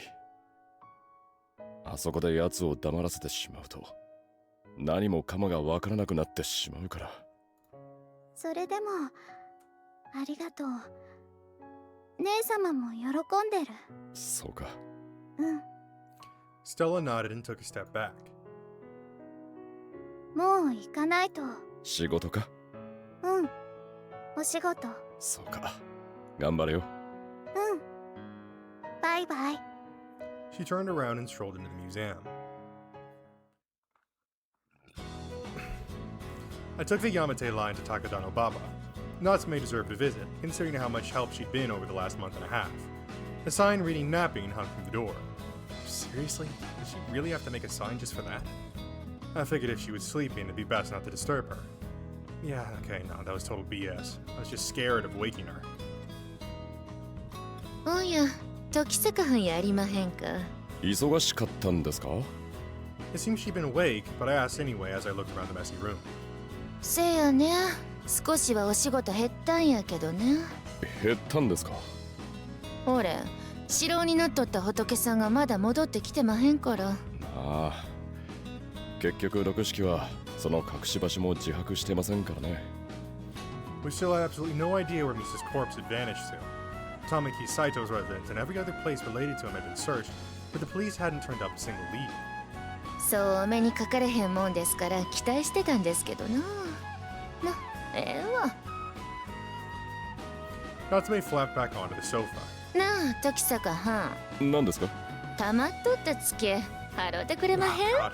うちも忙しくていろいろ溜まっとりますさかいな。それじゃあ、俺はまだ寄らないといけないところがあるんで。うん、いけず。今ならいろいろしてあげますのに。いえ、結構です。I took a bus from Takadano Baba Station over to the Kuchichi Pathological Research Institute in Nakano. こんにちは、時坂さん。どうも、山之内先生。Gohado and I exchanged greetings when she came strolling down the hallway. 今日はいかがなさいましたか？高城さんの見舞いです。彼女はまだ。ええ、今はご主人もいらっしゃってます。そうですか。I didn't want to interrupt anything, but I figured he could use a friend for a minute or two. When I went to Kazuno's room, Shugo looked up at me from his chair right by her side. 時坂か。元気か？まあ、俺はなんとかな。Shugo leaned forward and wiped Kazuno's face with a towel. She was still asleep. 目を覚まさないのは精神的な疾患かもしれないと斎藤医師は言っていた。斎藤がそうか。If he'd said that, then it very well could have been the cause. He was an excellent doctor, if nothing else. もしかするとカズナさんの傷を処置して送り届けたのは奴かもしれないな。送り主に俺の名前が書かれていた。それにあの手口、俺のところにユキコの左手が送られてきた時と同じだった。The possibility had come to mind at least. 奴と草加達彦は医者と患者の関係だった。奴が草加を先導した可能性だってゼロじゃない。しかしなぜ彼はカズナを治療したんだ。斎藤玉木にとってカズナさんがさらわれたのは予想外だったのかもしれない。彼女だけ他の被害者とは違いすぎる。じゃあなぜカズナはこんな目にあったんだ。草加が死んだ以上もうわからない。ひょっとすると草加自身も斎藤にやられたのかもしれない。However, he'd probably never admit to it even if it was true. 畜生。Shugo gripped Kazuna's hand. 信じるんだ。彼女は必ず戻ってくる。I said that and left, though I knew it wouldn't make him feel any better. I was strolling down the hallways of Obergirl's Academy when suddenly I heard fierce shouts echo from the kendo hall. Alright, Ayumu's in the kendo club, isn't she? Maybe I'll go see how she's doing. Ayumu was kneeling in a corner of the kendo hall, meditating. The air in there felt tense compared to the rest of the school. 先生。Ayumu noticed me. 邪魔をしてしまったかな。いえ、何の問題もありませんよ。もう終わりますから。少し待っていてください。A few minutes? I mean, I don't really have any plans, but still. 少しだけですから。わかったよ。Oh well. Carpe diem. Galp diem. I waited into the hallway until Ayumu came out, all dressed in her school uniform. お待たせしました、先生。今日はどうされたんですか？君にお礼を言おうと思ってね。お礼？ Ayumu looked puzzled. 君のおかげで病院での事件が解決したからね。病院の？ですが、それでも朽木先輩は？まだ見つかっていないが、それでも君が一つの事件を解決に導いてくれたんだ。あまり気分のいいものではありませんね。そうだな。でも探偵とは得てしてそういうものなんだよ。事件は解決できても人は救えない。でも悲しみを乗り越えていかないといけないんですよね。ユイだってそう望んでいるだろうし。君は強いな。まだまだですよ。Ayumu blushed. それじゃあ俺はこれで。先生。なんだい？ Ayumu stopped me just as I was about to leave. 探偵の助手って募集していないんですか？は？先生は一人でお仕事をされているじゃないですか。助手を雇った方がいいと思うんです。私は剣道もできますし、護衛だってできますよ。いや、あのね佐藤さん、さすがに学生を働かせるわけにもいかないだろう。それもそうですね。では卒業した後にでも That would be よろしく cool お if 願い in し the ます。 future games Ayumu comes back as a bodyguard, I will admit. And she's not listening. I wasn't even looking for an assistant, but hey, no one knew what the future held. It was time for lunch, so I went back home. Is Yukari around? 兄さん大変なんです。 A panicked Yukari raced over to me the moment I stepped into the living room. なんだ、どうした？フェルナンドがいなくなってしまったんです。フェルナンド？ Who the hell is that? Or rather, what the hell is that? フェルナンドはフェルナンドです。どうしよとりあえず落ち着けゆかり。何がいなくなったんだ？う。右巻きの左巻きマイマイのフェルナンドです。昨晩から行方不明で。カタツムリ？やっぱりルイスと一緒にしていたから逃げ出してしまったのかしら。Yukari surveyed the room in a fluster. 兄さんもぼーっとしていないで探してください。I'd almost forgotten what an odd bird Yukari could be at times. I checked under the desk in the walls of my room, though honestly I knew Yukari would have found him ages ago if he were that easy to locate. But he was a snail, so he couldn't have gone that far, a knight's head start or not. いました。 Yukari cried from the living room. I went to check and saw her pointing at the window. よかった、フェルナンド。それがフェルナンドか。やっぱりフラビオと一緒じゃないとダメなのかしら。She wasn't even listening. If it weren't for this one aspect of her, she'd be the perfect human. Needless to say, I still deeply feared for her future. おかえりなさい、時坂さん。Hatsune cheerfully greeted me when I stepped through the door. おかえりなさい、時坂くん。ああ、ただいま。Those words came to me like second nature. I was glad I had somewhere other than home where I could kick back and relax. 今までずっとお仕事だったんでしょ？疲れているんじゃないの？何？睡眠だけはしっかりとっていたから問題ないさ。コーヒーもらえるか？あと何か食べるものを。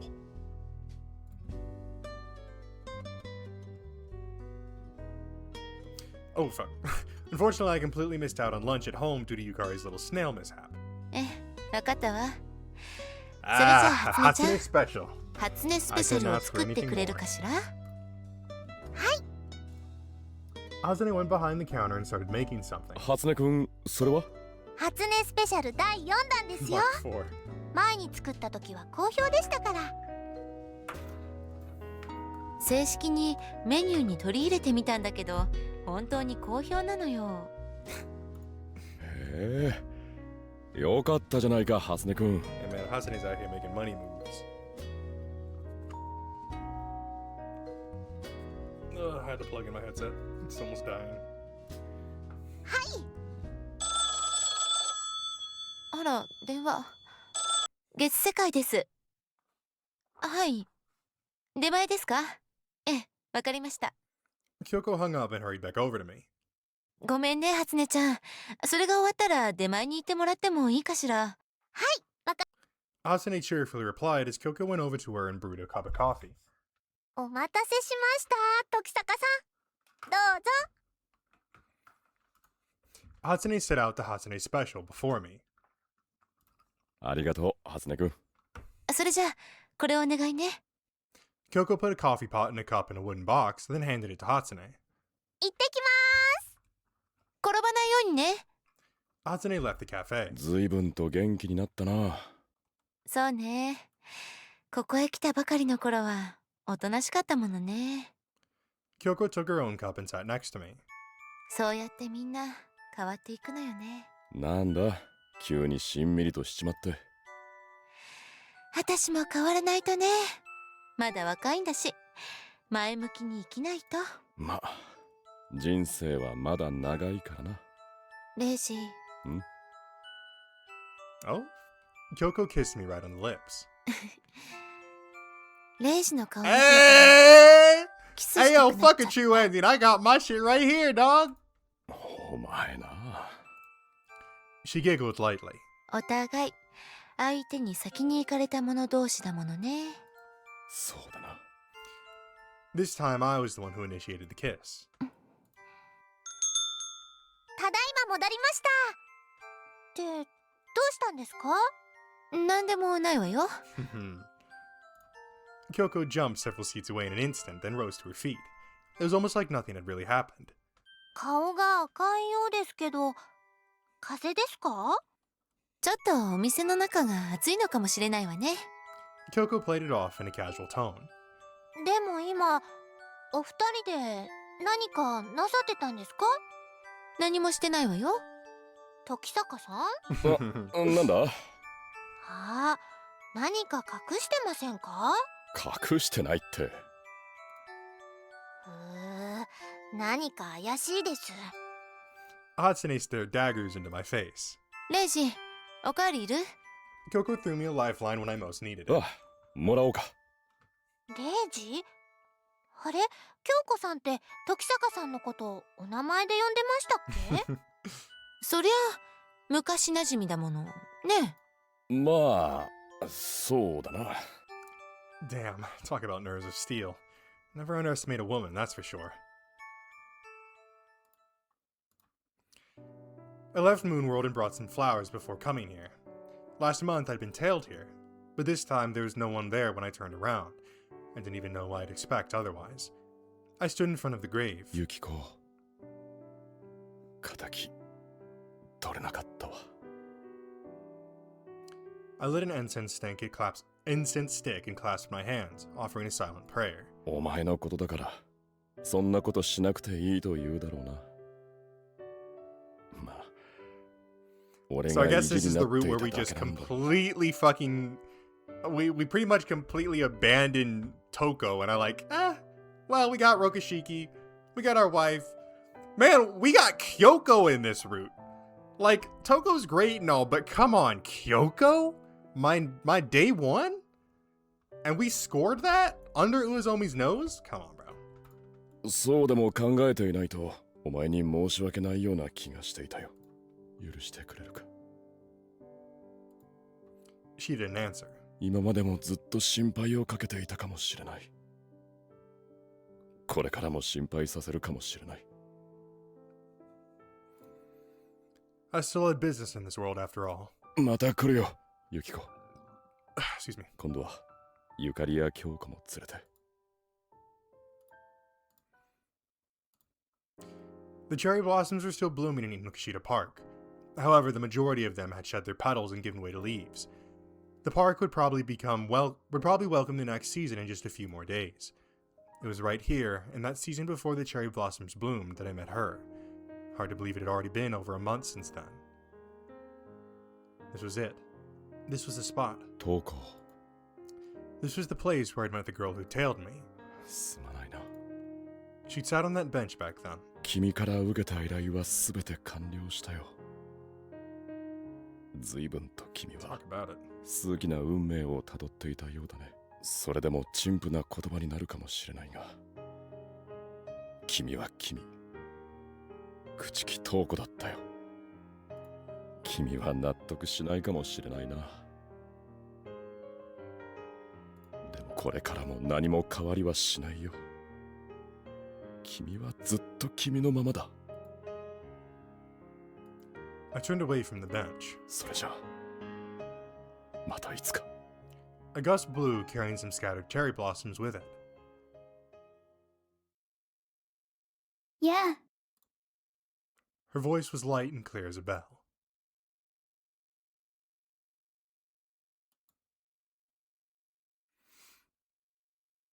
Well, that's depressing. That's really fucking depressing. So yeah, interesting route. So far out of all the endings, I'm not gonna lie, this one was my favorite. And I know it's kind of brutal because again, we pretty much straight up were like, oh well, I guess Toko's gone now. But I mean, come on, like we got over our trauma with Rokashiki. We, you know, scored Kyoko, which I'm happy about that. All right, I'm very happy about that. But I think now we're supposed to actually get into like the true ending here.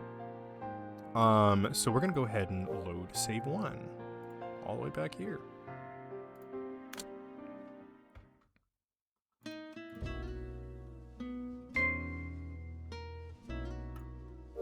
Amemiya-san. I turned around and caught Hasane's attention as she swept the cafe's floors. すみません。今お持ちいたしますね。 Hasane bolted over to a table, picked up a sugar bowl, and brought it over as if imitating some cartoon short. お待たせしました。どうぞ。ありがとう。甘党なんですか？ Hasane watched me fill my cup, eyes lit with curiosity. 今日は疲れたからね。甘いものが欲しい気分だったんだよ。 Though I still wouldn't use as much sugar as Uezomi, our resident sweet tooth king. That guy added over 5 spoonfuls of sugar on a regular basis. 探偵のお仕事って忙しいんですか？ Hatsune inquisitively cocked her head. まあ、おおむねはそうだね。ただし依頼がないときは暇なんだよ。でもその分収入はないんだけれど。大変なんですね。探偵なんて仕事、バカかひねくれ者にしかできないさ。分類するとしたら、俺はひねくれ者で。ま、ほんとお二人はよく似ていらっしゃいますね。あんなやつと一緒にしないでくれよ。That was one comparison I never wanted to hear again. そういうところが似ているんですよ。Hasane laughed as she disregarded my plea. Ouch. Low blow.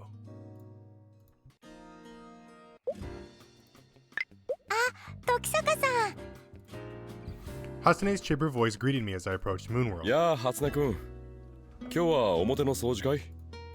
Hasane was washing the street with a hose. はい、今日はお天気も良かったですから、こうやって。The water from the hose suddenly started coming out in sputters. なって、初音くん、足、ホース踏んでる。どっちですか？ともかくそれを離して。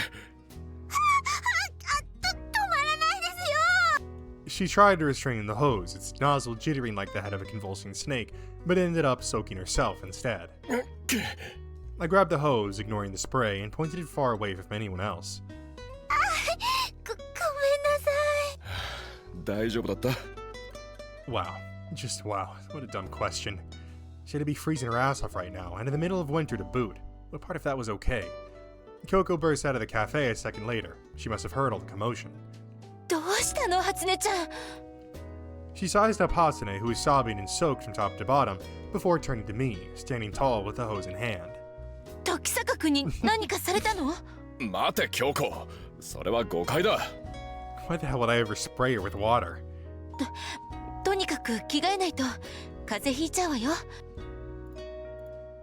Hatsune went inside and retreated to her room. 何があったの？彼女がホースの水をかぶったんだが。I had nothing to hide. 時坂君は何もしていないのよね。当たり前だろう。All I did was say hi. 初音ちゃんってどこかそそっかしいところがあるのよね。お前も似たようなもんだろう。何よ、私はしっかりしてるわよ。The rich aroma of coffee shortly accompanied Kyoko's voice. 今もこうやって初音ちゃんが風邪をひかないようにあったかいコーヒーを持って行ってあげようとしてるじゃない。Just then, several customers entered the cafe. あ、いらっしゃいませ。Kyoko set a tray with a coffee cup in front of me. ごめん、時坂くん。初音ちゃんのところにこのコーヒーを持って行ってくれる？ It seems she had a lot on her plate. Sure. ああ、わかった。奥の部屋にいると思うから、よろしくね。Kyoko went over to take the customer's orders once she'd informed me of my task. I couldn't very well turn down a favor from her. And so I rose to my feet and carried the tray over to Hatsune's room. 初音くん、入るよ。Hatsune, still not fully dressed, froze like a deer in headlights. 悪い。これ、コーヒー。京子から風邪ひかないようにだって。I placed the tray on a table next to the door, struggling not to drop it in the process. Nice. Hastily, I slammed the door and took a deep breath. Great. Way to make things even more awkward. I fled to the cafe and plopped down on my former seat. It seemed like Kyoko was still busy. However, she left a steaming cup of coffee for me. Shortly thereafter, I noticed Hatsune exiting her room, so I got up and headed over to her. 初音くん、先ほどはすまなかった。いえ。Hatsune looked away with flushed cheeks. わざとじゃないのは分かっています。でも、今度勝手に覗いたらお仕置きしますから。With that, she strutted right by me and got back to work. 覗いたわけじゃないんだがな。In any case, I'd rather not stick around long enough to find out whatever that nasty surprise of hers is. I wanted to get her and Kyoko's writing samples, but that probably wasn't necessary. After all, either of them would have never done something like that. 時坂さん、ちょっとお話が。Hatsune timidly raised her voice. なんだい？私、今日はこれでお仕事終わりなんです。それで、前に言っていた京子さんのカップを買いに行こうかと。ああ。それで、私、あまりそういうものがわからなくて、できれば一緒に来てほしいんですけれど。Decisions, decisions. Sure. 申し訳ないけれど、まだ俺にはやらなくてはならない。What? Wait, what did I just choose? Oh, motherfucker. Gotta go all the way back here, don't I? Son of a bitch, dude. Okay, here we go. Lend her a hand. ああ、もちろん付き合うよ。元はといえば、俺がそうするよう言ったのだからね。ありがとうございます。 Hasane's face visibly brightened. She certainly wore her emotions on her sleeve, that's for sure. Her zest for life was worlds apart from how the torpid masses of Oba Girls Academy acted. それじゃあ着替えてきますので、少し待っていてくださいね。 Hasane darted off to her room. Kyoko and I suddenly locked eyes at that moment. あら、時坂くん。初音ちゃんとデートかしら？そうじゃねえよ。買い物に付き合うだけさ。あらあら。何を買いに行くのかしら？ I maintained my silence in the face of Kyoko's merciless ribbing. Though I could have just told her we were going to buy her a new cup, I believe that was Hasane's place to say, not mine. No, speak of the devil.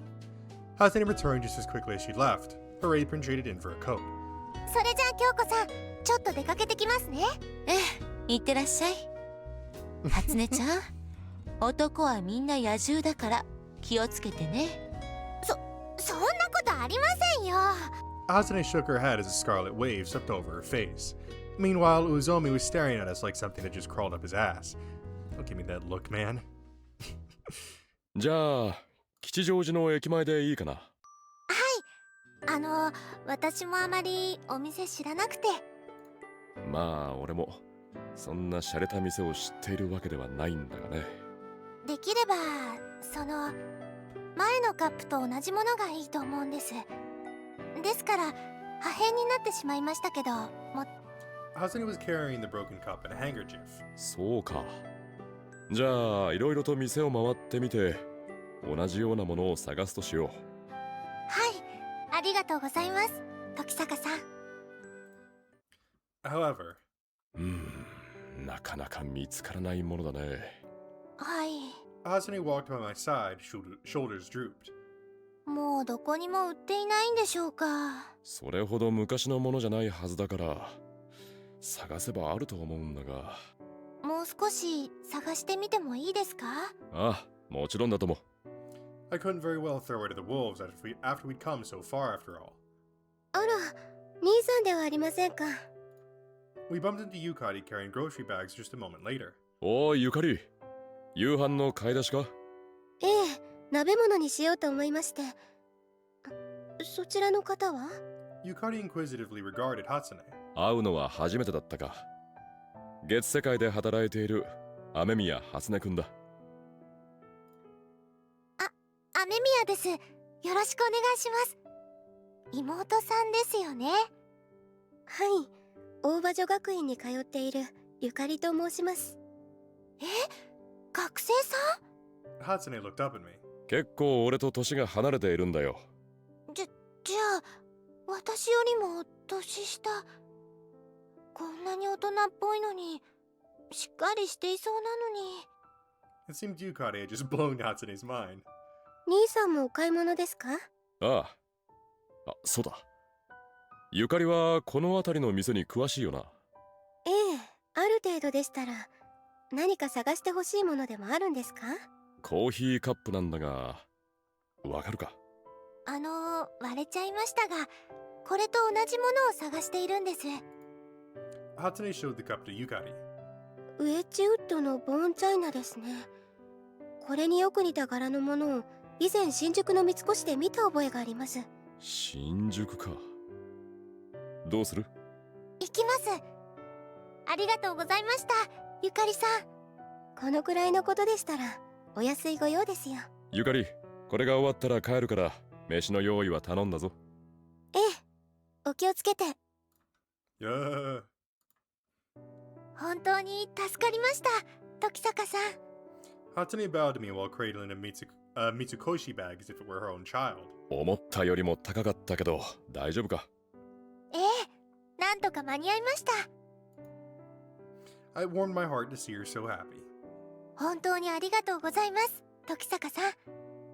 あとは京子さんが喜んでくれるか。喜ぶに決まっているだろう。なんせ初音くんが自分で買ってきてくれたものなんだから。I gave her a reassuring pat on the head and rustled her hair. もし初音くんが戻ってきた時、お前がいなければ何事かと思うだろう。じゃあお願いしてもいい？ああ、任せておけ。Kyoko didn't seem reassured by that, so I promptly left to put her fears to bed as soon as possible. I ran over to the station and checked the area. The station was swarming with people since it was rush hour and all. Unfortunately, not a single one of them looked like Hatsune. Oh crap, guess I'll look elsewhere.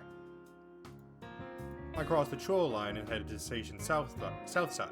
It didn't take long for me to spot Hatsune sitting on a bench by the pond in Inukashita Park. The rest of her name got caught in my throat before it came out. For some reason, Hatsune was staring at the ground, her head hanging. I hesitated, wondering if it would be best to give her some space for the time being. However, my deliberation was soon rendered pointless when Hatsune looked up and noticed me. Oh, shit, my bad. 初音くん、近頃は物騒だからあまり一人で出歩かない方がいい。すみません。I sat down next to Hatsune after her head dropped again. まあ君は大丈夫だろうと思うけど、京子が心配している。Given the criteria for the victim so far, it was highly unlikely Hatsune was on the killer's radar after all. ダメですね、私。危機感が足りないんです。初音くん？ Now it was my turn to get worried. 昔働いていたお店、雪城も事件に巻き込まれ、たくさんの大切な人が亡くなりました。The Ueno dismemberment serial killings from 5 years ago, huh? すごく悲しかったです。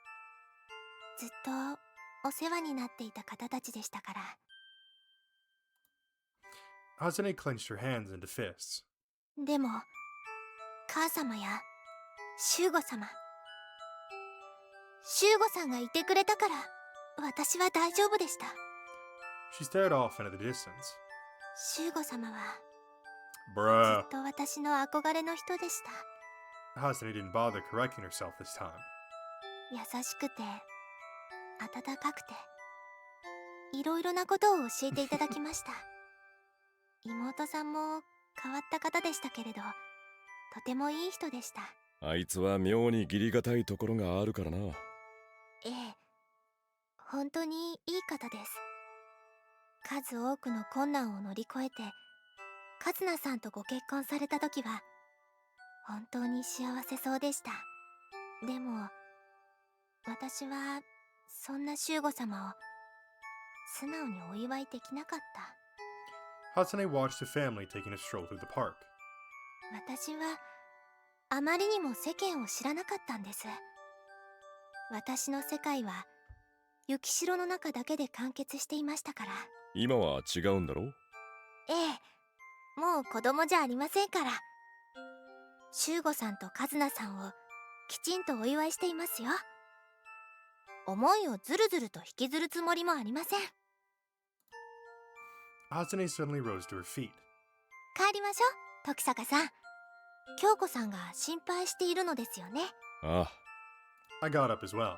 最近高城のところに顔を出したかい？いいえ、なんだか足が重くて。暇があるなら行ってみるといい。奴もカズナさんも喜ぶだろう。はい。Hatsune nodded, voice brimming with vim and vigor. I arrived at Shinjuku. It hit me that I hadn't been here in days. Not that I needed to go back to the office with all the stuff currently on my plate. Besides, I doubted I'd have any new clients. A familiar face passed by me at that moment. I didn't get a good look before he blended into the crowd, but if that wasn't him, he had a pretty uncanny doppelganger running around. Perfect. I had some more questions for him. I made my way through the crowd and looked for Katsuragi. Eventually, I ended up all the way at my office, but though the crowds were all gone, I didn't spot hide nor hair of Katsuragi. Still, determined to get my answers, I decided to circle back to the station. At long last, I found him in front of the Nico department store by the exit. He was talking with some girl I'd never seen. She must have been a fan, judging by the copy of Egg of Niana she carried. It seemed like Katsuragi was autographing it for her. The girl happily took it and thanked him profusely before leaving. 本当に人気があるようですね。あ、時坂さんでしたか。先ほどはどうも。いや、お恥ずかしいところを見られてしまいましたね。Katsuragi smiled awkwardly. 今度はちゃんと名前を伺ってからサインしましたよ。小林さんというそうです。I'm pretty sure Kobayashi is actually one of the girls that goes missing is the thing. It's not easy being famous sometimes. そうですか。彼女、いや、今の方ではなく、西園さんとお話ししていた時には、そういうことに気が回りませんで。西園由衣さんとは病院で会ったとか。Okay. Yeah, I know. やだな。もうそんなことまで調べがついているんですか？おだてても何も出やしませんよ。I carefully observed Katsuragi as we talked. Though he was certainly sketchy, there's nothing about him that definitely pointed at him being the murderer. Though he was certainly sketchy, there was nothing about him that definitely pointed him to being a murderer. He seemed a bit odd, but that was all. Still, I couldn't rule him out as a suspect. Better safe than sorry. そういえば先日、そこの紀ノ国屋書店で何かを開催されていましたね。7日の出版記念会ですね。まさかそんな前から僕のことを調べていたんですか？いえ、実はこの近くに事務所がありましてね。偶然見かけたのを思い出しただけですよ。Damn, didn't get as much as I was hoping of that. ああ、そうだ。紀ノ国屋書店で思い出しました。今からちょっと担当の方とお話をしてくるのですが。Seriously? Wow, I wasn't expecting that. いえ、仕事がありますから。そうですか。それは残念です。Katsuragi looked genuinely disappointed. またいつか機会がありましたらぜひ。それでは。また今度。Katsuragi turned around. I seriously had no idea what to make of the guy. 失礼します。修吾様？ The agency was silent as the grave. Hatsune froze nervously at the entrance. 修吾様？いらっしゃらないのですか？ Something moved in a corner of the room. 初音か。It was Shugo. 修吾様！ Hatsune raced over to him. Shugo was slumped on the floor, his head drooping low. A menagerie of empty alcohol bottles surrounded him. He must have been drinking. There'd probably been no other way for him to cope. Even back at Ukishido, it had always been a bad habit of his to drown his sorrows. However, 修吾様。 Hatsune swiped the bottle that threatened to slip out of Shugo's grasp and placed it out of his reach. 返してくれ。Shugo's breath reeked of alcohol. ダメです。返してくれよ。カスナを。Hatsune was rendered speechless. なんでどうしてみんな俺を置いていっちまうんだ。リンもタカコもユラもカズナもどうして。 Shugo cradled his face and wept. 修吾様、私は初音は。 Hatsune hesitated for only a second. She cupped Shugo's cheeks before leaning forward and kissing him. Shugo's partly agape lips didn't even move. Yet Hatsune paid no heed to the stench on his breath and desperately licked his lips over and over. 修吾様、初音は不器用ですから、こうするくらいしかできないんです。 Shugo didn't so much as blink. The fact that he didn't tell her to stop wrenched Hatsune's heart. She licked the tear stains off his cheeks. A bitter taste lingered on her tongue afterward. Hatsune wanted nothing more than to ease Shugo's suffering, even if only a little. However, Shugo simply stared off into space, not even regarding her. He acted like an empty shell that had cast aside his entire being. Heart, soul, everything. 修吾様、何かおっしゃってください。このままでは、初音は。 Unable to bear another moment, Hatsune shouted, the dam holding back her tears bursting. 修吾様、どうして何もかもをお一人で抱え込んでしまわれるのですか？ 5 years ago, her co-workers at Yukishiro, Otoha, Rin, Koyuki, and Seri, were murdered one by one. Shugo wasn't the only one who'd felt the pain of their loss. Hatsune, Ujaku, and the rest of Yukishiro's staff had all partaken in that tragedy. だから、シュゴ様、どうか一人だけで悲しまないでください。Hatsune wrapped her arms around Shugo and embraced him with every fiber of her being. ごめんよ、初音。Hatsune's head shot up as she heard that her hoarse voice. シュゴ様？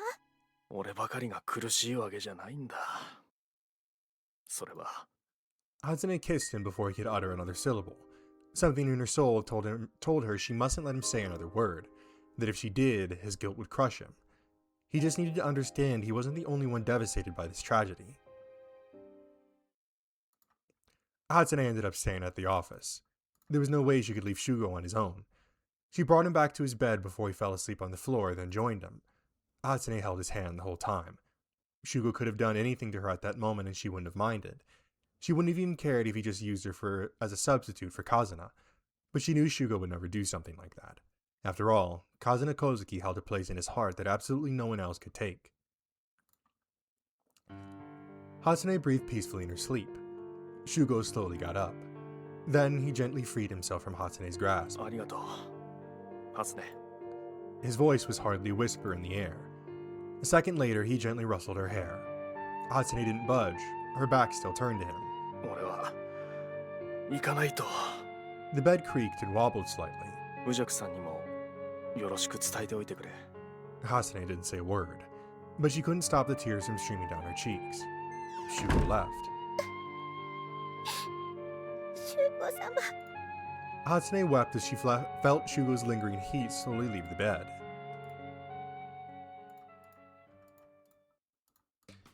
You have to stop blaming yourself, huh? I paused in front of the moon world and mused over what I'd told Yorotsuki. I knew better than anyone that constantly blaming yourself never did any good. Hell, I never would have gotten back on my feet without the support of the people in my life. And that just went to show how painful it was to lose a loved one. あ、いらっしゃいませ、時坂さん。 Hatsune was the only one in the cafe. 京子は？京子さんでしたら、先ほど休養ができたとかでお出かけになりました。It seemed Hatsune was cleaning the place. 京子がいなくて店は大丈夫なのかい？今日は戻られないようですから、お店を閉めようと思っていたんですが。ああ、それは邪魔したね。Well, shit. Probably best if I just left then. いえ、いいんです。時坂さんでしたら。とはいえ、俺がいては閉められないだろう。大丈夫ですから、そこの席でお待ちください。Hatsune dragged me over to the counter and sat me down when I tried to leave, only to immediately exit the cafe herself. なんだ? A few seconds later, she returned with the cafe sign in hand. 時坂さん一人だけでしたら、私でもきちんと応対できますから。It seems she really was closing for the day. Ditching at this point would have been awkward after all the lengths she'd gone to for me, so I stayed put. それじゃあ、ウイスキーをもらおうかな。え、コーヒーじゃないんですか？今日はちょっと飲みたい気分なんだよ。はい、わかりました。Hatsune went behind the counter. It seemed she hadn't realized I wasn't in the best of places mentally. 水割りでよろしいですか？あ。Hatsune filled a glass with that familiar amber liquid before adding some water into the mix. どうぞ。ありがとう。I took the glass from her and had a tiny little taste. My tongue stung from the mellow flavor. 何か辛いことでもあったのですか？ Hatsune's abrupt question had me momentarily stunned. どうしてだい？なんだか時坂さん、悲しそうですから。そんな神気臭い顔をしていたかな。I forced a smile upon hearing that. あ、いえ、お気に障ったのでしたらすみませんでした。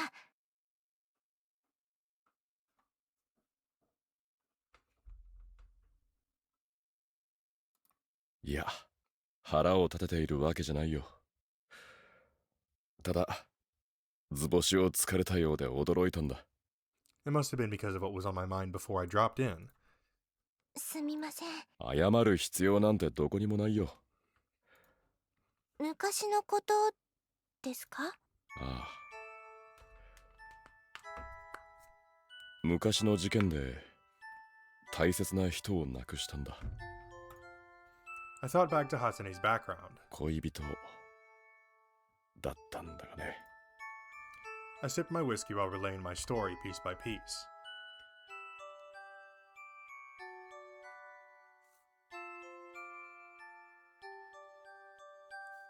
Hatsune sat next to me and quietly listened while sadly looking away from time to time. 周りの人に支えられ、なんとか乗り越えられたんだよ。私も同じです、時坂さん。周りの人が助けてくださらなかったら、私もどうなっていたか。高城も助けになったんだろうね。はい。でも、修吾様、高城さんは。Hatsune suddenly cut her sentence short there. 高城がどうかしたのかい？いえ、そういうわけじゃないんですが。She breathed a heavy sigh. ずいぶん前に諦めてはいたんです。カズナさんとご結婚しましたしね。Though Kazuna Takashido's condition had stabilized, her stay in the hospital had been extended on account of her pregnancy. それを見ていて、吹っ切れたんです。もう、憧れるのは終わりにしようって。あのお二人を邪魔してはいけないなって。Hatsune took a deep breath, quietly recounting her epiphany. だから、ちゃんと好きな人を作ろうと思ったんです。She looked up and stared deep into my eyes. Her cheeks were flushed and her eyes were somewhat bleary. 好きです。Bruh. 時坂さん。Her sudden confession left me bewildered. 初音くん? My mind still hadn't quite caught up with what was unfolding. すごい、よくしていただいて、感謝しています。初音では、ご迷惑ですか？あ、いや、そういうわけじゃないんだ。そうですよね。ごめんなさい。忘れてください。Hatsune hung her head. Her voice as quiet as mosquitoes hum. 待ってくれ。初音くん、なぜ俺を？それは、時 Girl, your 坂さんが standards gotta be a little bit higher 優 than that. しか Come った on. からです。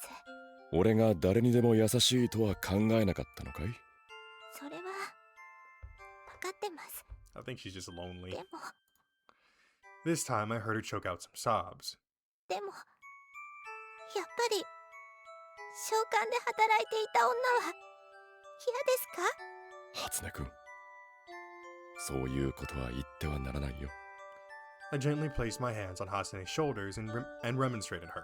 俺はそんなことで襟好みはしないし、そう言ってしまうことは、一緒に働いていた他のみんなを傷つけているのと同じなんだ。And with that, I embraced her tiny frame. 生い立ちや職業なんて関係ないんだ。私は、もう普通に恋をしたりとか、できないと思っていました。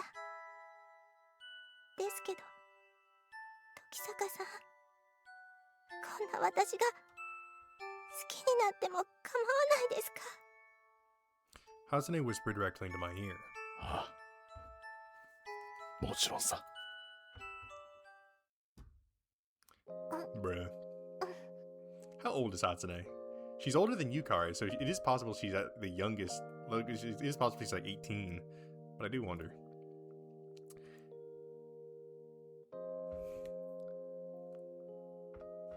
I plopped Hatsune's small body onto the table and kissed her.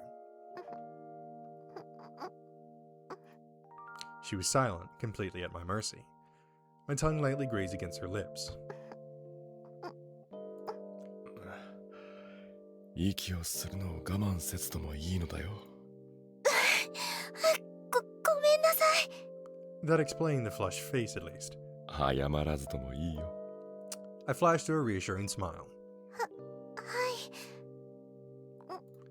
A moment later, I stuck my tongue into a partly opened mouth and licked her little white teeth. I pursed my lips and sucked on her tongue. 大丈夫かい？Hatsune nodded, her eyes bleary. 私にさせてもらってもいいですか？え？その時坂さんのがYo, ding-a-ling. 当たってますから。 She wriggled beneath me, face red as a tomato. It seemed my manhood was pushing into her leg. 少しくらいでしたら知ってますし、それじゃあ頼もうかな。はい。 Hatsune got off the table and undid my belt. 失礼します。 And with that, she stuffed her cheeks with my cock. She sucked my dick rather awkwardly. どうですか？ Hatsune looked at me with bedroom eyes. That was probably all she really knew, which explained why she seemed so inept at it. もう少し動いてくれると気持ちが良くなるかな。動く。はい、やってみます。舌も使ってみてくれないかな。はい。 Hatsune licked my glands clean. そうだ。She happily stuck my cock deeper into her mouth after I rustled her hair. Hatsune bobbed her head to and fro, revealing my gleaming manhood every time she pulled back.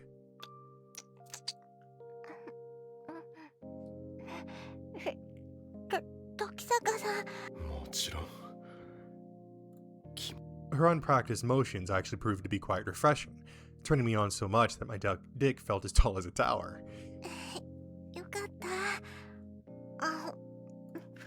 Hatsune's mouth filled with saliva, her tongue spinning round and round as she sucks on my glands.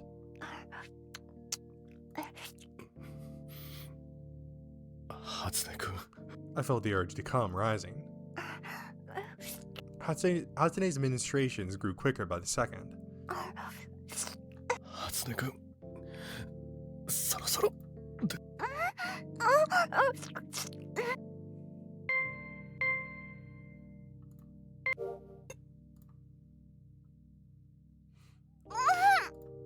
I finished right then and there in her mouth.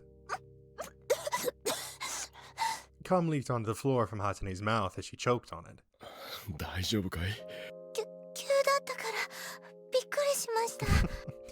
Hatsune stared at my tip, gripping my manhood all the while. 一度出したら小さくなるって聞いていたんですけど、My cock was still hard and firm in her grasp. 初音くんがずっと握っているからだよ。すみません。痛かったですか？そんなことはないから心配しなくてもいいよ。I smiled as I lifted her up. 続きいいかな？はい。よろしく。Hatsune nodded, face flushed to her ears.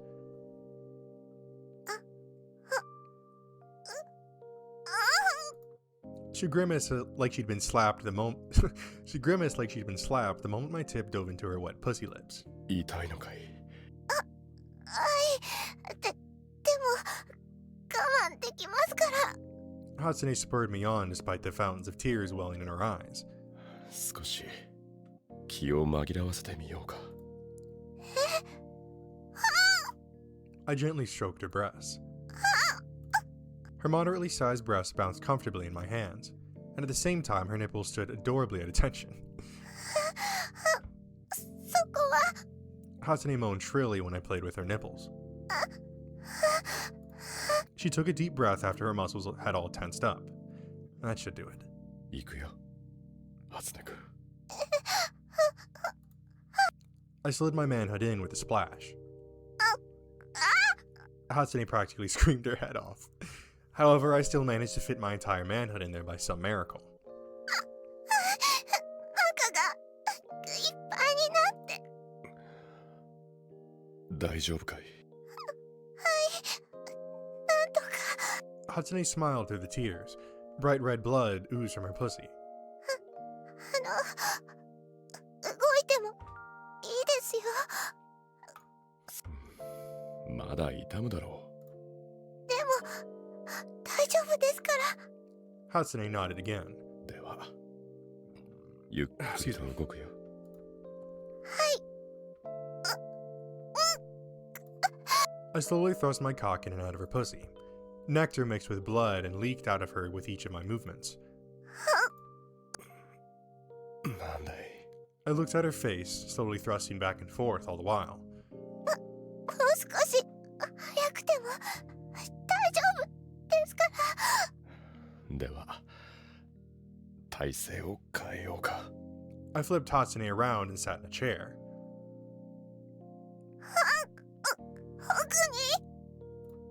She convulsed over and over, maybe because I was suddenly rubbing up different spots. I thrust away while gently shaking her body. つながっているところを触ってごらん。I whispered into Hatsune's ear from behind. こうですか。 Hatsune felt the swollen clitoris right above her pussy. 時坂さんが動いて。 She bounced up and down atop me, picking up the pace. 初音くん、そんなに動かれると。I clenched my muscles to try and hold back, but her pussy was so tight that I knew my resistance wouldn't last long. どうぞ切ってください。 Asune continued playing with our genitals as she moaned. Her walls squeezed hard around my manhood as she screamed.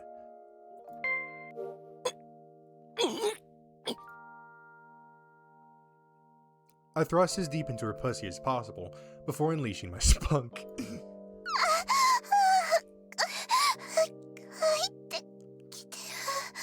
Hatsune arched herself backward. こ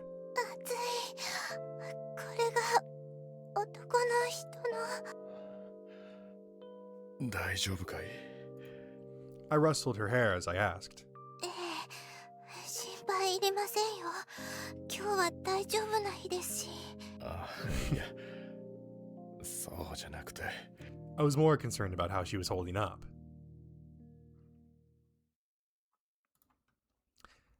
It was dark out by the time I said goodbye to Hatsune. Better get back. Much as I wanted to stay with Hatsune, I had things to do tomorrow. Still, I needed to make sure I did right by her the next time we met. That thought ran through my head as I embarked on the road home. Moonworld was devoid of customers. Maybe that was why I found Kyoko drowsily sprawled out across the counter. 何してるんだ、京子。Kyoko looked up. 具合でも悪いのか？ I took a close look around and found that her face was, well, I wasn't sure pale was the best word for it, but it was pretty bad. もうすぐ時坂くんにもわかるわよ。なんだそれ。今ね、初音ちゃんがお店の新メニューを作っているのよ。ああ、そういや前にそんなことも言っていたな。そういうこと。初音スペシャル第3弾。前にも作っていたのか。Kyoko nodded. But judging from the look on her face, the less I knew about them, the better. あ、時坂さん、いらっしゃいませ。 Hatsune skipped out of the kitchen with a large plate in hand. 初音くん、それは？はい、新メニューの初音スペシャル第3弾、貝です。あくまで新メニュー候補よ。先ほど京子さんに試食してもらったのはまだ塩味が足りないような気がしたんです。 The plate Hatsune carried enshrined what appeared to be a perfectly ordinary sandwich. 初音ちゃん、さっきのに塩味を足したの？そうですよ。だって京子さん、さっきは甘すぎるって言っていたじゃないですか。いや、あれはね。I sensed danger so thick that it brought me back to my time on the battlefield. せっかくだから時坂くんにも食べてもらいましょうか。そうですね。時坂さん、ぜひ感想を聞かせてください。Hatsune shoved the plate my way. じゃあ、いただこうかな。If nothing else, I doubted she would have had made something inedible. Probably. じゃあ、はい、どうぞ。垂れないように気をつけてくださいね。So something's gonna spill out then? Got it. It didn't look bad, though. That thing lodged between the pieces of bread was probably lettuce. いただきます。I steeled myself and took a bite. Something warm flooded into my mouth. It tasted sweet. No, hold up. What's this numbing sensation on the tip of my tongue? My mouth was all sticky. A mountain of fine grains were packed together in there like sardines. Where was the lettuce? なんだかすごい汗かいてるわよ。 Kyoko stared at my face. A substance as mysterious as the origins of Stonehenge had filled my mouth. どうですか時坂さん。初音ちゃん、さっきのにはチョコレートがたくさん入っていたけれど、今度は何を入れたの？チョコレートは入れたままですよ。あと重曹も入れてみました。口の中でシュワシュワして美味しそうかなって。ダメ。時坂くんの様子を見れば。 By that point, I'd already collapsed onto the counter, having lost the will to get back up. いやー、初音くん、これはもう少し考え直した方がいいと思うよ。そんな、せっかくうまくいくと思ってたのに。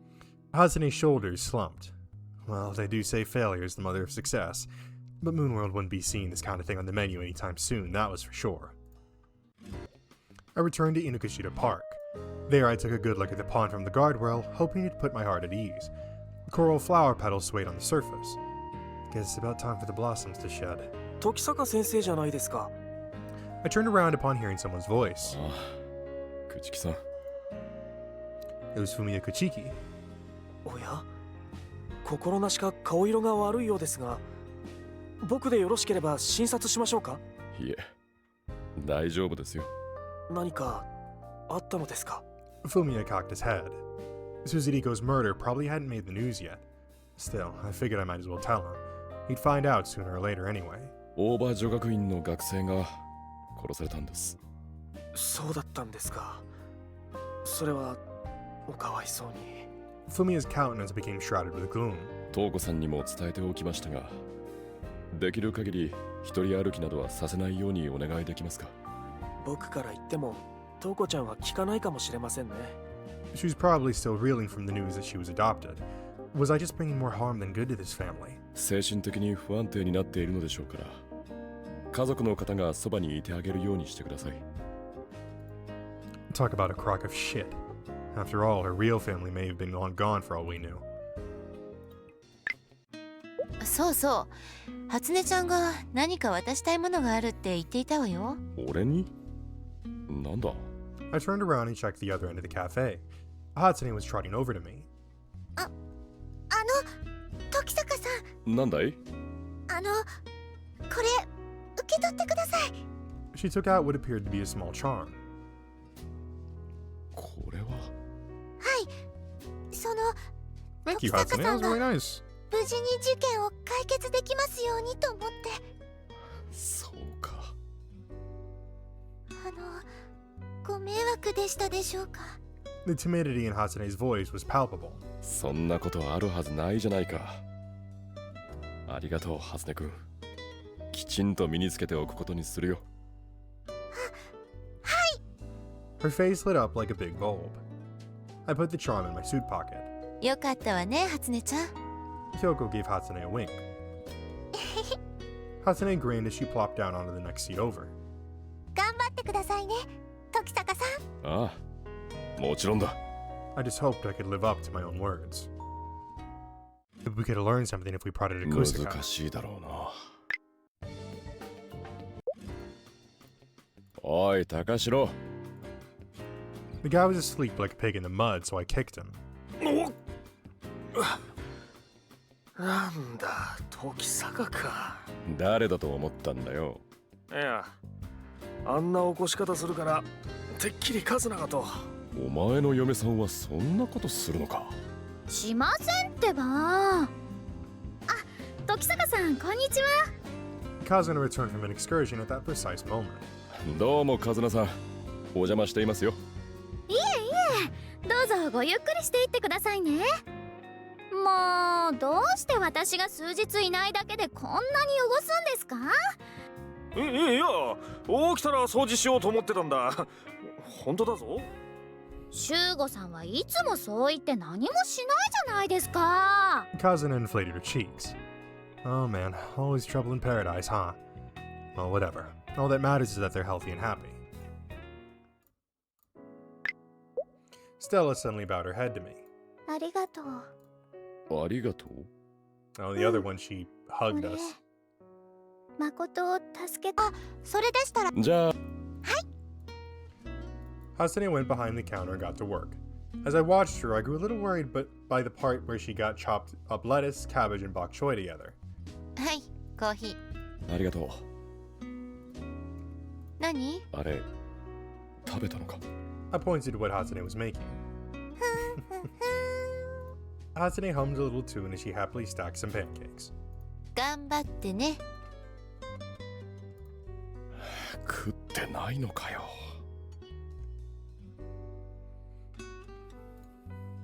愛があれば大丈夫よ、きっと。お前な。何のお話をされているんですか？ Hasane turned to us with a carefree smile on her face. My eyes went wide when I saw what was on the plate. 聞いてもいいかな、ハツネ君。はい、何でしょうか？何が入っているのかな？前回好評だった第4弾と同じくツナとトマトのお醤油をかけて、それにキャベツとレタスの白菜と、それとチョコレートを少々、それに生クリームをのせてお砂糖をまぶしたイチゴを入れてみました。あとはカラメルソースを絡めて。いや、もういい。ありがとう。That's enough description for me. I'm good. そうですか？Though she looked a bit bewildered, Hasane kept whipping up the Hasane special without missing a beat. 初音ちゃんさ、料理がうまくなったと思わない？うまくはなったのか？ Sorry, I'm making deals again.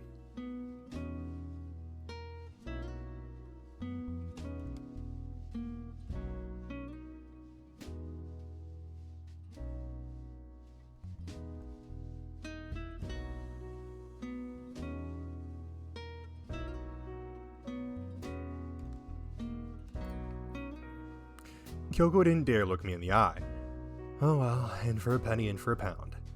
Knowing Hatsune, I was sure she was just trying her best to cheer me up. はい、できましたよ。Hatsune set the plate in front of me. It says love on it. The thing was gargantuan now that I was getting a better look at it. いっぱい食べて元気になってくださいね。Man, how could I ever turn down someone trying to be so nice? ありがとう、ハツネ君。I picked up a fork and started eating the Hatsune special.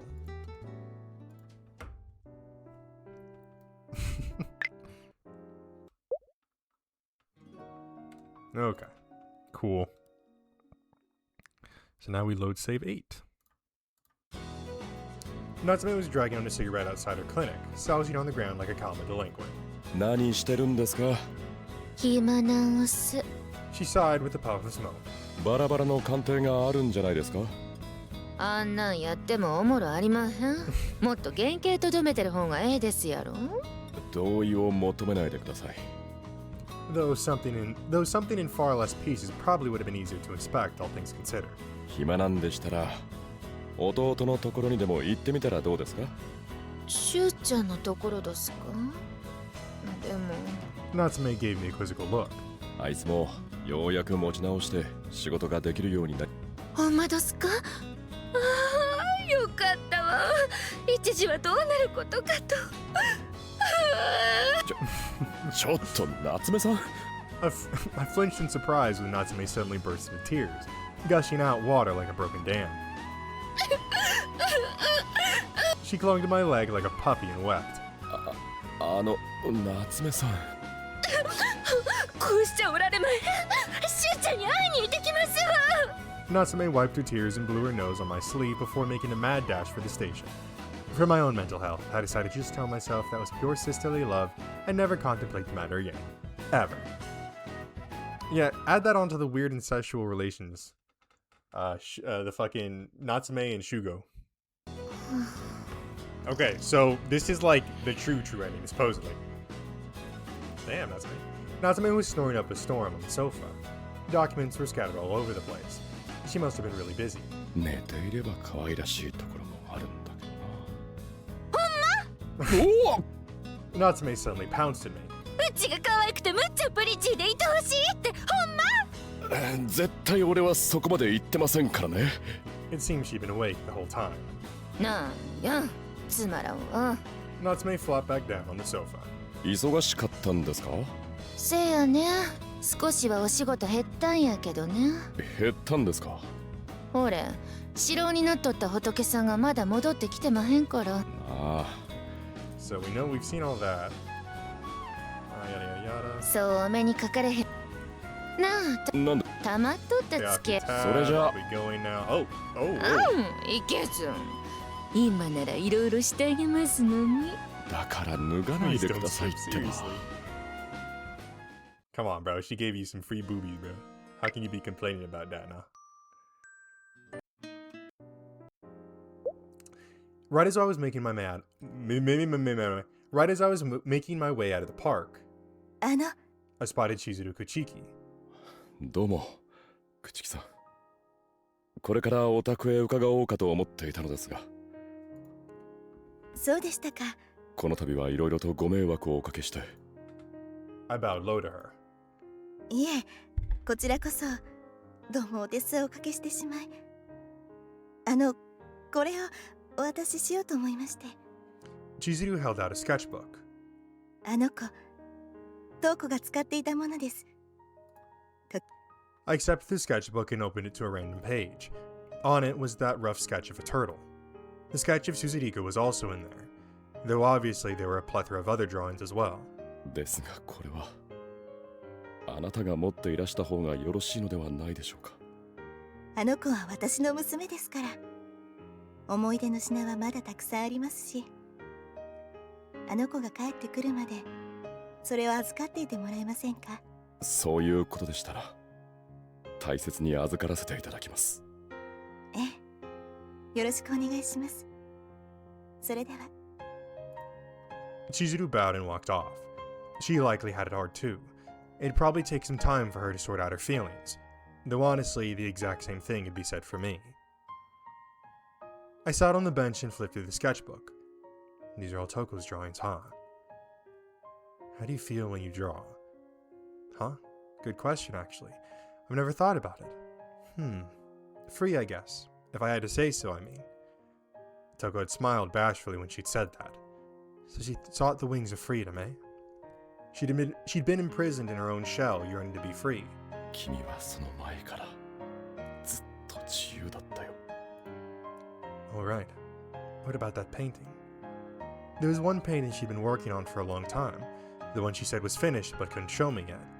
She told me she would in the near future, but now... I got up and raced through the streets.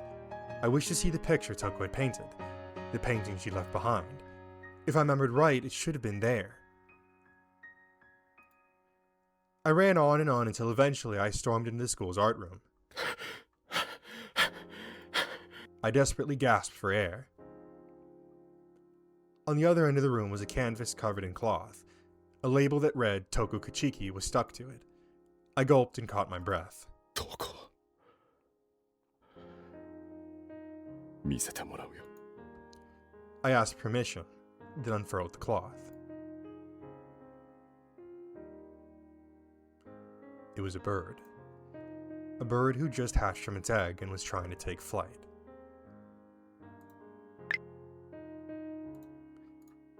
The title, Ruri the Azure Bird, was written in tiny letters. It depicted a mall blue passerine bird trying to burst out of its shell. 殻を破って自由になったんだな。どこ？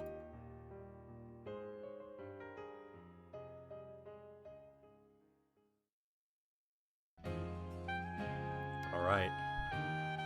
Guys, can I say it? Can I say it, guys? Thank you so much for watching the final episode of The Shell Part 1 Inferno. Man, what a ride it's been. I won't go on my usual spiel about how much I enjoyed it and the plot and the characters and yada yada yada, because I've done it before. I've done it 2 times at least for this game now.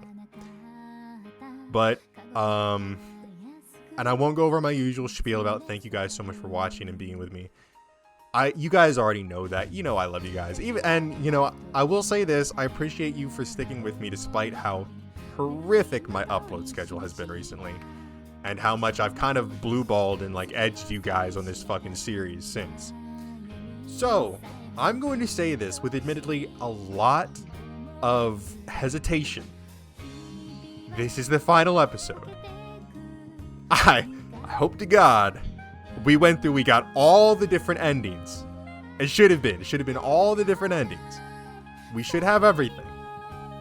Now I will say this ending was a bit different than the other one we'd gotten, because obviously in this one we don't find Toko, right? Like, she's kidnapped, taken somewhere, and we don't know where the heck she is. So yeah, I guess. Now, is she gonna make a reappearance in future games? Maybe. Probably not, though, considering it's been kind of stated multiple times that, like, hey, she was kind of dead either way, right? Like, if you, like, oh yeah, even like at the hospital, they were just barely, they were forcing her to stay alive, is what I'm pretty sure Uzomi said. They were forcing her to stay alive. And I mean, even then, right? She's lost her arms, she's lost her legs. She's probably dead. Oh, we got more. Yukari turned around and beckoned me over from far ahead. そう急がなくてもいいだろう。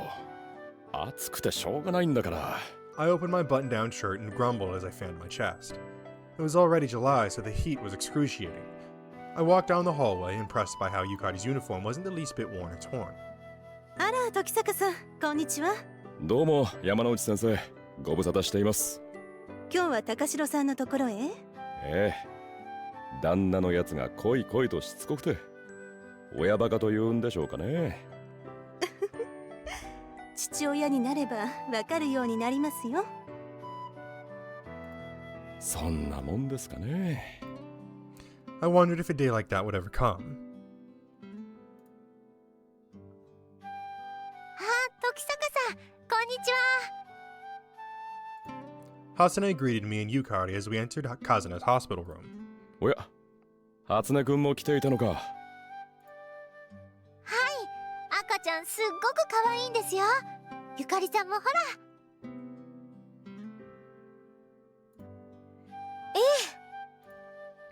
Hasane dragged Yukari over to Kazuna. Good grief.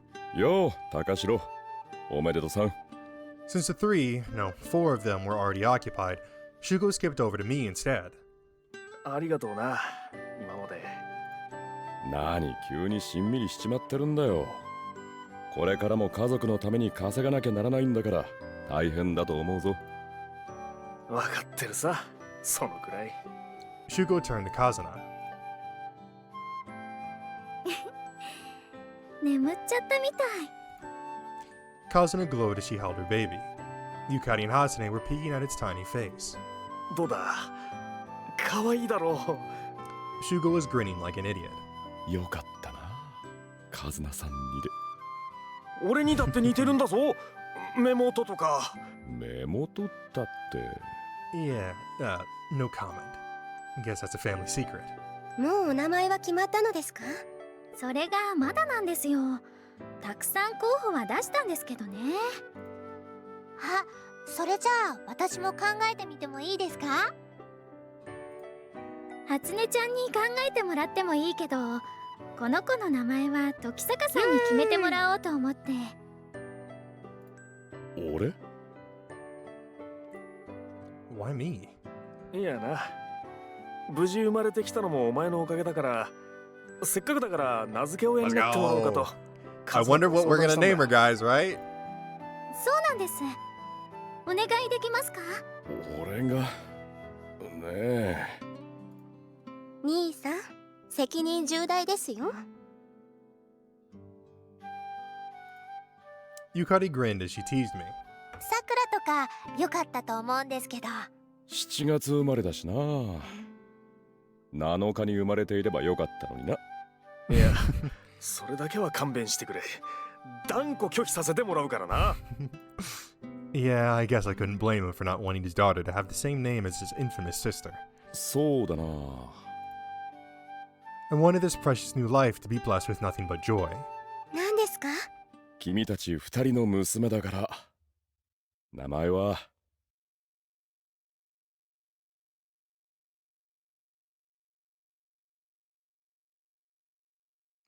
Finn. Her name's Finn. Come on, what's the name, bro? Oh man, that's so fucked up that you're gonna just tease us like that. Oh, and her name's gonna be bruh. I mean, I would like to think that he named her Toko, but considering he's sitting there saying, "Oh, I want your life to be full of joy and happiness," and there was very few aspects of Toko's life that were joyous or happy, I don't think that was likely the case.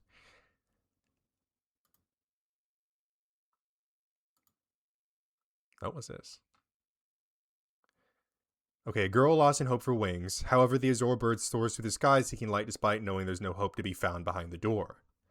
To be continued in part 2. Okay. Alright, I see you. Well, I guess we're just gonna have to get into part 2 then, huh?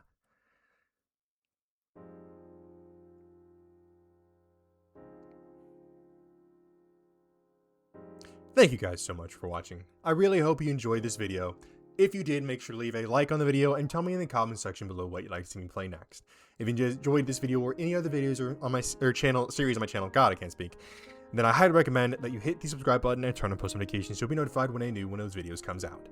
Anyways, that's it from me. And I'll see you in the next one. Peace.